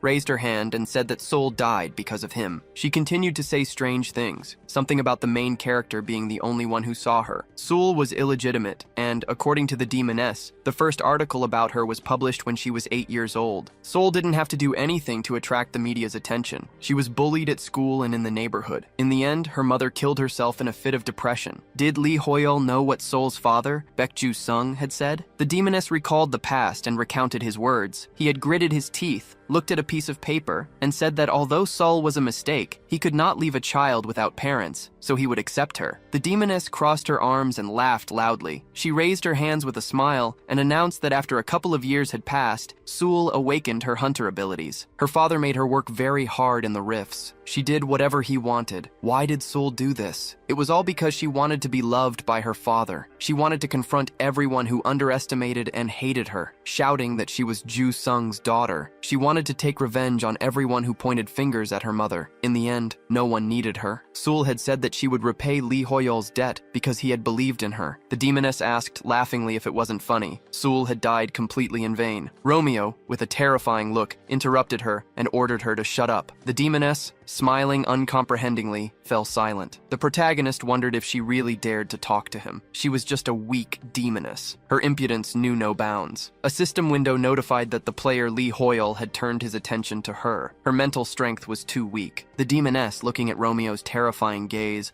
wondered what this was and why he looked so dangerous. A system window notified that she was experiencing a horror she was unable to cope with. The abnormal status horror was activated. The protagonist ordered her to run. The demoness shook with great fear as she looked at him. Romeo ominously said that he does not converse with prey. Lee Hoyol was instantly moved to an unknown place. Surprised, the protagonist wondered where he was. Had the exorcism skill really been activated? He had not sacrificed anything, so how could this have happened? Lee Hoyol turned towards a running man. He looked at a young Romeo and wondered if it was him. Was this his mind palace? Lee Hoyol gritted his teeth and, feeling a sudden pain, quickly put his hand to his heart. He wondered what this was, this sudden pain in his heart. It felt as if someone had squeezed it. The protagonist turned towards a grown-up Romeo standing on a balcony. He looked down at the dead people lying below. Lee Hoyol wondered if this was really part of Granfel's history. He was surprised to realize that it was not. This was his memory. This was how Romeo had felt in the past. Lee Hoyol seemed to be experiencing the same thing because of their synchronization. It was the same rage that had made him swear to end all demons that crossed his path. The protagonist returned to the present. The demoness, fearfully gritting her teeth, looked up. Romeo looked down at her with a terrifying expression. He asked how she dared to insult a person's pride, how she dared to laugh at the one who had risked her own life to repay a debt. The protagonist raised his hand in a great rage, concentrating the most powerful red energy in it. He asked if it was really laughable to laugh at the one who did not lose her pride, despite the fact that the dishonest demoness had used the most dishonest methods. The demoness raised herself and laughed shakily. She began to say that for someone like her, but before she could finish speaking, many energy swords rose up. Romeo, standing in the middle of the ominous mana, lowered 2 fingers. The demoness, smiling, knelt and bowed, saying that she would repay her sins with death. She wondered if she should resist him. Many powerful beams of mana quickly headed to the side. The protagonist watched this with a serious look. He knelt, looked at the demoness, and turning to Sewell, asked if she could hear him. Romeo calmly said that he saw her pride. Sewell raised her head, tears in her eyes, and said that it was very good. Romeo thought that it must have been very hard for her. She needed to get home and go to bed. He pointed to the side and said that it was late. She should go home and cry there. Lee Hoyle thought that Romeo had gotten the point across. Sewell closed her eyes and leaned to the side. The protagonist calmly looked at Sewell lying on him. He looked at her eyes with a serious expression, thinking about how she had said she stabbed herself. Romeo couldn't see a wound, and it was logical that she had passed out after that. She needs to be put somewhere so that Jessica quickly opened the door, not giving him a chance to think, and called out to Lee Hoyle. She said loudly and angrily that they had gone on patrol because they had felt the presence of a demon. She quickly asked if she was okay. Jessica, not having time to finish speaking,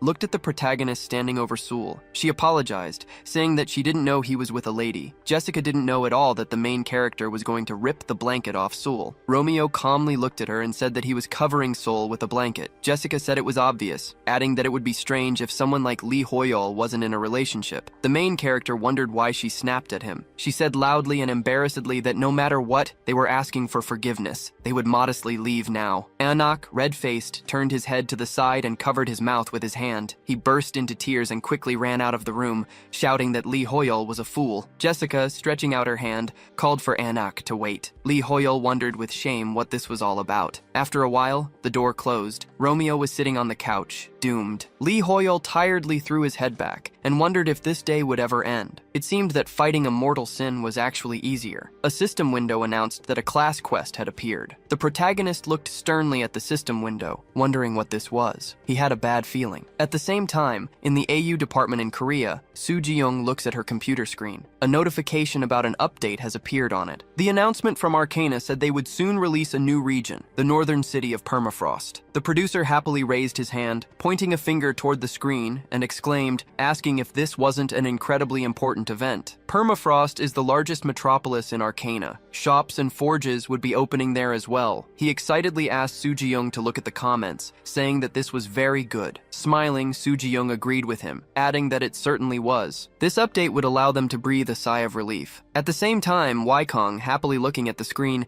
asked if the viewers had seen the article about the Permafrost update. Finally, the update with Permafrost appeared. The screen showed that the number of viewers on the broadcast was 28351. Waikong loudly said that there would be a lot of content. A viewer wrote that they had a lot of work. Another viewer wrote that this was truly the beginning of humanity's return. The correspondent, smiling, raised his hand and said into the microphone that this was Arcana Today with a sudden broadcast. They had come to them with news about the update introducing the northern city, Permafrost. Everyone was delighted with the new update. Perhaps this was the beginning of humanity's revenge. Lee Hoyol looked at the system window in surprise. He said that the Demon King had appeared. The system window notified that a class quest to attack the Demon King had appeared. It was the king, and his grip tightened. The last hunter must overthrow him from the throne. The protagonist needed to explore the northern Permafrost region. Lee Hoyle wondered if this was Permafrost, and if the Demon King was really in the middle of the city. He thought it couldn't be that the ruler was the Demon King. It was such a rarity. The protagonist, looking at his phone, said loudly that he needed to let everyone else know. He suggested that Romeo leave a comment on the Arcana page or somewhere else. Lee Hoyle said loudly for the protagonist to get to work. Romeo, smiling, raised his cup to his mouth while holding the phone in his hand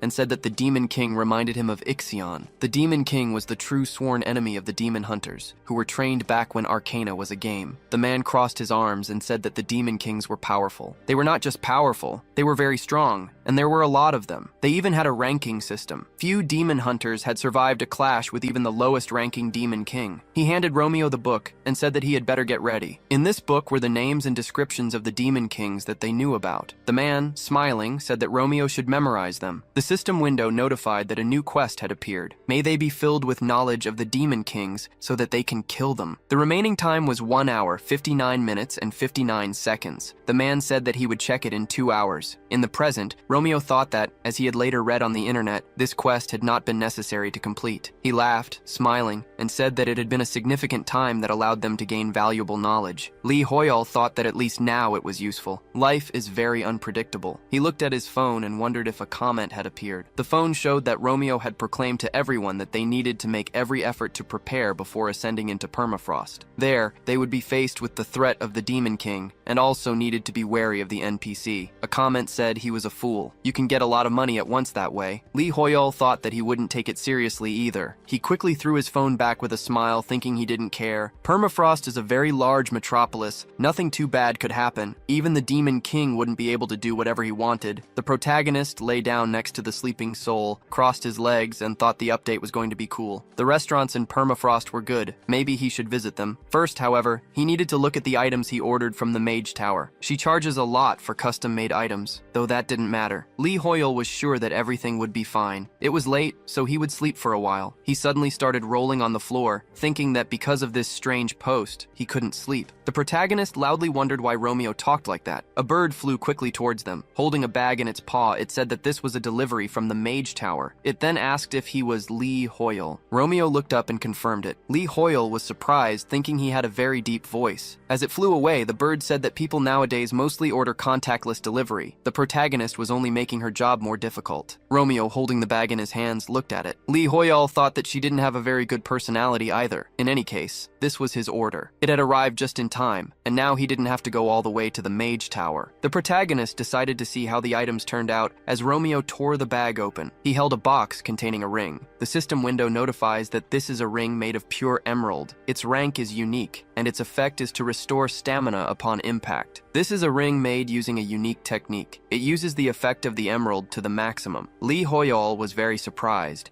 thinking this was amazing. Did the ring really have no other conditions? Did he just need to be attacked to start recovering health? As expected from the Mage Tower, they had made a very good item. It must have been expensive. He recalled that another healing item with similar conditions was valued at 1,000,000,000 or so. How much would a custom order cost? He needed to check how much money the protagonist had in his account. He decided to look at the other item first. Romeo held a white handkerchief in his hand. The system window notifies that this masterpiece is a koi scale handkerchief. Its effect is to increase affinity with the fire attribute, increase the chance of evasion, and unlock the aesthetics characteristic. The handkerchief is endowed with transcendental effects that surpass its original abilities due to the use of a very rare ingredient. It is priceless. Lee Hoyol leaned back from the strong light emanating from the handkerchief, covering his eyes. He dropped his hands in fear, thinking he had just experienced an exorcism. The protagonist felt as if he were looking at a true masterpiece. Had it only seemed that way to him? How much did Lee Hoyol really know about a masterpiece? He recalled reading that prices for such items could reach astronomical amounts. There were items that cost more than 100 million. Others were valued at billions, even trillions. The protagonist looked in fear at the letter requesting payment, thinking he was finished. What would happen if he couldn't pay? They wouldn't take everything he had, would they? The system window notifies that the aesthetics characteristic is unlocked. The current level is low. Lee Hoyol wondered if the characteristic was really unlocked. Romeo smiled, put the handkerchief in his jacket pocket,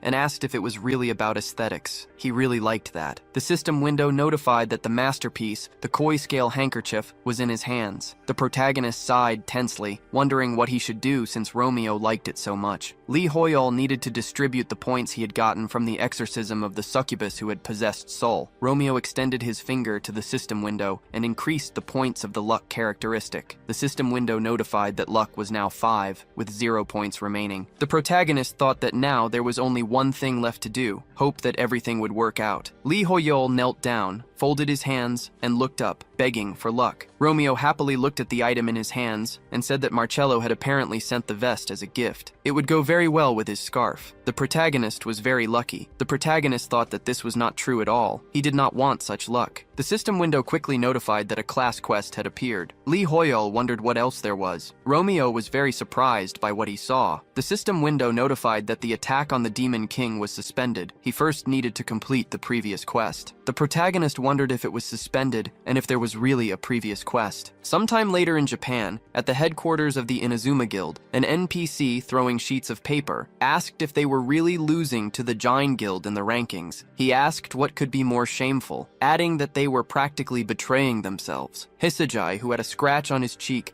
closed his eyes, stated his name, and said he would make sure they recovered from this shame in the permafrost. The NPC, pointing at him, said that if Hisagi made a mistake again, he had better be prepared to commit.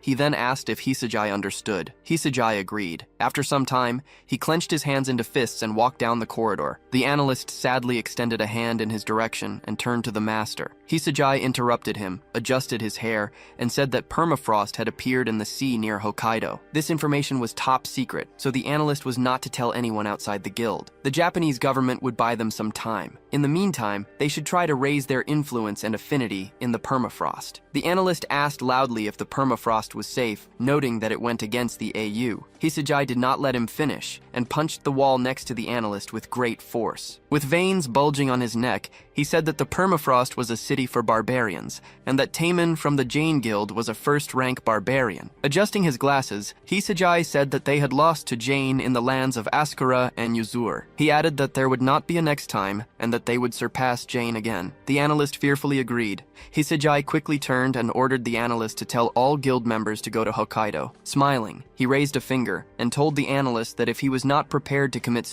for him, he had better watch his behavior. Everyone was behaving so frivolously because they were not the ones who would have to take responsibility. The analyst, with beads of sweat forming on his face, took his phone and, laughing nervously, said that he would handle it. The analyst wrote a message that permafrost would appear near Hokkaido. The man thanked him and wrote that he would transfer the money as soon as they confirmed it. The analyst wrote a message asking when he would be able to contact him. At the same time, an NPC quickly picked up the phone, ran to his comrade, and said they had received a message from Inazuma. He said they would post the news and leave immediately. Han Moon-san, sitting in a boat, asked where she was. The NPC replied that she was in Hokkaido. His comrade needs to hurry. The NPC assumes that the analyst will tell everyone else too. Moon-san, pressing the keyboard, said that it was Hokkaido. After some time, the news reported that permafrost had appeared near Hokkaido. Dimitri, holding the phone in his hand, addressed Rox and said that the analyst had just called him. The guildmaster looked at him, raised his hand, and said that he had already seen it. He ordered them to get ready, as they were moving out right now. An NPC put his hands to his mouth and ordered the Shining Ones to get ready. At the same time, the huntress ran into the room, calling out to everyone and showing the phone screen. She asked if the guildmaster was really an idiot. They needed to take ski equipment. Leonie said that the huntress would freeze there if she took only swimming trunks. The huntress had definitely gone crazy. At the same time, Waikon happily covered his mouth with his hand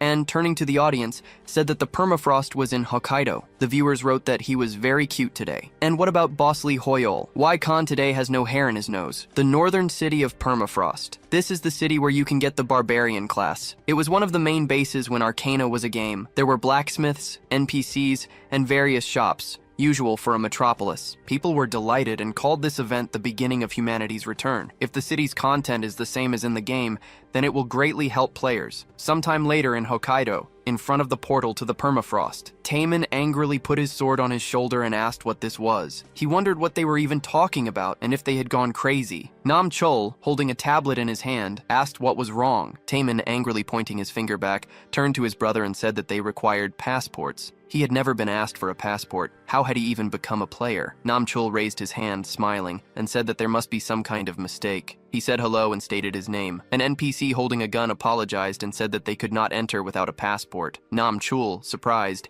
exhaled hot air from his mouth. Taemin said that they were not letting anyone in and had sealed almost everything. This was not happening only to him, but to everyone. At the same time, among the dense forest covered in snow near the permafrost, the Inazuma Guild was quickly running through the snow. Hisagaya ordered them to run faster, saying they didn't have much time. They had to get there first, even if it was just for 10 minutes. The hunter, amazed, shouted that he saw the gates of the permafrost right in front of them. The guildmaster smiled and said that they were finally here. His expression instantly changed. Hisagaya stepped on a branch, breaking it in half. The guild members looked at something in surprise and stopped. Dead bodies were lying on stakes. The guildmaster, with a frightened look, asked if this was the permafrost. The guild members quickly began to vomit, making loud sounds. A panicked hunter turned to Hisagaya and asked what this was. The guildmaster told the hunter to be careful. A guild member asked in fear what this was. A huge finger pierced his chest. The guild members quickly ran away, shouting that there was a demon there. They shouted for help. Hisagaya looked up, fear on his face. A huge demon with a terrifying look pointed its hand at him. The guildmaster thought that it was not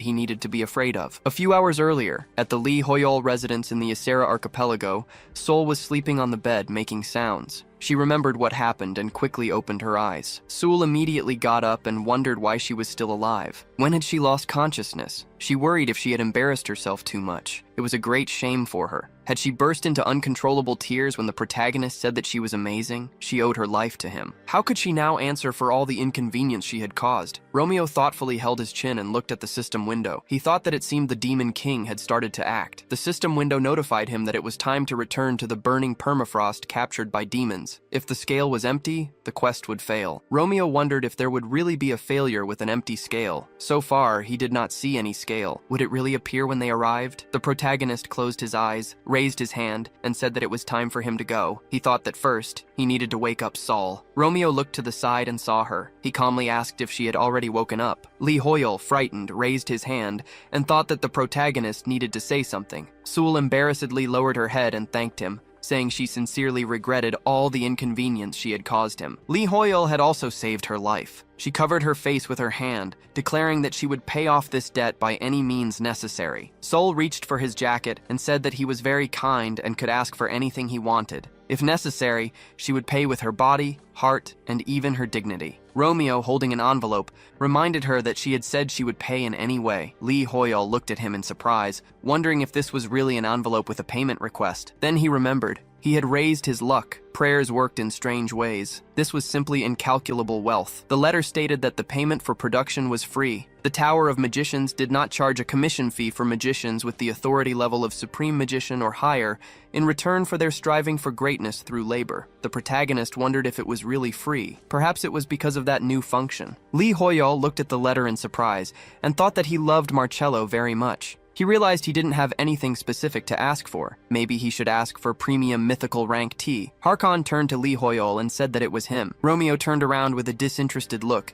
and allowed him to enter. The commander said in surprise that the protagonist already had guests. He approached Romeo with a smile, covered his face with his hand, and said it seemed the rumors about Enoch bursting into tears after Lee Hoyle rejected him were true. The protagonist tiredly put a hand to his face and told Harkon to get to the point. Lee Hoyle, standing between them, raised his hand and thought that these rumors were groundless. The commander said with a smile that His Majesty the King would discuss the reason for the visit with the protagonist in person. Harkon happily said that he had something to talk about with their savior. The knights had escorted him here. Lee Hoyle thought that for some reason it seemed like more and more people were coming to him each time. Sewell smiled ominously, put a hand to her chin, and said that this was a great omission. She apologized for the late introduction. Sewell put a hand on her chest, introduced herself, and greeted Hakuna and Harkon. She thought sheepishly that perhaps Lee Hoyle was wondering if she had a split personality. The commander turned around smiling and said that it was Sewell. He had heard of her. She was very beautiful, just as people said. The king folded his arms and said that this was more important. He extended his hand forward,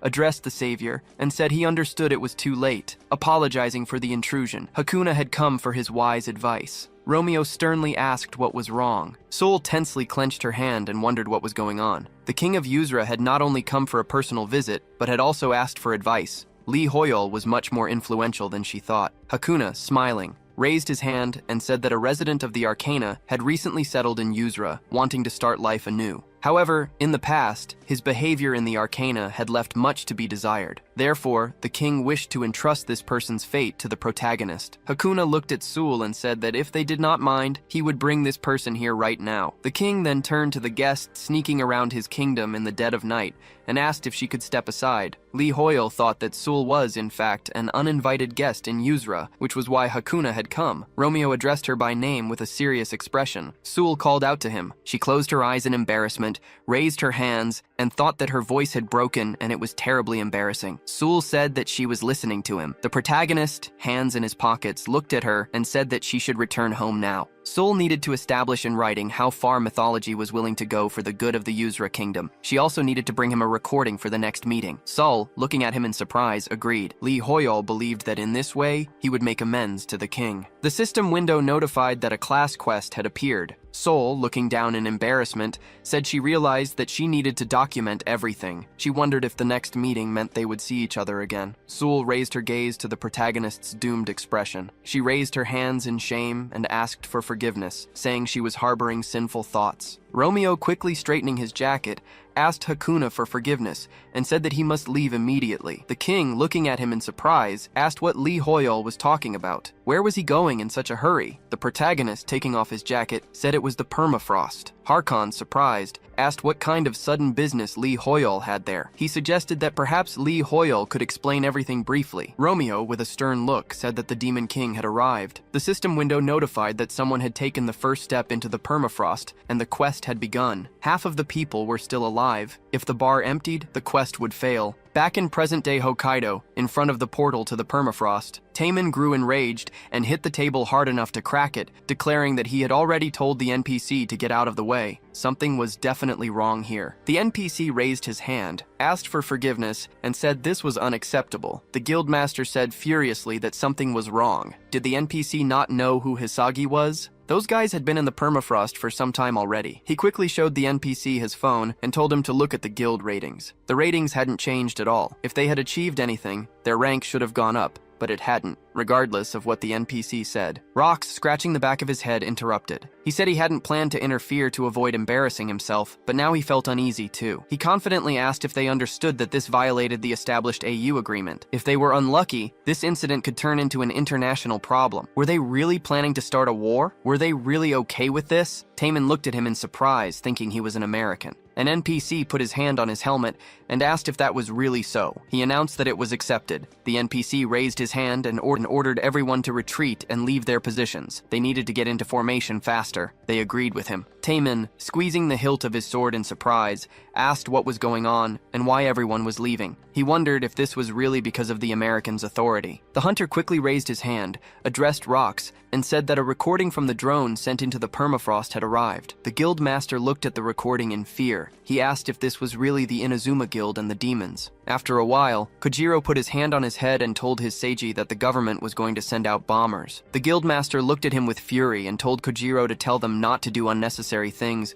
and not to interfere with the players. His Seiji thought that the rift was in an accessible area. They would be able to use modern weapons, but they would kill them too. He tensely clenched his teeth, wondering if this was how they wanted to deal with this. The assistant screamed in pain as his body instantly split in two. The guildmaster called out Kojiro's name in fear. His Seiji, holding a bloody weapon, heard the screams of his comrades. He looked at the huge demon and thought that this was total extermination. Romeo quickly directed powerful mana from his hand and called out to Taemin. His Seiji was very surprised by what was happening. The demon's body quickly split in two. Taemin, with a terrifying look, struck the ground with great force, destroying it and cutting the demon. His Seiji, looking at him, asked why it had to be him. Guildmaster Giona, clutching his clothes, said that his Seiji was weak. Taemin, hitting his own face, said that Guildmaster Inazuma was being punished for behaving so dishonorably. He was going to abandon him, so his Seiji should thank Lee Hoyol. Guildmaster Inazuma asked what Taemin was talking about. His Seiji, looking toward the people,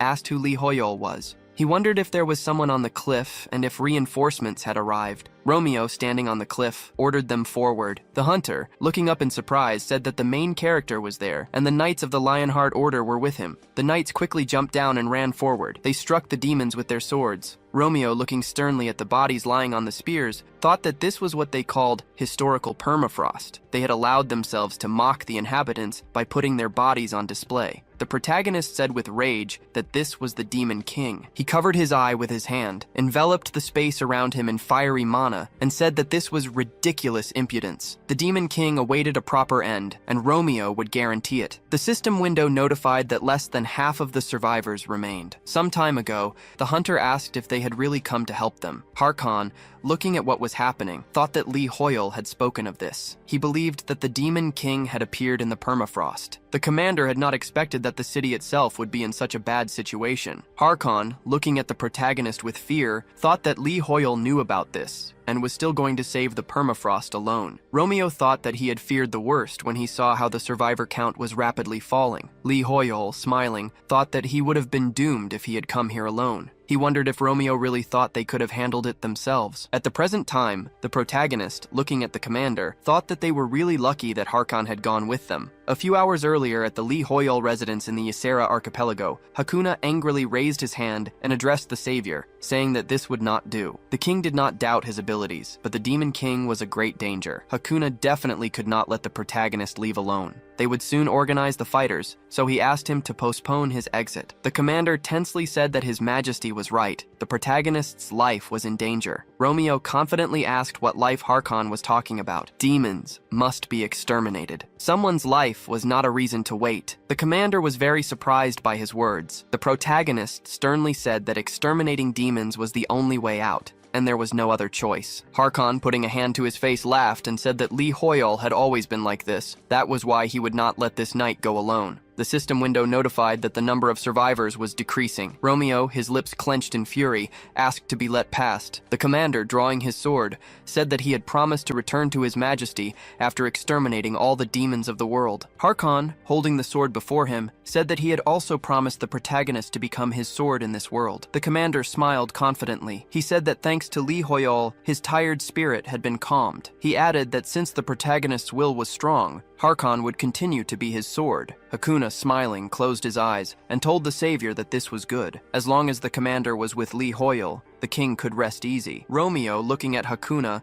asked who would accompany him then. Sul, raising her hand, said that she would take on this role. The protagonist turned towards her. She, placing a hand on her chest, bowed and said that she had created so many problems for His Majesty and Lee Hoyol and Yuzra. Sol asked for a chance to make amends. Romeo addressed her by name with a serious expression. Hakuna said with a smile that they were ready. He hoped for the safe return of the savior and asked him to bring peace to the permafrost. The protagonist quickly raised his hand and said that he had no choice but to submit to the will of the king. The system window notified that the number of people left alive was rapidly decreasing. Romeo tensely placed a hand on Harkon's shoulder and said that they had to hurry, back in the present, in the permafrost before the city's southern gate. At the southern gate were the guilds of Jin and Inazuma. Lee Hoyol and the Hesagi looked at Taemin in surprise and asked what he meant by gratitude to the protagonist. Guildmaster Jin looked at him in surprise. He raised his sword, looked to the side, and said that as soon as Lee Hoyol passed through the portal, he had immediately declared that the main task was to save the survivors. Hesagi was very surprised by his words. Taemin calmly said that they were just guys trying hard to curry favor with the protagonist. Saving the survivors wasn't a bad cause, so there was no reason to disobey. Guildmaster Inazuma quickly put a hand to his face. He thought that even their own homeland, Japan,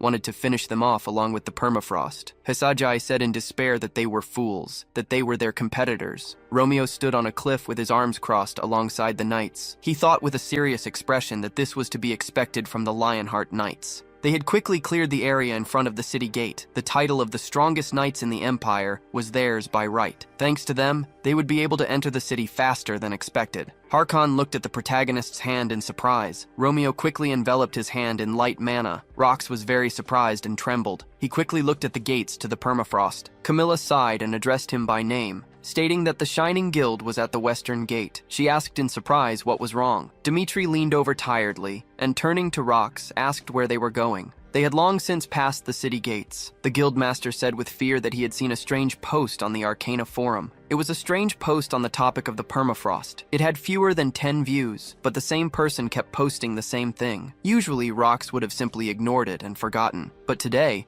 right after he left the portal, someone had said the exact same thing as in that post. The guildmaster remembered the past. Romeo had confidently exited the portal and announced that the Demon King was in the permafrost right now. He said that those who wanted to run should do so now. However, for those who were going to fight, their main task was to save the survivors. Rox came out of his memories. Meanwhile, among the dense, snowy forests, Wycombe was running quickly. He loudly apologized, saying that he was really looking forward to the permafrost renewal and that he had spent the whole night looking for information. The viewers wrote that he was late and had definitely slept through everything. Wycombe wondered if he had really lost his determination. He looked to the side in surprise. A viewer asked what it was. Rox, looking at the bright light above in amazement, wondered if he had really thought Lee Hoyol was weaker than him. The guildmaster was very wrong about that. The guildmasters of the Jin and Inazuma guilds looked at the light in surprise. An NPC, looking up, asked if this was really light magic. Romeo raised his hand and used interference, creating spheres of magic. The NPC, looking on in amazement, loudly asked if they were really bubbles. The protagonist used manifestation. Wycombe looked up in confusion. The audience asked what it was, and if it was light magic. They reasoned that no one could do that with light magic. It was definitely not light. During the manifestation, it was light. They wondered what kind of magic it was then. Jessie watched what was happening with admiration, putting a hand on her hat. A viewer wrote that maybe it was something like freezing, noting that the city gates were frozen. Jessie, looking at the huge icicles, said that such amazing magical traces were unfortunately unforgettable. She smiled, covered her eyes with her hat,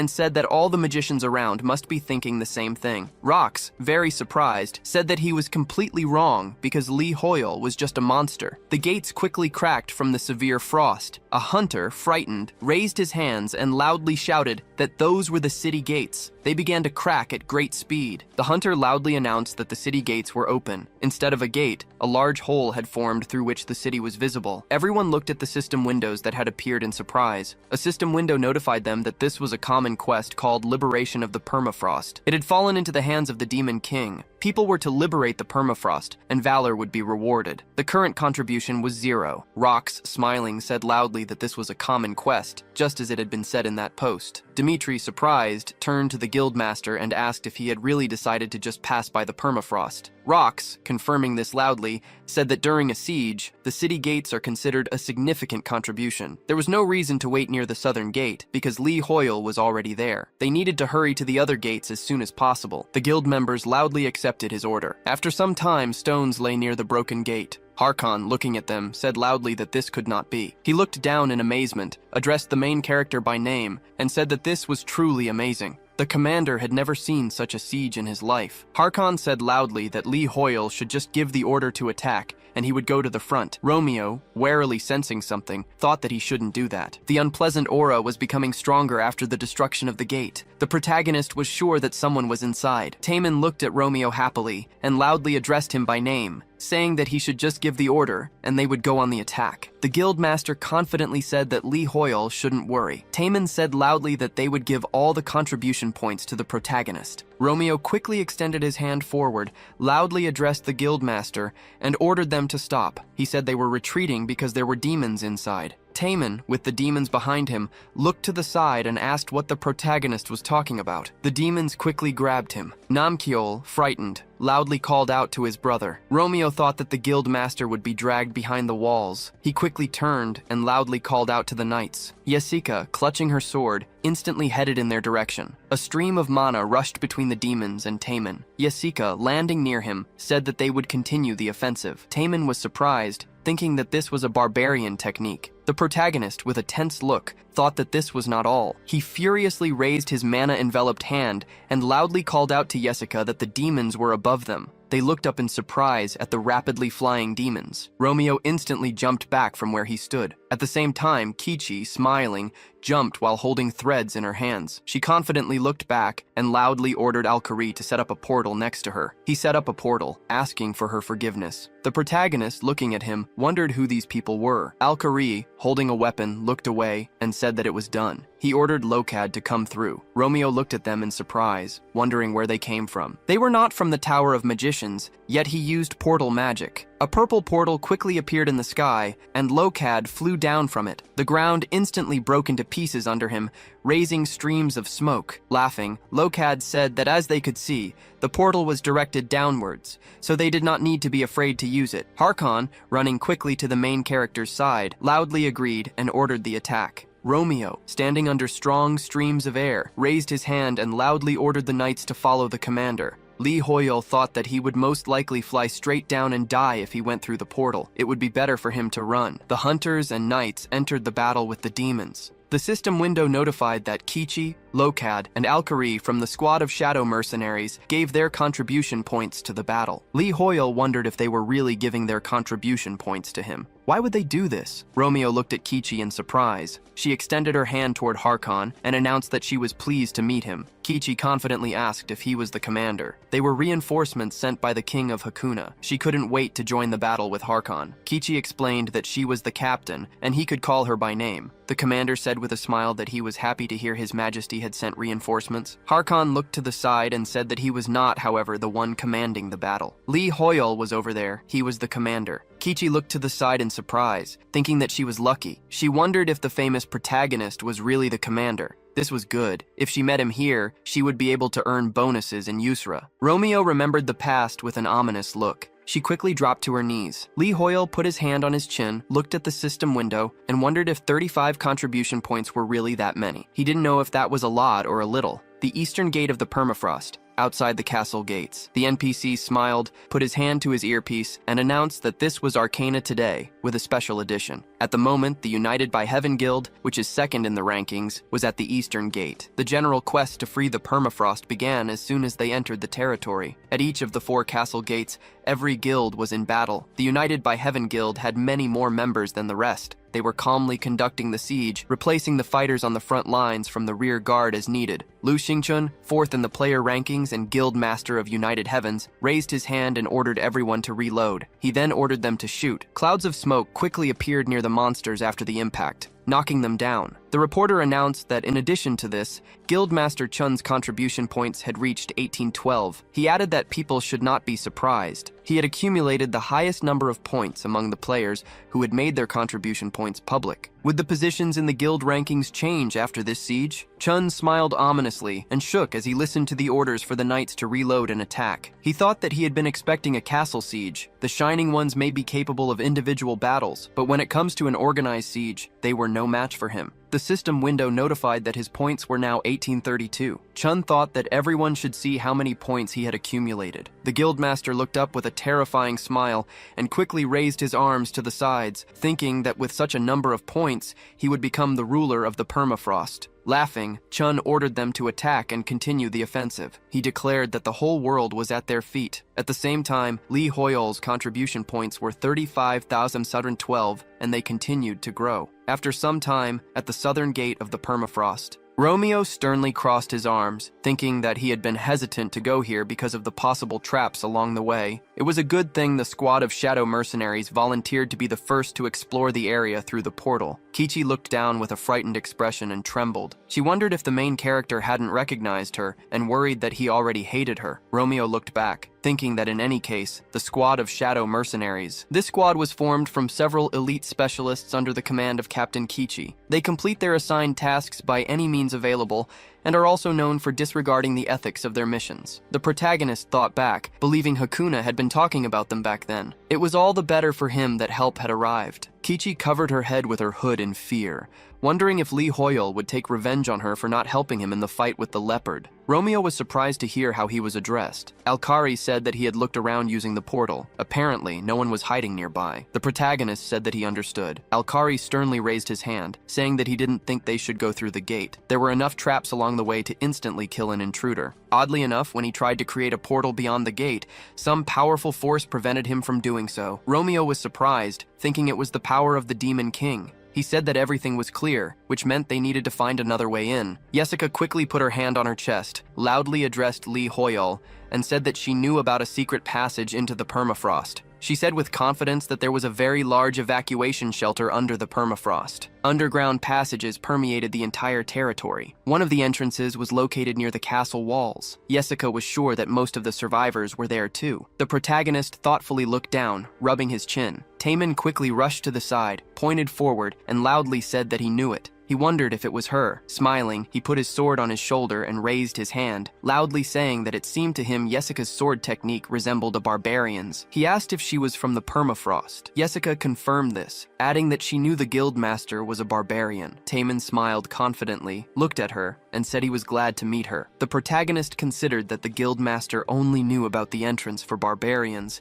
and wondered if this secret entrance was really nearby. Jessica, holding a map, pointed forward and said in agreement that they just needed to go that way. Taemin, looking happy, turned his head back and loudly told Li Hoyol not to worry. He explained that everyone in the permafrost was familiar with the basics of evacuation. The shelter under the city was as big as the catacombs under Paris. The guildmaster was sure that all the people were there. He loudly confirmed this, telling the group to follow them. Surprised, Romeo looked down at the system window, which notified him that the number of survivors was very low. After some time in the city, Taemin, standing by a fence, loudly told Li Hoyol they needed to go in here. The protagonist asked in amazement if the entrance was really in such a place. The guildmaster smiled, pointed down, and explained that a spell had been cast on the entrance so that only the inhabitants of the permafrost and barbarians could see it. The spell was working fine, and the door also looked intact, so Taemin was sure that everything was fine. Romeo was very surprised as he looked at the open entrance. The guildmaster was terrified by what he saw. They were looking at many human corpses lying on the floor. The sight sent the guildmaster into a strong rage. The protagonist protagonist said that these were traces of a demonic ritual. Someone had summoned a demon here. Romeo put his hand on Taemin's shaking shoulder. The system window notified him that the protagonist had entered the permafrost, a city that had turned into hell. After a while, the knights put the wrapped corpses on the floor. Kichi angrily raised her hands and asked loudly what this was. Had Lee Hoyle really decided to pull out the bodies? Had he gone crazy to do this right now,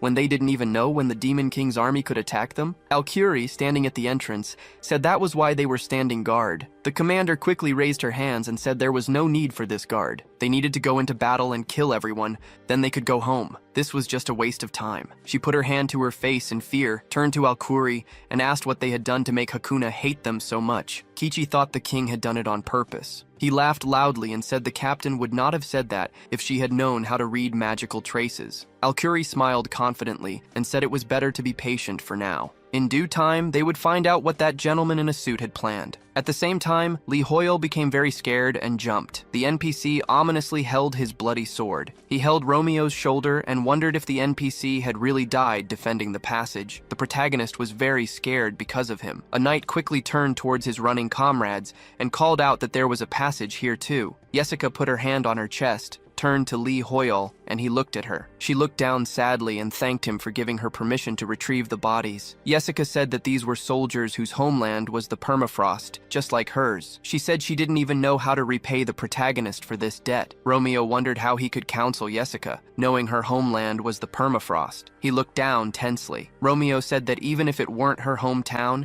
it would be wrong to neglect soldiers who died in battle. Jessica was very surprised to hear this. The protagonist said with a stern look that he must preserve the honor of the knights, even if it led to his death. She put her hand on her chest in admiration, thinking this was true honor. Lee Hoyle looked at Romeo in confusion, wondering what kind of consolation that was. The protagonist calmly said that Jessica should not think he did this specifically for her. He told her she should not worry. Lee Hoyle thought that Romeo did not know how to console anyone at all. A system window notified him that his contribution points had increased. The current number of points was 41,521. The protagonist was surprised, wondering if the contribution points had really gone up. He questioned why this had happened and whether a squad of shadow mercenaries was fighting outside. That couldn't be, he thought, as they would have told him. System windows then notified him that his contribution points had increased again. A knight stopped short, called out to Lee Hoyle, and said they had found an underground square. This had happened while they were carrying the bodies out from the opposite entrance. He urged the protagonist to follow him. Romeo wondered if they had really found an underground square. The knight, already heading towards it, turned back and urged them to follow. The protagonist was very surprised by what he saw. They looked at many standing crosses with people hanging on them. The knight reported that they had checked the other passages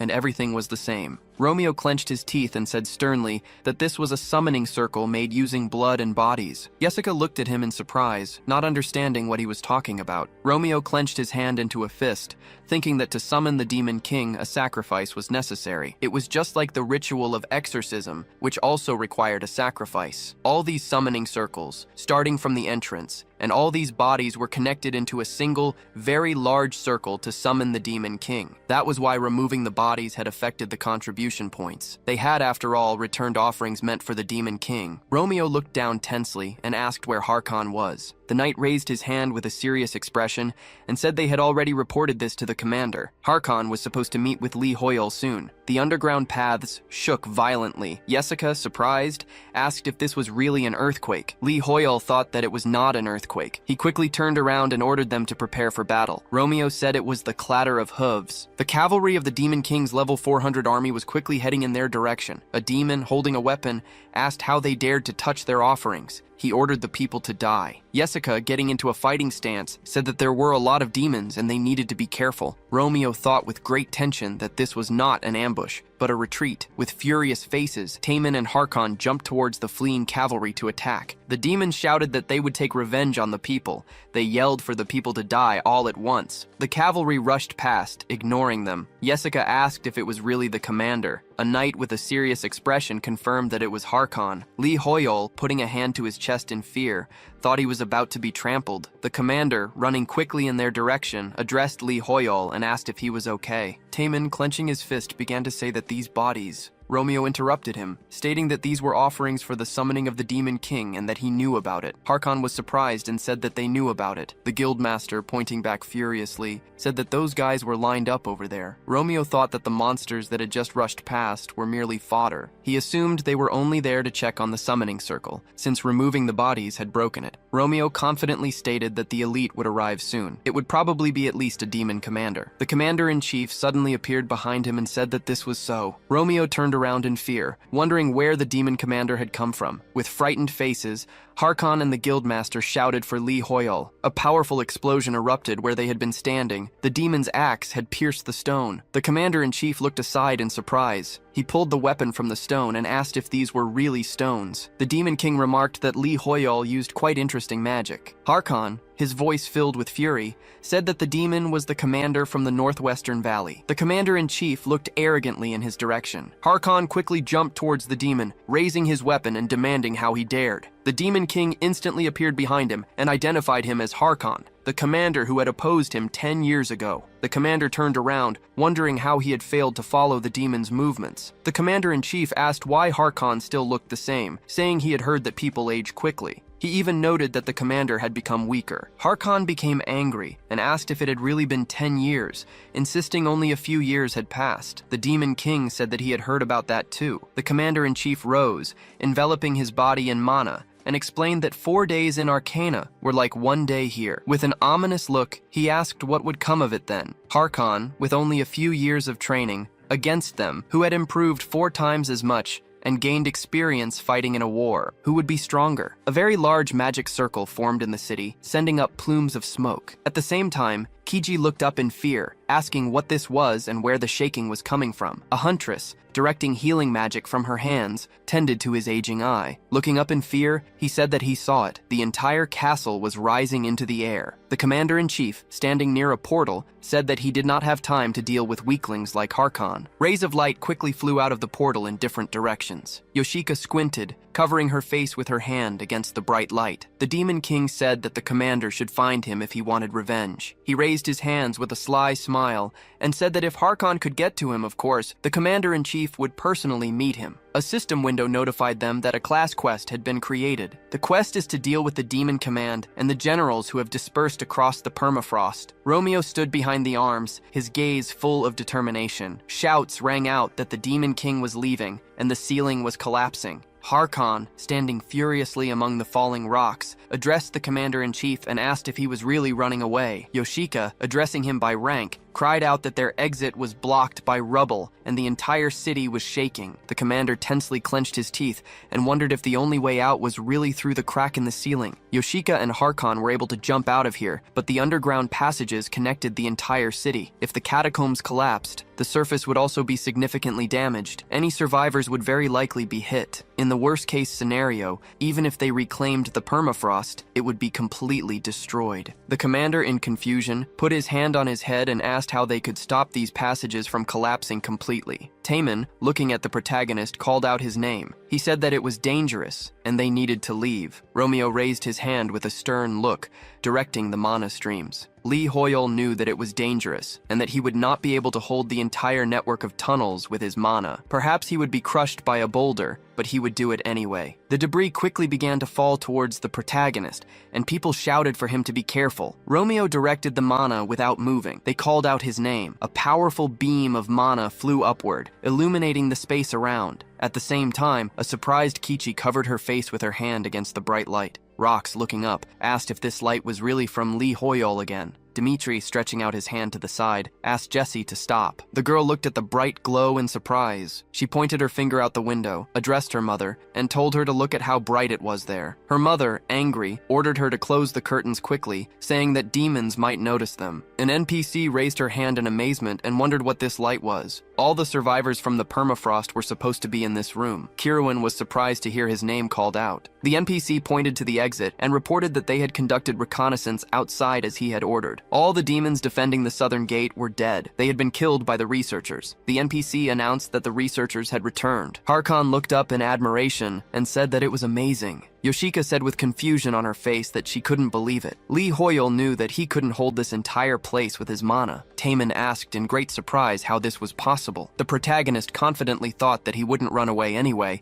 because Romeo sees the honor of those who wish to preserve their homeland. A system window notified them that the aesthetics characteristic had been activated. The aesthetics effect will be automatically applied to the target. A huge statue holding a shield over its head appeared in front of them. The people exclaimed that these were the warriors of the permafrost. Romeo said with determination that he would shoulder their aspiration to protect the permafrost until the very end, even though he might end up dying under the weight of this aspiration. After a while, the people looked at the very large statues. Lee Hoyle looked tired and thought that this needed to be cancelled. He couldn't handle this aspiration. The protagonist had spent all his mana while Romeo was making these pillars. It was good that everything worked out, of course. If it weren't for the hexagonal brooch that restored 10% of his mana, he probably wouldn't have been able to finish creating these pillars. They would have all been crushed to death. Lee Hoyle couldn't even believe that he had made all these cool pillars.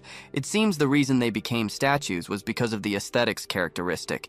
It just adds an aesthetic quality, but he doesn't have to try hard for the characteristic to work. It's almost easy compared to the times when he had to spend all his mana to create one cup. Romeo rubbed his chin with interest, looked at his other hand, and wondered if this was something like unique skins in a game. He then wondered what he needed this for. Harkon sadly looked up and thought that a day in this world is equal to 4 in the Arcana. The permafrost would not have suffered such a fate if he had defeated the demon in those ancient times. The commander met him again, and again he managed to escape from him. Harkon felt he had no right to see his majesty's face. Taemin looked up and asked what this was. The knight asked in surprise if this was really a shadow. The guild master opened his mouth wide, very frightened. He said loudly that these were bats. Many bats were rapidly flying through the cracks into the building. The knights quickly looked to the side and asked loudly if they had really flown here because of the light. Harkon said loudly that these were not ordinary bats. He loudly ordered everyone to prepare for battle. Everything was fine. Although there were many of them, they were weak. The knights should not worry and should simply beat them one by one. Romeo looked up in fear, thinking that this could not be. Something was approaching, something larger and stronger. The system window notified him that a demon was nearby. The natural enemy skill activated. The protagonist's combat abilities would increase significantly in the battle with the demon. Romeo was very surprised by what he saw. A hellbird, the commander of the demon army, Kubikan, level 500, was hovering in the air before him. Kubikan asked if this was really a person. The protagonist thought with disappointment that this couldn't be. Kubikan quickly opened its mouth over Romeo and remarked that humans could be eaten. The protagonist thought that he truly had no mana left. Kubikan's body was instantly enveloped in light mana. Romeo watched this in surprise. Jessica, with her legs enveloped in mana, landed on the ground. She smiled, put a hand on her hat, and said that she had tried hard this time. However, creating magical traces as beautiful as his had not worked out. Jessica happily asked how the protagonist was doing. Romeo, with an unperturbed look, crossed his arms and looked at her without answering. Lee Hoyle thought that he was thanking her for saving his life. The protagonist then sternly said that he was giving her a bad grade. There were too many unforeseen consequences, more than usual. Too much power had been invested in the manifestation stage, and Jessica also did not take into account the influence of the environment. She quickly jumped up, loudly asked him to wait, and said that she wanted to write it down. Meanwhile, in the Shadow Mercenary Squad, Kichi, sitting on the ground with her hands behind her head,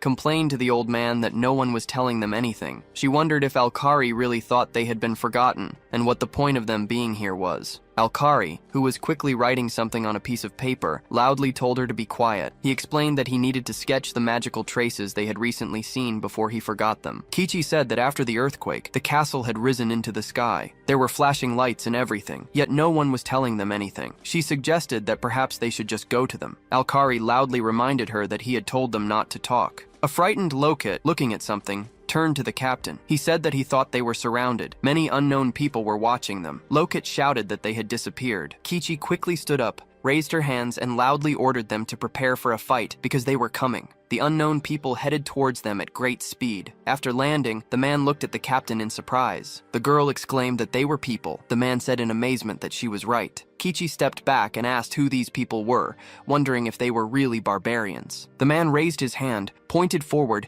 and asked loudly if they were the ones who had been shining. Lee Hoyle looked at Jessica. The system window notified him that he had dealt with one of the 10 demons. Romeo, looking at the system window, thought that apparently he didn't necessarily have to be the one to kill the generals. Taemin, clenching his fists, reported to Lee Hoyol that they had finished transporting the bodies to the shelter. The guildmaster, looking tensely to the side, put a hand on his neck and added that it seemed the survivors Lee Hoyol had spoken of were not there. The Kion Guild's analysis team released drones to investigate further. The underground tunnels were difficult to explore. Romeo said that he understood everything. He noted that the survivor scale was still visible in the quest window. Alkari suddenly appeared in a portal near them, announcing that he could now properly create portals inside the castle. He had something to report to Lee Hoyol. An NPC stuck his head out of the portal, pushed Alkari down, and asked if the main character was the one in charge. He also asked if he was the one who had been shining recently. Taemin loudly asked if that was really a barbarian. The NPC looked away in surprise. After a while, Ares came out of the portal and called out the guildmaster's name. Taemin looked at him happily and exclaimed that Ares was alive. The barbarian loudly asked if that was really the guildmaster, and if he was really that little barbarian. Taemin questioned being called little, noting that he was over 180 centimeters tall even back then. Ares said that the guildmaster was acting like a child. Romeo stood with his arms crossed while being sniffed by the NPCs. Ares joyfully ran his hand over Taemin's head, saying loudly that no matter what, the guildmaster was alive. He added that Karun would be happy to see him, and that Taemin knew how much Karun loved him. The guildmaster asked loudly if Karun was alive. Ares confirmed loudly that he was, and that the guildmaster was alive too.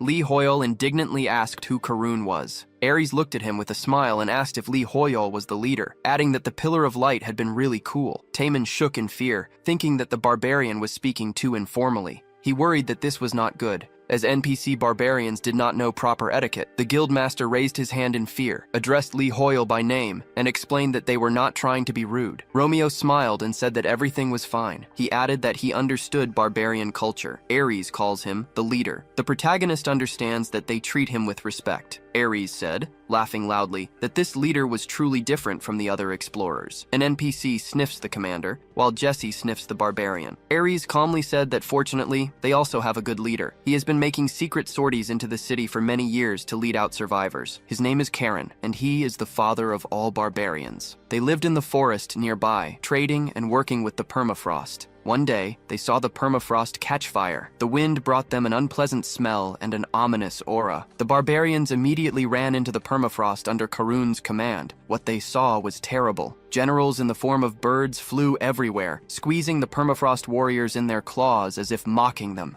Demons in the form of animals had hung the bodies of the permafrost inhabitants everywhere. Harkon lowered his head tensely. Ares clenched his teeth and said that their brotherhood fought the demons to save the survivors. However, the demons were too numerous and too strong. Most of their brothers were killed, and Karun was badly wounded. After that, they searched for survivors in the permafrost and protected them for many years, but things only got worse. The barbarians could not even light a fire because these demons are sensitive to light. Because of this, the survivors slowly died of hunger and cold. That is how they all slowly began to lose hope from fatigue. Then, a ray of light appeared in this dark city. Ares smiled, having finished his story. He thanked the explorer for this, and for all the other explorers who fought with him. Ares raised his hand, and said that he came to tell Lee Hoyol this on behalf of all the barbarians and inhabitants of the permafrost. He smiled, quickly put his hand on his chest, and turning to the explorer's leader, said that if he was going to defeat the Demon King, his brothers and sisters would fight alongside him. The Demon King who captured this place is called Decaravia. He is one of the 72, and controls birds as his comrades. It is difficult for them to fight flying enemies, as the barbarians are accustomed to fighting on the ground. However, they will do everything to help the protagonist reach the enemy, even if it means making a mountain of their corpses. Taemin looks at him in surprise. Romeo said that he understood this, but that he would refuse their offer.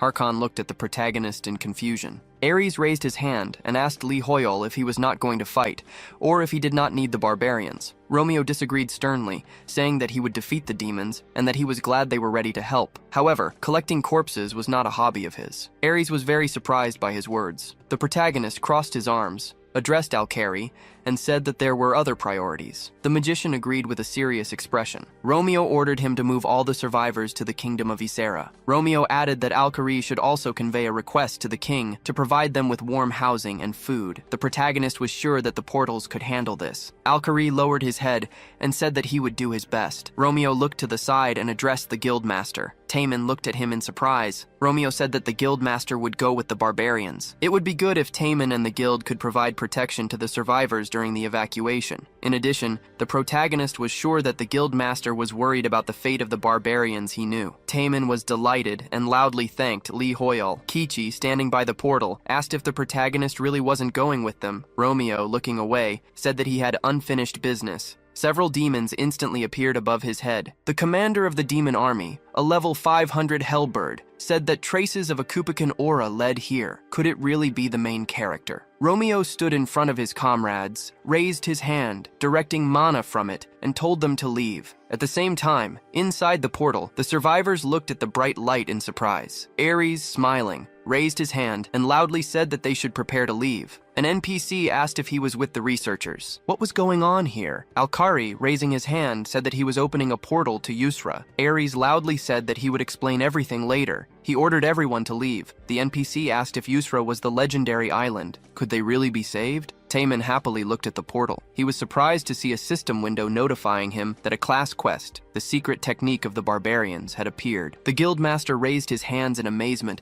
and wondered if this was really a class quest. Only one person in each class could receive one. Why did it appear now? Taemin was very scared by what he saw. He sternly turned to Ares and asked where Karen was. The barbarian said that Karen should be on a sortie. Ares looked uncomprehendingly at the guildmaster running quickly to the door. He ran after him, loudly called out to Taemin, and asked where he was going. It was very dangerous to go alone. The guildmaster, running down the street, thought that this couldn't be. He couldn't believe it. Taemin remembered his past. Chiron smiled and put his sword on his shoulder. He asked if the guildmaster really wanted a secret technique from the barbarians. Confused, Taemin loudly asked if it really existed. Chiron smiled maliciously, rubbed his chin, and asked what he should do. Teach the guildmaster or not? Taemin asked loudly and angrily if Chiron could teach him. Chiron laughed loudly and told the guildmaster to grow for another 40 years. With an angry look, Taemin loudly asked if it really had to be 40 years. Wasn't that too long? He wanted it now. Kairun loudly refused him as he left. The guildmaster emerged from his memories. Kairun's body hung on a stake among flying birds. He looked down, his body bloody. Breathing heavily, Taemin realized that because Chiron had died, he had been given the class quest. Horikan noticed the guildmaster while flying. He stopped with a terrifying look and wondered what this was. There was one more unpleasant ground creature left. Taemin looked away, tears of rage streaming down his face. The system window notified him that the class quest, the barbarian secret technique, had appeared. The guild master's leader had left this world. Their new young leader must now show his wild nature. At the same time, Romeo had an unpleasant feeling. Harkon turned to Lee Hoyol and asked if he was okay. The protagonist did not look well. Romeo raised his hand and, looking up, said that everything was fine. He wondered where this ominous feeling was coming from. It seemed that something had gone wrong. The demon commander hung in the air, looking down at them. With a serious expression, the commander said that there were too many enemies around. All of them must be the demon commanders. If the protagonist could create a ladder for them like last time, his allies would be able to deal with them. Romeo concentrated the flow of mana in his hand and refused him. The protagonist declared that the heavens were their domain and that he would overthrow them. A commander quickly raised his hand and asked loudly if Lee Hoyol really thought a ground freak like him could bring them down to the surface. Harkon angrily leaned over and announced they were going to attack. The protagonist reasoned that the demons must be sensitive to light. He quickly directed mana towards the demons, illuminating the area around them. The generals instantly shielded their faces from the bright glow. The system window notified that the commander of the demon army, Hellbird, had been stunned. Jesse looked at the protagonist in surprise. Lee Hoyol thought that it had worked and they could continue. He needed to get them down to the ground so that the knights could fight. Lee Hoyol recalled that the magic lightning Jesse had used worked in a similar way. The lightning, made of mana, quickly struck the generals, enveloping their bodies in mana. The system window notified that the protagonist had defeated the commander of the demon army, Hellbird, and that contribution points had been awarded. Jesse said with admiration that one spell had been enough. Lee Hoyol confidently looked at his hand, thinking he had not expected to kill them so easily. He wondered when he had become so strong. Jesse enthusiastically raised her hands and exclaimed that this was to be expected of the protagonist. She added that it was very elegant and that she had learned so much. The system window notified that 6 out of 10 generals were now dead. Romeo looked up sternly, thinking that there were still 4 more left. He He felt uneasy at the thought. He wondered if Taemin was all right. The protagonist turned his head in surprise and looked at the portal. He asked loudly if Alkari was really there. The mage scratched his beard angrily and said that they had finished evacuating the civilians, but the barbarians. Ares angrily climbed out of the portal, interrupting him to say that the guildmaster had not returned. Taemin had rushed off alone to look for Karun and still had not returned. Karun had never been so late on a raid. Something must have happened to them. Romeo asked if the guildmaster had really gone alone. Alkari closed his eyes and said that as the protagonist could see, they were quite reckless. Romeo angrily asked which way Taemin had gone. After a moment, Hurricane was holding the guildmaster's hand in the sky. Blood was running down Taemin's leg, and the demon was squeezing his neck. Hurricane laughed, saying it was presumptuous of the guildmaster to try and kill him alone. Taemin gritted his teeth, thinking that he couldn't raise his hands. So this was how strong the commanders were. He hadn't expected it to be so difficult. Hurricane asked with an ominous smile if Taemin would really beg for mercy like all the other freaks. He added that maybe he would spare him if the guildmaster tried. Taemin replied with an angry smile that Hurricane would be waiting in vain. Barbarians never give up because they die fighting. Hurricane laughed loudly, saying the guildmaster had a lot of impudence for a weak person. He thought him a fool, though what else could be expected from an earthly beast? Then, mentioning Karun, Hurricane added that the other freak had been just the same. Hurricane said Karun was not smart enough to join a battle that was doomed to defeat, recalling that he had also shouted loudly. Taemin, gritting his teeth in rage,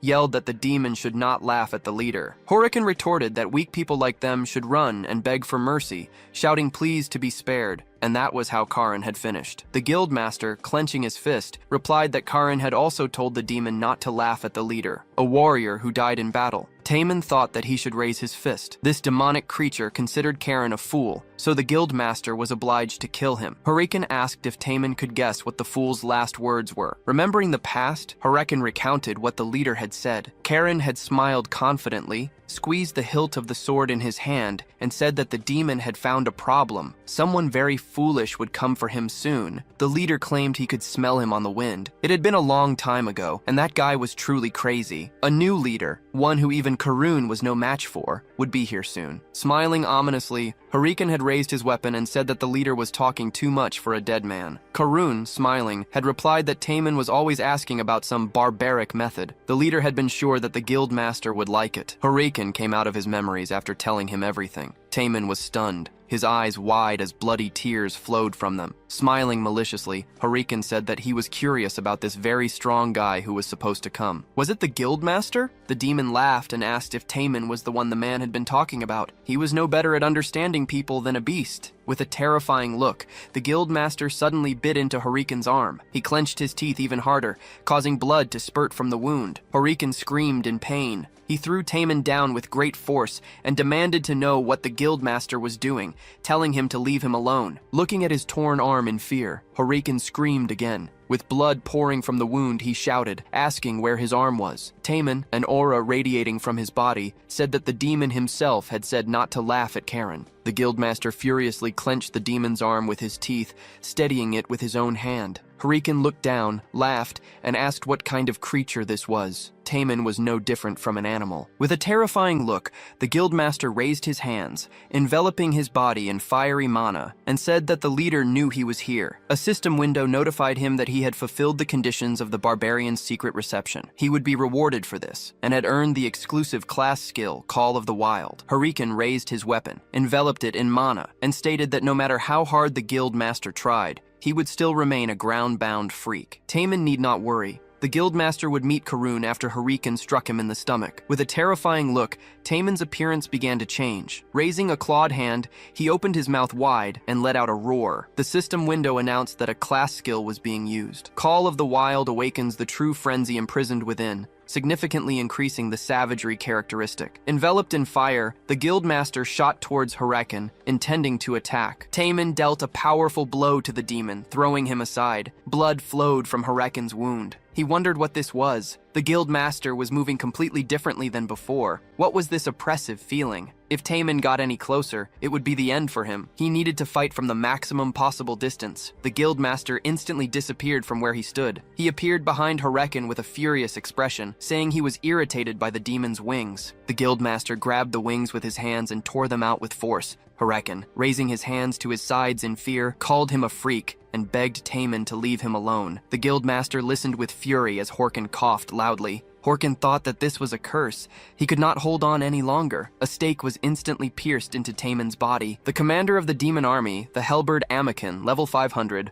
holding a stake with the guild master impaled on it, asked what this was, and if Awakens had really become addicted to the walkers. The demon loudly disagreed, saying that he had simply stopped being vigilant for a second. Taemin quickly flew to the side, hitting and breaking the ground. Awakens said that there was a problem. They would quickly sort things out here and then go. The guildmaster thought hopelessly, wondering if this was really the end. He asked Corwin for forgiveness. Apparently, he was still far from becoming a worthy leader. His recklessness was probably a problem for Lee Hoyol too. Taemin would like to apologize to him too. His brother would definitely be very upset. That was what really bothered him. The guildmaster was very surprised. He leaned his hands on the ground, raised his head, and asked if this was really the main character and how he had gotten here. Awakens asked in surprise who it was. Romeo, adjusting his tie with his hand, said that he already knew what had happened. Taemin, looking down, thought that this was very bad. Lee Hoyol valued formality and manners most of all, and he had been fighting here like a wild animal. The guildmaster felt ashamed. Harkon, running quickly towards him, loudly asked if Taemin was okay. The protagonist said that he already knew what had happened. The analyst Nam Chul was very worried. Awakens laughed loudly and asked his comrade to look at them. He said loudly that they were just a bunch of earthly freaks. They had saved him the time of looking for them. Romeo ordered him to shut up with an ominous look. Awakens was very surprised and asked what that was. His head instantly exploded. Awakens looked at him in fear and exclaimed that this could not be. A stream of mana quickly cut off his wing. Awakens, with blood pouring from his wounds, instantly fell. Powerful clouds of dark smoke formed from the impact. Awakens rose and loudly asked how a walking freak like Romeo dared. The protagonist asked if he was really a freak. The demon was talking without knowing his place. Romeo sent mana from his hand, saying they would see who the real trembling freak was. The protagonist would show the demon his place. Awakens, gritting his teeth, trembled at Romeo's words. After some time, the commander of the demon army, a level 500 Hellbird smiling,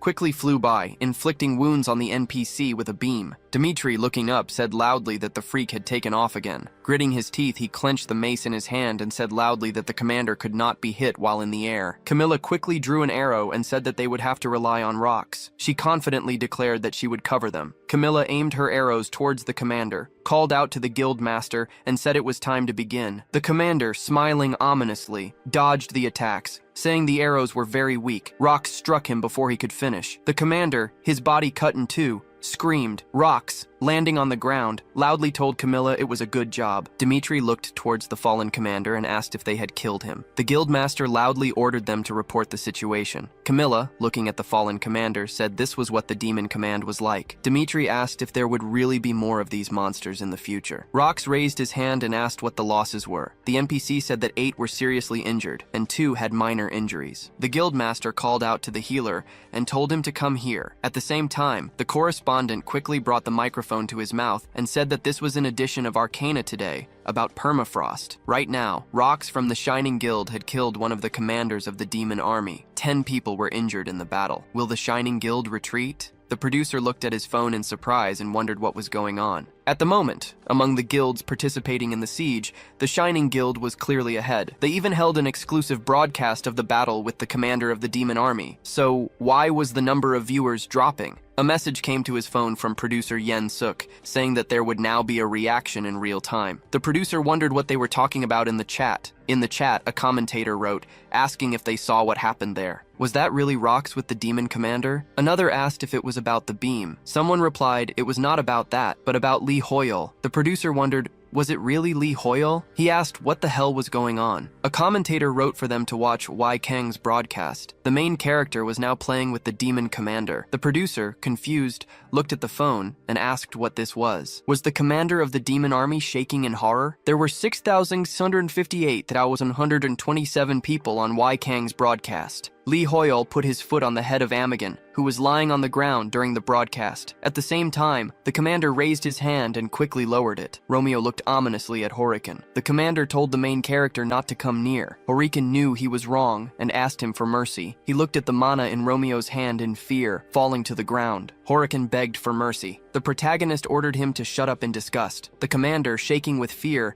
pleaded that since he was groveling, Lee Hoyle would spare him. Horiken promised it would never happen again. Romeo, without listening to him, quickly hit him with a powerful stream of mana and said that he did not talk to prey. Wai Kang, smiling, watched what was happening, hiding behind rocks. He asked the audience if they saw that. Lee Hoyle had already defeated 8 commanders of the demon army. The protagonist sighed with relief and wondered if the demon commanders really differed in stamina. He had almost spent all his mana while trying different techniques, but Horiken still did not want to die. A spectator, watching what was happening, asked if they saw how the protagonist played with them until he killed them. Jessie raised her hands in admiration and said that it was amazing and unbelievable. Lee Hoyle had made various changes during the intervention stage to use the same spell in different ways. Going along with him had been the right decision after all. She had learned so much. Taemin kept his hand on his wound and addressed the protagonist by name. Romeo turned to him and asked if the guildmaster could move. Taemin looked down tensely, confirmed he could, and said that it was all thanks to Lee Hoyle. He said that he was very ashamed because he had disobeyed the protagonist's order to evacuate the survivors. As a result,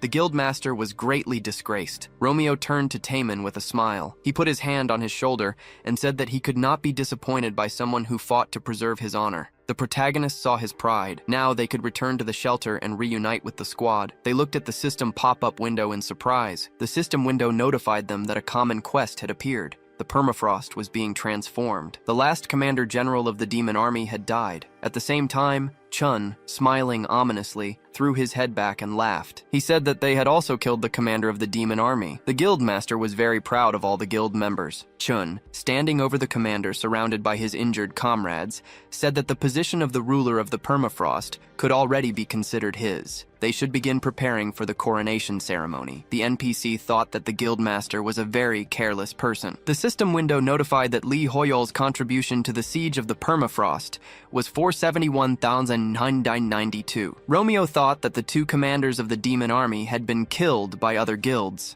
Harkon looked at something in surprise. He asked, "Is it really Count Sir Ion?" The count held his wound with a sad look. Harkon extended his hand toward him and asked, "How is this possible?" The count was able to survive. Sir Ion, looking exhausted, addressed the commander and asked, "Is it really him?" The count, smiling through his tears, said that he could not even imagine that Harkon himself would come. His Majesty and the Empire had not left them. Sir Aeon, smiling, looked toward the protagonist and said that he had also observed the good deeds of this explorer. This was very surprising. He extended his hand toward Romeo and greeted the hero who had arrived to save the permafrost. Sir Aeon, having given his name, said that he was the Lord of the permafrost. Taemin, very surprised, asked, "Is it really the Lord?" He had walked back and forth across the permafrost so often and had never met him. "Why did the Lord come here in such a terrible form?" Romeo asked with a malicious smile. "Is this really the Lord?" He grew angry and asked him to stop this deception immediately. The system window announced that the natural enemy skill had been activated. Combat abilities were greatly increased in battle with demons. Romeo said that this was the Demon King. Meanwhile, why was Wai Kang broadcasting? He asked, "What is this?" Viewers wrote in the chat that this was amazing. Is this really Lord Sir Ion? Why was Wai Kang watching what was happening with such great surprise? The viewers wrote, "Is this really the Count? It can't be that this is the real Lord. Did Sir Ion really survive?" The producer looked at his phone in confusion. The correspondent took off his headphones, looked at him, and asked what the producer was watching instead of their broadcast. The viewers wrote that Lee Hoyle was really angry. Why is he so angry? Nothing could be heard. Why wasn't Wai Kang getting closer? Taemin asked in surprise. Is this really the Demon King? Harkon took a wide stance and asked, "What is the protagonist talking about?" This man was definitely the ruler of the permafrost. There must be some misunderstanding here. Decaravia smiled, lowered his head, and laughed, saying that he understood everything. It was normal for Lee Hoyle to look at him like that. He put his hand on his face and said that he had failed to protect his subjects and was the only survivor. Harkon approached him, raised his hand, and said that it was not his fault. Decaravia disagreed, saying that he could not fulfill his duties, but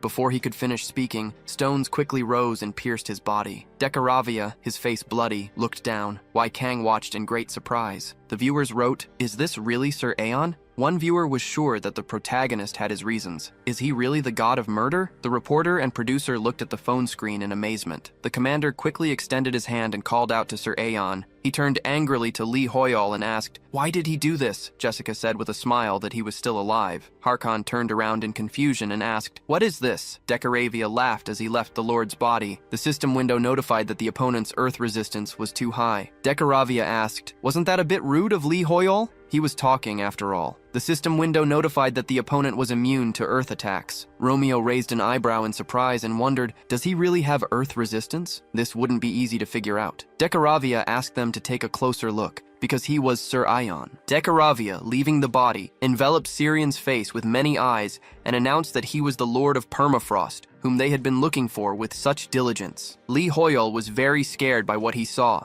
Harkon quickly raised his sword and declared that it was a demon. He jumped up with the intention of attacking and demanded how a demon dared to insult a vassal of his majesty. The commander, with a terrifying aura in his eyes, extended his sword toward the demon king, piercing him. Taemin, with a confused look, asked if Harkon had really killed him. Lee Hoyol thought that the guildmaster should not have said that. A large hole formed in the dark mana. Decaravia instantly exploded, directing streams of dark mana to the sides. A huge beam of dark mana shot from the ground toward the sky. Taemin, enraged, asked if it had really risen to the sky. The protagonist thought that he knew it would. The dark liquid enveloped the stone on which the city was located. The commander looked up in amazement and exclaimed that he could not believe it. Decaravia merged with the permafrost castle. At the same time, an NPC raised his hand and cried out, asking what this was. The knight emerging from the portal announced that something strange had enveloped the castle. Enoch, looking on, wondered what was going on. The NPC turned to Ares and asked if he thought Taemin and the lead researcher were okay. Ares looked up tensely, without answering him. At the northern gate of the permafrost, hunters were fiercely fighting demons. Leon, attacking the demons with fury, screamed. Shreg, gritting his teeth at a monster, demanded to know where so many of them had come from, adding that they never seemed to end. Another hunter shouted that Shreg should spend his energy on spells instead of talking. A demon quickly pointed his hand toward the huntress and screamed. The huntress, gritting her teeth, raised her hand while looking at the approaching demon. The monster stopped in surprise and looked up. The huntress wondered why he had stopped. The demon said that the demon king was calling him. The huntress, with tears in her eyes, asked what this meant. The monster quickly headed in the other direction. Shreg, breathing heavily, said that the demons were leaving. Leon turned to the side and asked why this was happening. She was very scared as she looked up. The guildmaster looked at the flying demons and asked what was happening. Chun looked to the side and demanded to know what was going on and where all the demons had suddenly gone. He then turned his attention to the system window that appeared, his expression serious. The system window notified them that the demon king Decaravia would soon reveal his true form. Camilla looked up in great fear and asked if it was really the demon king. She looked at the mana flow connected to the city and asked again if it was truly the demon king. Rak said that this couldn't be. He added that if the demon king awakens, Japan, no, the whole world would end. Harkon, full of determination, jumped up and declared that they must stop him. He was very scared, looking at something. The system window notified them that the ritual was beginning. Romeo, with a tense look, quickly looked at what was happening. Taemin cried out that this couldn't be. The commander shouted in anger that they had brought out all the offerings for the ritual. Decaravia laughed, calling them fools and saying that the sacrifices didn't necessarily have to be human. Many demons were flying near the demon king. The guildmaster clenched his hands into fists, looked up, and asked what he was seeing. It looked like the magic circles from the underground permafrost shelter. The hunters looked at the monsters flying in the sky, fear on their faces. They cried out that those were demons. The monsters were approaching the magic circle. The hunters exclaimed that the demons were sacrificing themselves to complete the ritual. Lee Hoyol tensely clenched his teeth, thinking that this was terrible. He must stop them. Decaravia instantly appeared near the protagonist, quickly raised his hand and said that he could not allow him to do this. Romeo raised his head with a frightened look. The demon king thrust his hand into the protagonist's body, piercing him through and through. The commander called out angrily to Lee Hoyol. He looked down at the sea of blood, with the hands of the dead sticking out of it. The undead knights climbing out of the bloody sea asked Harkon to save them. The commander remembered his battles with a doomed look. Romeo called out loudly to Harkon, put his hand on his shoulder and said that this was an illusion and the commander needed to come to his senses. The illusions quickly dissipated. Taemin, looking at the huge flow of mana, said that they had dispersed. Harkon, looking at the protagonist, asked if it was really a demon that had broken through. Romeo said that it was the commander's fear. Decoration Decoravia laughed and said it was hard to understand his illusion. The protagonist has an interesting talent. However, it is too late, because the sacrifice has already been made. Soon, the Demon King will be revived. Jessica, looking up, said that there were no demons left. Taemin, in confusion, asked if it was really an egg. It was absorbing the summoning circle. Inside the egg was an unknown creature. At the same time, in the center of Hokkaido. From speakers on the street, an announcement told NPCs to pay attention, as a state of emergency had been declared. At the moment, Hokkaido was classified as a danger zone. As a result, from 8 o'clock that day, the city would be completely blocked. The announcement insisted on the immediate evacuation of all residents. The warning was repeated. The NPC turned to the gentleman and asked what they should do now. Chun, running away, loudly ordered them to retreat immediately and request support from the mainland. The NPC loudly asked about the siege of the permafrost. The guildmaster asked ominously if the NPC was really worried about the siege now. Looking at the situation with his own eyes, the NPC still did not realize the full danger. Does he really think he can handle it? This is not something they can deal with on their own. Taemin, holding the phone to his ear in great surprise, asked what this was. At the same time, Namcheol, adjusting his jacket, said into the microphone that an order had come from Korea. All players located in Hokkaido were advised to return home. They were going to completely block off Hokkaido. United by Heaven, like several other guilds, had already begun to retreat. Taemin excitedly asked what his brother was talking about. Namcheol said that if they stayed, they might die. Romeo confidently put his hand under his jacket, thinking that it was dangerous. They needed to kill the Demon King before he awakened. The guildmaster looked in his direction and called out to Lee Hoyle. The protagonist held the necklace in his hand, thinking that this was an exorcism ritual. A system window announced that the cursed necklace had been chosen as an offering. The commander-in-chief instantly appeared in front of him and said that they had met again. Surprised, Romeo moved quickly. The Demon King struck the rocks with his weapon. The protagonist crouched near the rocks, thinking that this was a curse. The exorcism ritual had left him defenseless in the real world. The commander-in-chief said that this was the same trick with the rocks again. Lee Hoyol thought they were in danger until they dealt with this guy. The commander-in-chief waved his weapon, laughed, and said loudly that he would break through the rock itself. He quickly pointed his hand forward with a terrifying look. Harkon dealt a powerful blow to the demon, throwing aside pieces of stone. Romeo asked loudly if this was really the commander. The commander-in-chief said with a malicious smile that this meant Harkon was still alive. The commander, confidently holding the sword in his hand, said that the commander-in-chief says a day here is equal to 4 in the arcana. Hearing this, he could not contain his grief because of his own weakness. Harkon shrouded the sword in very powerful mana, illuminating the space around him, and said that he had made his majesty wait too long. The commander-in-chief smiled, laughed, and said that this guy uses a rather serious aura of the sword. The commander, turning to Lee Hoyol, asked him to continue. He said that it was his duty to kill the commander-in-chief. Romeo thought with a serious look that Harkon had a good reason. He said without thinking that he would trust him. The commander-in-chief raised his weapon back and said that this battle should be fun. He too would meet him with his blade. The commander confidently raised his sword, shrouded in mana, to the side, stated his name, and said that he would fulfill his majesty's last order. Harkon raised his sword with a serious look and said that he would do it right now. They quickly headed towards each other, creating powerful streams of mana between their weapons. Romeo, holding the necklace in his hand, thought that it was his turn now. The system window notified that the cursed necklace had been chosen as an offering. The exorcism ritual was activated. The Demon King asked if the protagonist was sure. Romeo instantly found himself in another place. He quickly turned around, tense. Drops of mana from the egg were directed to the sides. Taming quickly looked at the rising egg. Dark mana turned into demons. The guildmaster asked loudly if they were really resurrecting, and if these were really the commanders of the demon army. Taming said loudly, with great rage, that all 10 were here. These were the generals they had killed. Harkon gritted his teeth and turned his head to the side, asking loudly if their corpses had disappeared after being defeated, and if that egg had absorbed them with the ritual. Decaravia said that Lee Hoyle was defenseless while he was performing the exorcism ritual. It seemed that they lacked fighters against the demon generals. The protagonist felt the doom of the situation. The Demon King said that Lee Hoyle was certainly different, and he knew it. The protagonist had the abilities of those people from Ixion. Lee Hoyle wondered if Decaravia knew about the exorcism ritual. The Demon King agreed and said that he would go even deeper. Dark mana quickly headed towards the protagonist's chest. The system window notified that the possession effect had been applied. Decaravia asked if Lee Hoyle's mind could withstand it. The protagonist gritted his teeth in fear, thinking that it couldn't be. The Demon King dived even deeper into his consciousness. Dark mana quickly flew out of Lee Hoyle's body. He looked at what was happening with a puzzled expression. The protagonist was very surprised. The Demon King's eyes met his.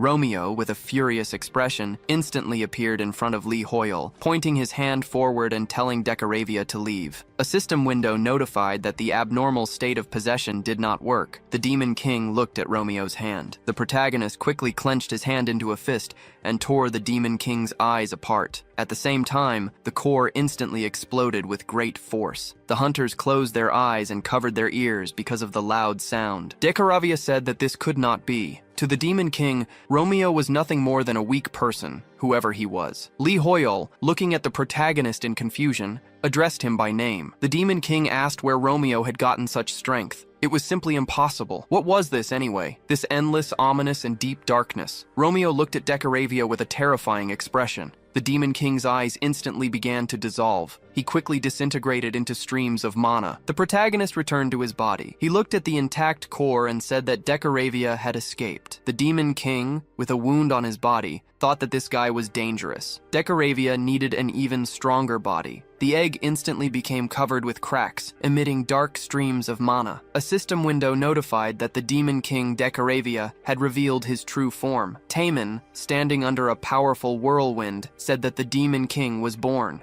At the same time, Wei Kang, holding onto a stone, asked loudly if this was really the same Demon King. Decaravia was simply amazingly huge. Lee Hoyle thought that this was a curse. He wanted to escape. They could not let the Demon King do whatever he wanted. Romeo furiously clenched his teeth and raised his hand with the necklace. A system window notified that the lady's necklace had been chosen as an offering. The protagonist thought that they would resume the exorcism. He quickly closed his eyes. A system window notified that the devil's jewel box had been selected as an offering. The strangling tie had been selected as an offering. The numerous offerings increased the effect of the exorcism ritual. The bright light grew larger. Romeo looked ominously through the crack at the Demon King and said that he had been found. Decaravia quickly turned around. The protagonist tore the crack and laughed. The Demon King looked at him, raised his hand, and thought that this could not be. He ordered the man not to approach him. Decaravia told Lee Hoyle not to take another step. The commanders quickly began to move. They let out a roar. Taemin looked at the figures flying in the sky and said that the generals had gone into action. The Demon King asked his warriors to protect him, saying there was danger over there. Decaravia quickly raised his leg above the city, thinking he needed to escape the danger. He brought his foot down on a building, breaking it and raising dark smoke. Clouds of smoke and rubble instantly rose through the city. Taemin, covering his face from the strong wind with his hand, exclaimed that it was just a single step. At the same time, the reporter and producer, standing among the flying debris, shouted that they were barely holding on. The vibration had reached even this far, and they had to retreat. The NPCs cried out that the Demon King was gone again.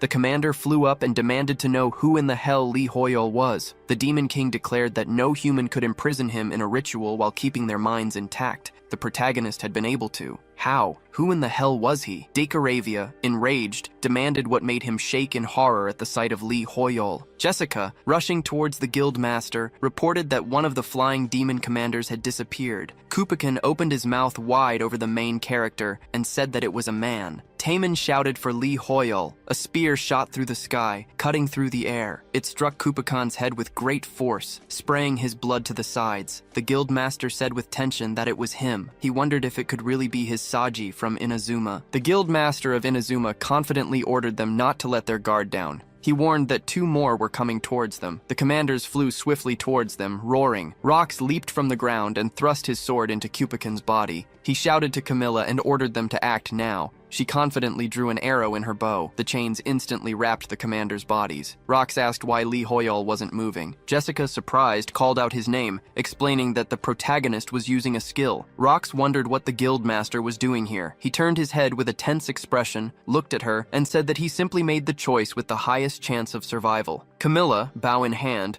told the guildmaster that they wouldn't last long. Now that the disaster that could destroy the entire world had awakened, no matter where they ran, only death awaited them. Rox turned to his Saji from Inazuma and asked if he thought the same thing. That was why they had all gathered here, because they believed that Lee Hoyle would somehow solve this problem. Shrig declared that they would also fight. He smiled, put a hand on his chest, and said that in Yusra he had been rude. This time they, the second son, would also join the battle. The system window notified that the Second Son Guild had joined the party. Hisagi brushed back his hair and asked if they really believed it. He hoped that Shrig was not mistaken. Hisagi was simply not the kind of person to leave unpaid debts behind. The system window notified that the Inazuma Guild has joined the party. Taemin angrily pointed his finger at him and yelled at Shrig and Hisagi to stop pursuing Lee Hoyol. He wished he had a weapon. Someone quickly hit Taemin on the head. He looked up at Namcheol in surprise and wondered if his brother was really here. Namcheol angrily pointed a finger at his brother and demanded to know why he wasn't picking up the phone. He asked if Taemin really wanted him to worry so much. His brother scratched his head with a smile and apologized. Namcheol then presented a two-handed sword, saying he found it in the warehouse and that Taemin could use it for now. The system window notified that Jaehyun and the Shining Ones had joined the party. A large party was registered and automatically assigned raid status. The commanders flew rapidly across the sky. The hunters called out that the others were also advancing. Cubican quickly broke the chains on his body. Rox ran furiously, ordering the hunters not to let the commanders reach Lee Hoyol. The commanding generals were their responsibility. At the same time, in the protagonist's thoughts as he performed the ritual, Romeo grinned and said that the Demon King had asked what made him afraid of the protagonist. Decaravia turned his attention to him in confusion. Romeo showed him the situation in the city and said that this was it, their refusal to surrender, despite their despair and their human pride. The protagonist confidently raised his hand, emitting fiery mana from it. The Demon King quickly rose into the air. He furiously asked what pride this was. Decaravia told the protagonist not to make him laugh and declared that it was only an illusion. This was nothing more than strange sentimentality. At the same time, the Demon King thrust his weapon into Harkon's body. The commander coughed up blood. Decaravia raised his bloody weapon to the side and ordered Harkon to lie down already. The Demon King sighed in confusion, saying that he had dealt a fatal blow. Further resistance would only disgrace the commander even more. Harkon, with a terrifying aura in his eyes, looked to the side. He swiftly stabbed Decaravia with his sword. The Demon King looked angrily at the huge wound on his chest, wondering what it was. He questioned where Harkon found the strength to hold the sword and how he was still moving. The commander had lost so much blood that he should have died long ago. Decaravia sank to the ground, putting a hand to his chest. Harkon looked down at him sternly. The Demon King furiously demanded why the commander had not surrendered and how it was even possible. Harkon raised his sword to strike. Decaravia realized the commander was unconscious, yet still continued to fight. Harkon instantly cut off his head with his sword. The system window notified that the commander-in-chief of the Demon King had been defeated. The morale of the demon army had been significantly undermined,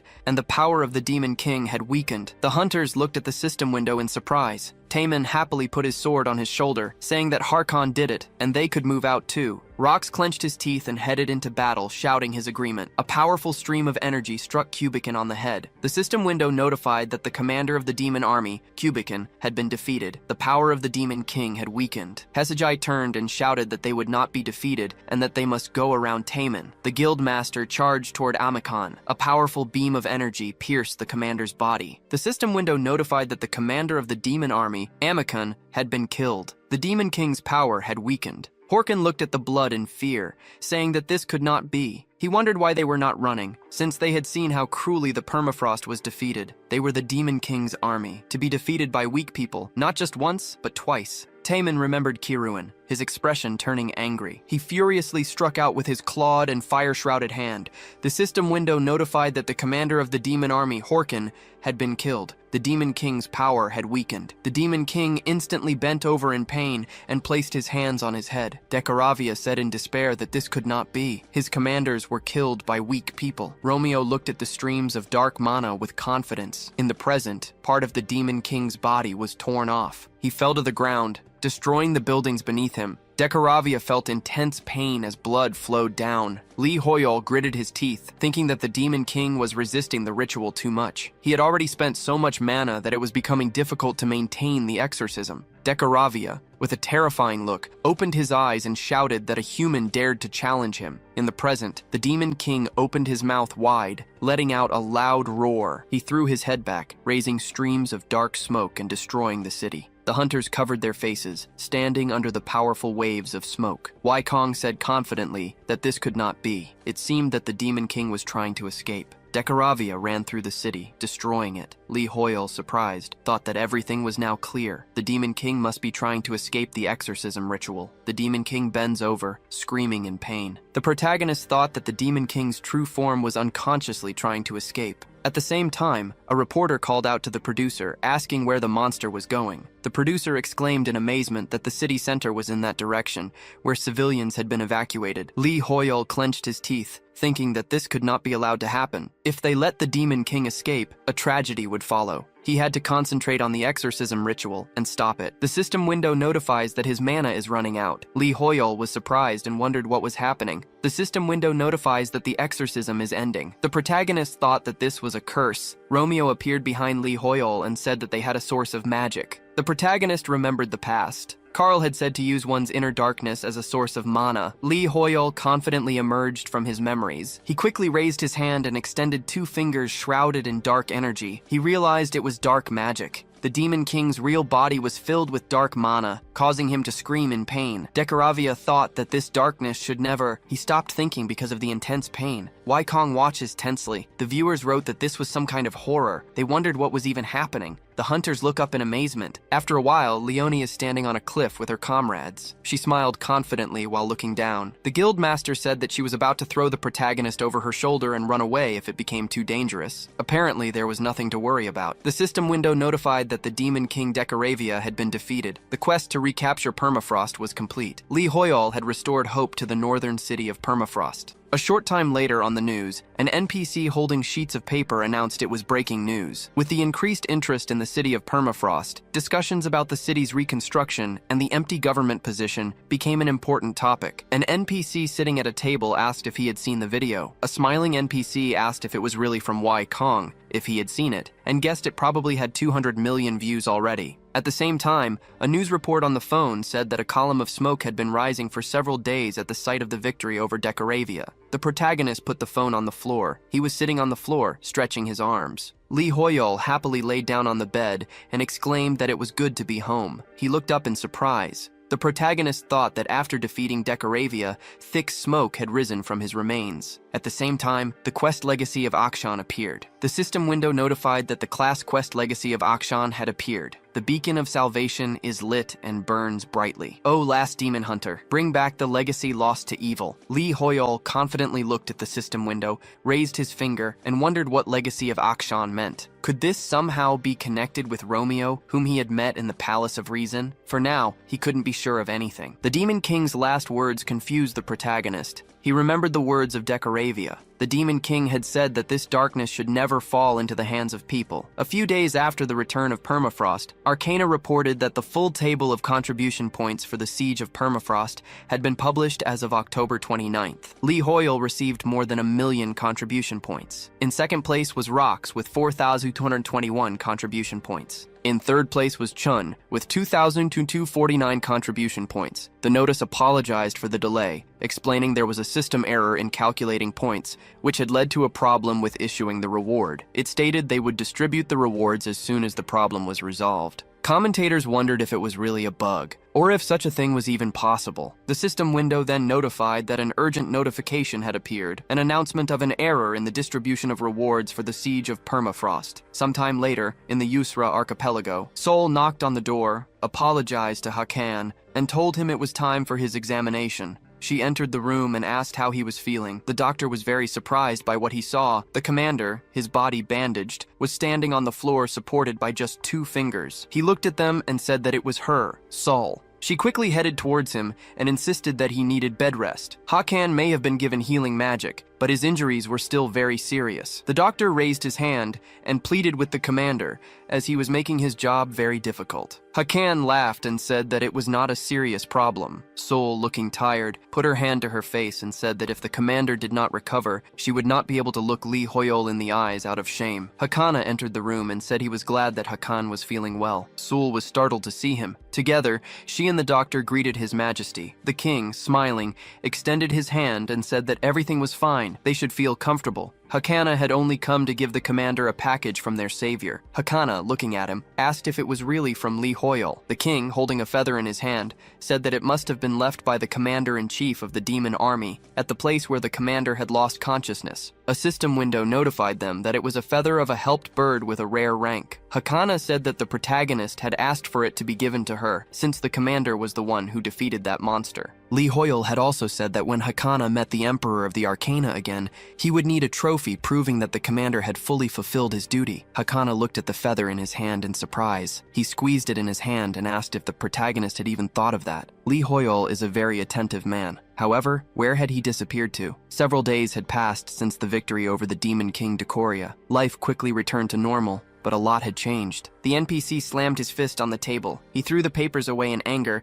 and loudly asked if Hisajai and all the other Inazuma Guild members were bowing to Lee Hoyol in gratitude. They were just fools. Not only did they miss out on being the first to complete the siege, but they had also lost to the Koreans. Did Inazuma really not realize how big of a problem their actions were, considering that Jane had already surpassed them in the rankings? Why had they let them through so easily? Hisajai asked if that meant he should have left all the civilians of Hokkaido to die. The NPC angrily asked what the guildmaster was talking about. Hisajai, with a terrifying look, slammed the table and threw it. He said with an ominous look that if the other guilds had arrived a second later, they would have all died. They were just old freaks. The NPC shook in fear, demanding to know what the guildmaster was talking about, how he dared, and who Hisajai took him for. The guildmaster asked how dare he. He said with a terrifying look, directing lightning mana from his hand, that the NPC had said the exact thing he wanted to say. Hisajai, along with the Inazuma Guild, turned away from Japan. A hunter turned to the guildmaster and asked what they should do now that they had turned their backs on their homeland. No one would welcome them now. Hisajai, walking down the corridor, said that he wasn't so sure about that. He smiled, raised his head, and said that he wondered what kind of captain they would need to emigrate to the Uzra Kingdom. They found refuge on the Uzra Archipelago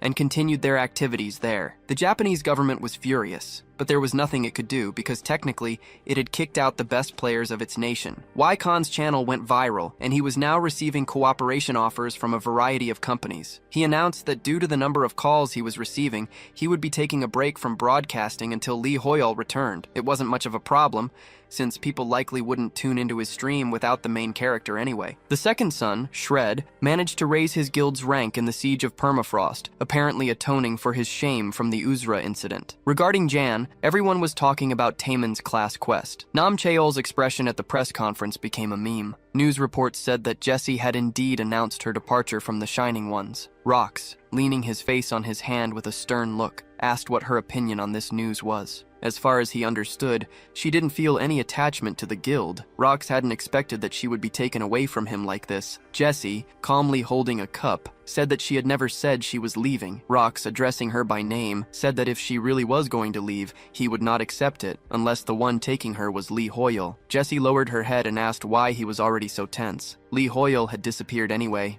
somewhere in the world. With a tired expression, Romeo thought that he had been searching day and night for information about the new class quest, but had made no progress. He sat on a chair, tilted his head back, and wondered if this legacy even existed. Besides, why were so many people writing and calling him? The protagonist's phone rang rapidly, and he turned it off. Holding the phone, Lee Hoyol tiredly put a hand to his head and thought about how exhausted he was. It was time for him to turn off his phone. It was even worse than it was with Ascura. He wanted to visit the library of the Mage Tower, but he was too scared to go outside. There was no progress in the class quest, and the reward for the siege was also missing. And also, those last words of the Demon King. Lee Hoyol thoughtfully put his hand on his chin and remembered the words of the Demon King. He thought that he had always suspected he was somehow different from other players. He felt his behavior shouldn't change that much, even though he was synchronized with his in-game character. Plus, there was Romeo, whom he saw in the exorcism ritual. Lee Hoyol searched to see if other players could see their characters, but he couldn't find anything on the topic. It might be an exclusive skill for demon hunters. Even if it was, he wouldn't know about it since he was the last of them. Besides, if that was true, how did Lee Hoyol manage to see into Romeo's past? Lee Hoyol put his hand on his head tensely and hoped he could learn something new about Romeo if he dealt with Ocean's legacy. He looked at the system window that appeared in surprise. The system window notified him that he had gained new levels. Lee Hoyol looked at his stats and wondered if he had really just leveled up 30 times at once. The system window notified that the items for his high contribution to the Siege of Bali had been automatically placed in his inventory. The pentagram of sinister sealed knowledge of epic rank. Its effects were hidden due to the demon's curse. To learn more, he first needed to cleanse it. He happily looked at the system window and thought that they had given him another item. The system window notified that his affinity with the permafrost had reached its maximum. His influence in the permafrost had reached its maximum. The authority function was activated in the permafrost. Lee Hoyol thought that they had also given him authority. He clenched his fist with a smile and thought that the fact that he had authority in Yusra was already cool enough.